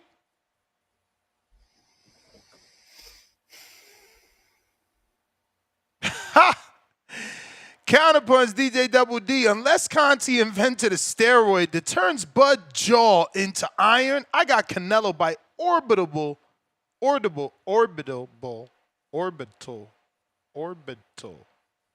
reconstruction. He's talking about the bone The around the eye. eye. Yeah, the boy Like he around the did eye, Billy yeah. Joe. Like he did Billy Yeah. Joe. Mr. Perfect Terrell Pryor switched to quarterback to wide receiver. In one ear, out the other. What the hell is he talking about? Nah, I think I know. Bless one LA $2. This is gonna be a fire fight for us fans. Fire emoji 6040 Nello. Hey, speaking of fire fight for us fans, don't forget I'm having a shit. Turned off my thing. Don't forget I'm having a live watch party, man. And I would love for all of you guys to join me. We got room for about 150 people. And yeah, man, we just got Uncle Curtis's Barbecue on board. They're going to be catering, doing $25 plates of some great barbecue out here in Vegas. We're also going to be having the drinks included with the ticket to get in, only $50 to get in as well. We're going to be having some special guest appearances as well. We're going to have some of your favorite fighters and industry favorites in the building. So don't forget, man, if you out here in Vegas or coming out, join us. It's going to be a good one. Yo, you got me? I got you, man. We've been waiting on you. Bro, you ain't say nothing. I heard you been talking, so I'm like, shit, I wonder if we I trying to ain't get hear the something up. kids. I didn't think you was there. Oh, yeah, they in bed now, but shouts out the boxing voice, shouts out round one. Who else up there with you, Ness? That's it. Just me and Round Uno. That's it? Oh, okay. Shouts out, man. Yeah, this Crawford thing, 185. It's crazy because I feel like that's damn near his walk around weight. Like 185, 175 is. That's what I feel like. So shit. I guess like people were saying because of the muscle, but it's like, damn, if I work out to get the muscle, it's like lean muscle, I would say. Cause I'm telling you, man, it's probably the man walk around weight right there. So it ain't gonna be no problem fight night. He probably come in like 174, some shit, 173. No higher than like 180. I don't think 185. Shit, bro. And then people keep talking about, oh, Crawford never fought a Canelo. Canelo fought Floyd. Canelo fought B-Raw. Like, he lost. You can't give him credit for a fucking loss. I hate when motherfuckers get credit for a loss. I don't give a damn. Oh, he lost to the greatest, though. It don't matter. You still fucking lost. You don't get credit for a loss. I hate when motherfuckers do that, man. Stop bringing up Bivol and Canelo. Bring up Gennady Golovkin. Bring up Laura. And bring up the fucking fights he won. Don't bring up the ones he lost. That's dumb as fuck right there to me. If y'all trying to make an argument for Canelo, that's the dumbest shit ever. He not Floyd, he not Bivol. Nobody's Floyd. Nobody's Bivol. But damn, man. Y'all can't bring up the win. Y'all could have been like, oh, he ain't even the common opponent, Amir Khan. Y'all could have been some shit like that or something. Like, damn. And y'all hate on Crawford so much. It's crazy because the man was a champ in every division he was in. The man been the champ. Y'all, oh, this 154 shit, one fight, who cares? Fought a champion, became a champ. He was a champ in every division he was in. So I ain't gonna bet against him, man. I like the man to win. And y'all talk about Earl, but before this, before he demolished Earl, Earl's supposed to have been the best. Earl supposed to have been this. Earl supposed to have been the one with the Canelo fight. He ruined the plans. He did what fucking Rolly did. He ruined the plan. And y'all mad? At first it was, oh, Earl, he never fought nobody like Earl. Earl the best. When he feel Earl power, this, that, and the third, he going there beat the shit out of Earl in 9 rounds. Now it's, oh, Earl was high. Oh, Earl wasn't the same after the car accident. Oh, Earl was this. Earl was that. Fuck. Well, nigga can't win for shit, man. So I like Crawford, man, and I'm staying with my pick, man. That's my call. Oh no! Richard Steele stops the fight. All right. Let me catch up on these super chats here. Looks like we got no. I'm working. $2. Pryor is 36 now. Hasn't played football since 2018. No, I'm working. Right back at us with another $2. Also, Pryor was bad quarterback, and in the NFL, he changed to wide receiver. Tevis with the $10. Drop a bomb for the status, pound for pound, #1 in the chat. Canelo's last 7 fights, 6-1, 0 KOs. Bud's last 7 fights, 7-0, 6 KOs. Bud's meaner, and he has the better corner. He's gonna bully Canelo in that ring. Alrighty then. Wheels.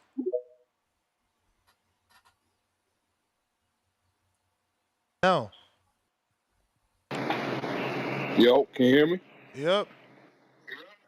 Yo, shout out to you, man. Shout out to BoxingVoice. Shout out round one. Salute. Man, it's a lot of hating going on tonight, man. And I don't understand it. Like, Wills, the man I'm proved pretty it. sure I got to you today. Yeah, you did get me Yeah, early. we got hella people on the line, champ. You gotta either counterpunch or wait around, man. Sin, what up? How's that? You can hear me? Yes, sir. Yep. All right, so this is so classless to claim Crawford on something when Canelo Cinnamon challenged Alvarez had a PED stake. Took the hair follicle test like a month later. We didn't get the results till another month after that. Come on. Crawford can make it look worse than William Skull. Like, a lot of tactics from that fight, the Billy Joe fight, Caleb Plant fight, and he's more skilled than all those guys combined. We have to be honest right now, especially when Canelo, like, he's looked slowed down these last couple of fights. For not to knock out Edgar Berlanga or Munguia after they dropped him, crazy. The John Ryder fight going the distance in Mexico, nasty work. I'm just being real right now. Like, Crawford has so much experience even in the amateurs. He's got more fights than Canelo total, amateur and pro. Canelo only had 44 amateur fights, and it was at Mexican national level. Crawford been fighting Olympic style type guys, Paul Velasquez, all these type of dudes. You can't say they're not a big name, but they got skills and they're tough fights. Like, Canelo has kind of fought kind of iffy guys right now. I ain't gonna lie though, if Canelo win, I would like to see Canelo try to be great and maybe try to jump up and fight, Usyk or something if he beat Bivol or Benavidez at light heavyweight. Damn. Go to light heavyweight, fight one of those So guys. beating Crawford ain't great? Show you great. Y'all was just beating Crawford not great. How many undersized guys? Damn, he got to do more than that. Beating Crawford ain't great enough. He got more lower weight guys coming up to 168 to fight him than he do real 168s. Callum Smith, Caleb Plant, that's about it. Come on, bro, be for real. Yildirim, stuff like that. Come on. He gonna have Crawford. If he beat Crawford, don't he got Crawford? Come on, though. It's Crawford coming up in weight, though. But I think he's gonna outbox so him. you already not giving him credit. This is ridiculous. Why even fight him? Bro, he's fighting another guy. You knew this was a gimmick fight. You was on this show talking about headlines. If you look it up on YouTube on your channel, talking about how Canelo could fight Usyk. But when I bring it up, if he beat Crawford and try to be great himself, jump up 2 weight classes like Crawford doing. Bruh. That was before he took. That was before he took this legacy fight. Before he got outboxed by Bivol. That was before he got outboxed by Bivol. And what happened? He's gonna get outboxed in this fight as well. I mean, he got outboxed by a 175-pounder, my bro. This is how you show you truly great. 135 a title all the way now to 168. He's gonna show just like Mayweather, Pacquiao, Cotto. Damn, I thought that's what Canelo did. Roy Jones. Yeah, all right. Fighting guys like John Ryder. Going the distance with John Ryder. Can't put out Edgar Berlanga. A complete fraud. I'm good. I'm out. You're more than good. You're a good hater. I feel like it's your turn. and the reason I call him a good hater is because he literally discredited Canelo before even beating Crawford. So it's like he's in a lose-lose. Right. He's like, well, no, he's gonna Right. be the smaller guy moving on. He already did that with Jamel Charlo. Come on, man, go up and fight Usyk, the heavyweight, that weighs 245. Well, You really proving me. right. You really showing me you're fucking good. Lord Right. have There's no mercy. standard. There's no standard for him. He's already Nah, against them. He's already against them. wild, wild. He said he is a natural hater. I mean, no boxing.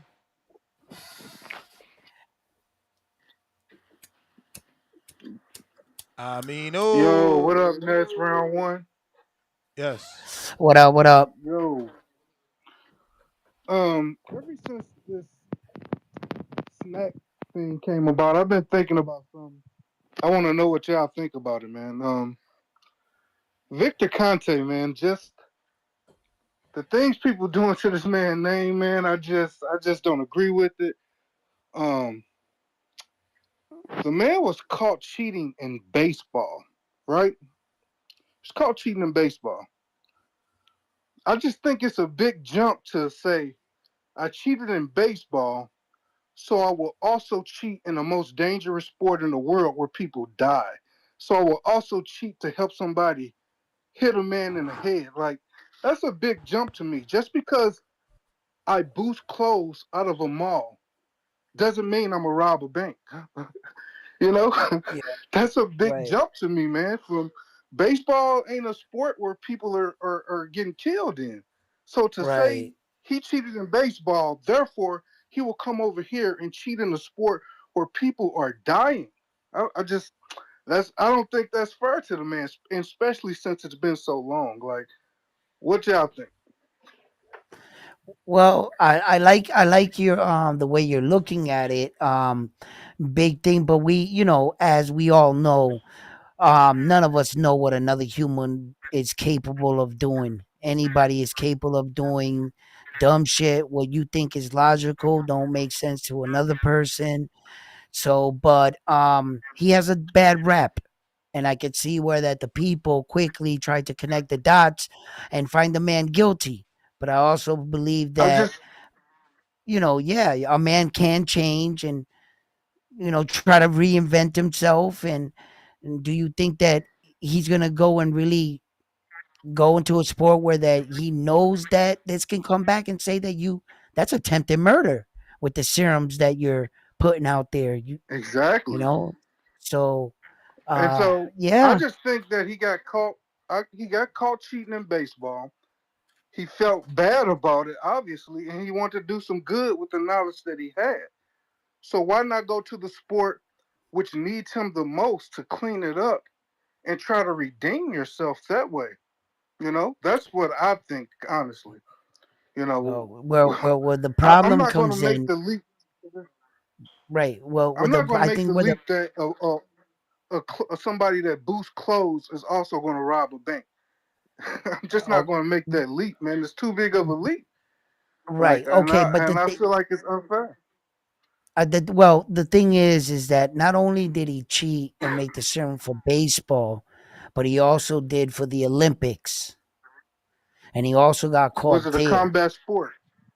Was it No, a well, the combat sport? Olympics was multiple triathletes. Like he was like one guy did a triathlon, and it was multiple sports. It was like throwing, crossing, bicycling. It was multiple Right. events, and there were multiple kinds of athletes, and then there were runners. A lot of runners. Most famously, um, that girl that got caught and gave up back the because she cried and said she cheated and You may feel she like was it's your involved time, with Victor. but So it's not your time. I think because of the fact that it was in multiple um, situations that all bit him at one time, though, you have to understand. It's not like he got caught here and then caught here. No, everything came out at once, kind of thing. And then there was accusations of this, and in different periods in time, these accusations resurfaced. So it's not like he got caught and then he went to, oh, whoa, me, give me another shot, went to another thing and did the same thing. No. It all came out kind of like, and after he was, and then he got sentenced and the rest is history. And then he comes back to a sport which is a combat sport. We believe that what? He's really gonna take that kind of chance? Is he that bro? If anything came back with something or somebody says, yeah, Vic gave me this or what this and that, then I how could you explain that?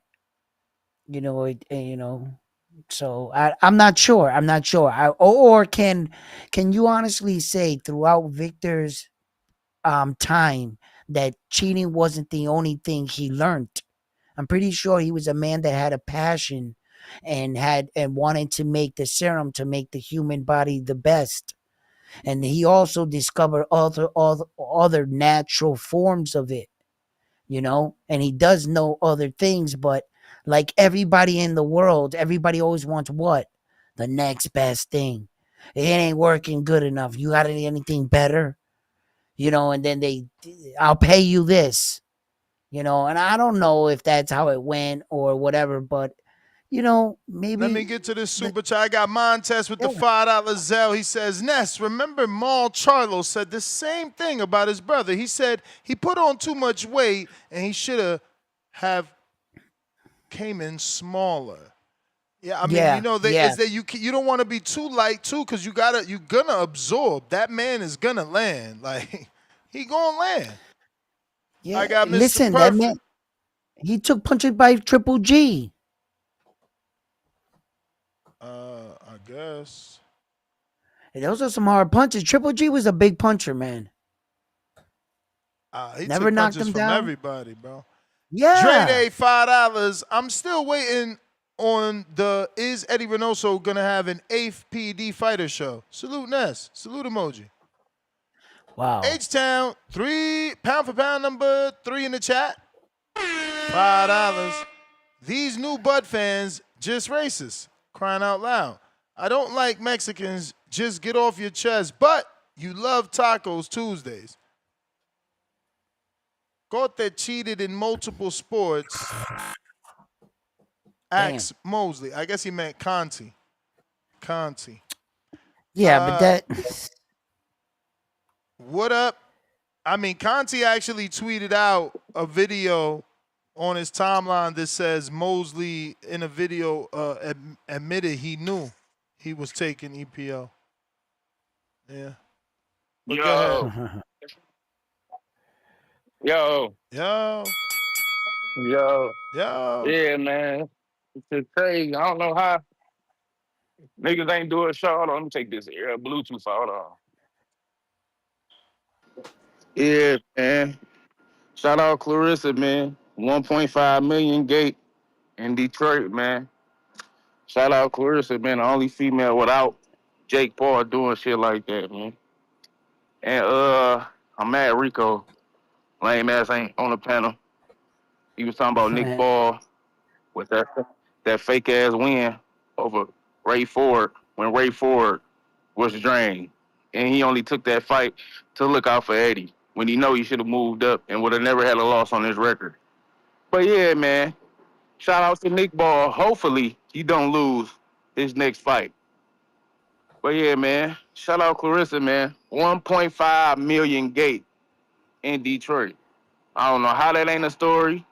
Ring Magazine posted it. But I guess niggas want to clickbait on 2 shows today. But yeah, man, shout out to the GWOAT. Only female without Jake Paul doing gates like that. Give her props, man. Big time boxing Detroit, we out. Here it go right here. On his timeline. I knew I seen it. See, I just ain't had time to click the video, but it says Shane Mosley admits knowing to using EPO. And Victor put the truth about Shane Mosley. This is tape of Shane Mosley, taken by Judd Burstein. Oh, this is a deposition, though. Is the testimony. In the matter Mosley versus Conte, this deposition is being held at I was right, it is a deposition. 1790 Broadway, New York, New York, on October 27, 2009. Yo, and look who posted his snack. Nasty word. I'm good.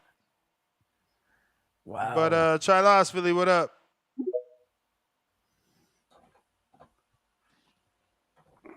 What up? What up? Hey, I messaged you earlier. Did you find that action on Progray and JoJo? Yeah, somebody put $5 for me. I think it was Chicago, all right. April. Okay, so And the like bet that is whole on my undercard bookie pretty much now, but showed it's up. only money line. I don't know if it changed yet, but last time I seen it, it was on my bookie, but it still was money line. Okay, well, I checked this morning when I messaged you, and no, they had several fight props, but it wasn't on my bookie. It was on Bovada. Yeah. But like for knockout and all that stuff. Yeah, I found it at plus 183. Yo, Ness, I'm gonna cut out. For who? For Regis by KO. Okay. Peace out, round one. All right, let's see. All right, so Regis. Hey, did you say that Ricardo Brown was going to be fighting this weekend? Because he was on there. Ricardo Brown. That the heavyweight?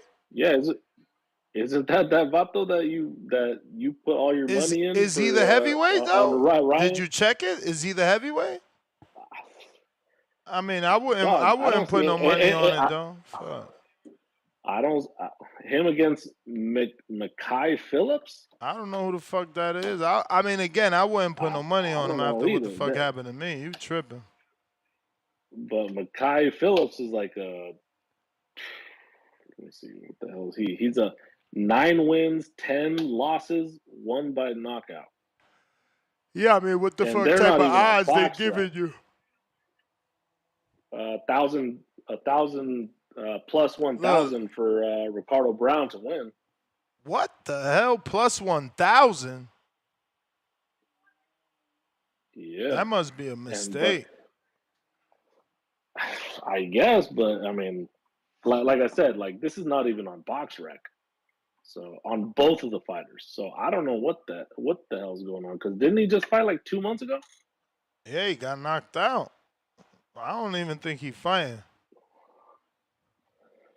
You said Ricardo Brown.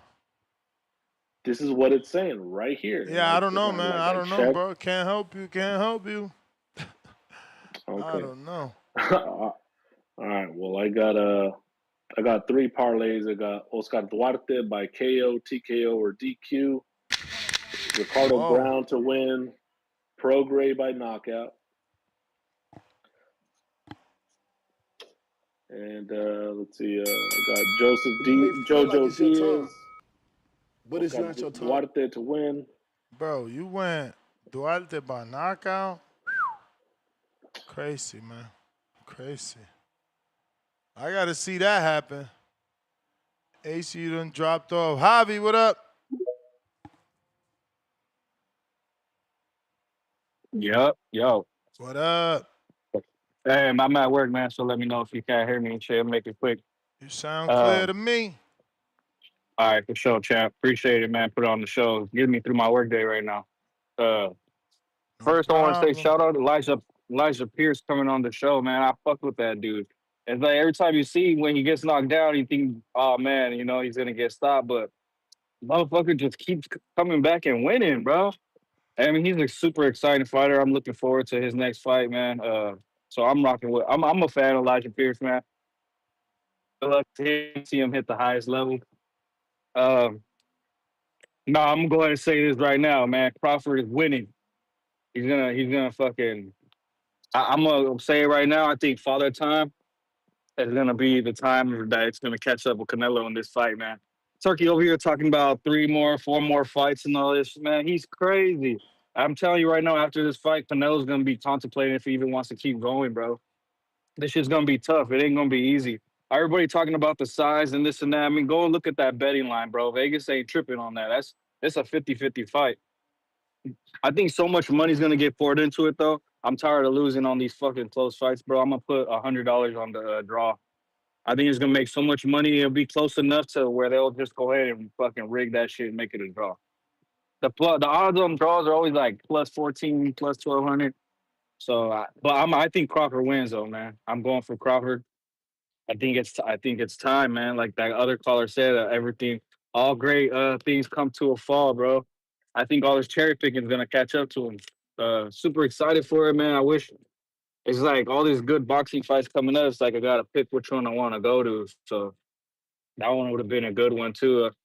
Looking forward to that border wars too, man. I'm gonna be at the airport going to visit family in Arizona, but I'll be tuned in for sure on the YouTube. Yeah, Appreciate it's a you. clean bulk up. Yeah, hell yeah, Ness. I fuck with the border wars, man. This one I know is gonna be good. I had to tune in on the fighters, man. I'm gonna do a little homework on all your fighters. I like it and puts a little more interest on it. Uh, shit, you guys taking bets too, or like how does that work? Nah, wish we got to figure Nah. a way to do that. Okay, so you got Tip on there, huh? Fighting Lobo. Yes, sir. Yeah, that's the one I keep hearing about all the lead up, bro. So that's what I'm excited for. But yeah, I like the show, bro. That's a clean bulk up, bro. Crawford ain't doing no dirty. It's funny that they're bringing up his whole career. He's talking about Crawford being dirty, bro. So it's funny that they're calling Crawford dirty, but nah, it's clean, bro. That's my call.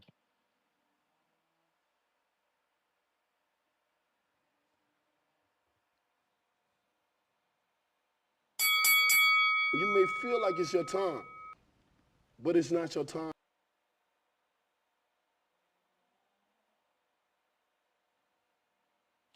All right. Appreciate you calling in, Javi. Let's see. Oh, that's everybody. We right back at it tomorrow morning, 6 a.m. Pacific Standard Time, 9 a.m. Eastern. Actually, no, tomorrow's Friday. I got to fly out for Border Wars. I forgot about that. But I will be going live from the gym for the evening show. I'll be traveling all morning. Peace.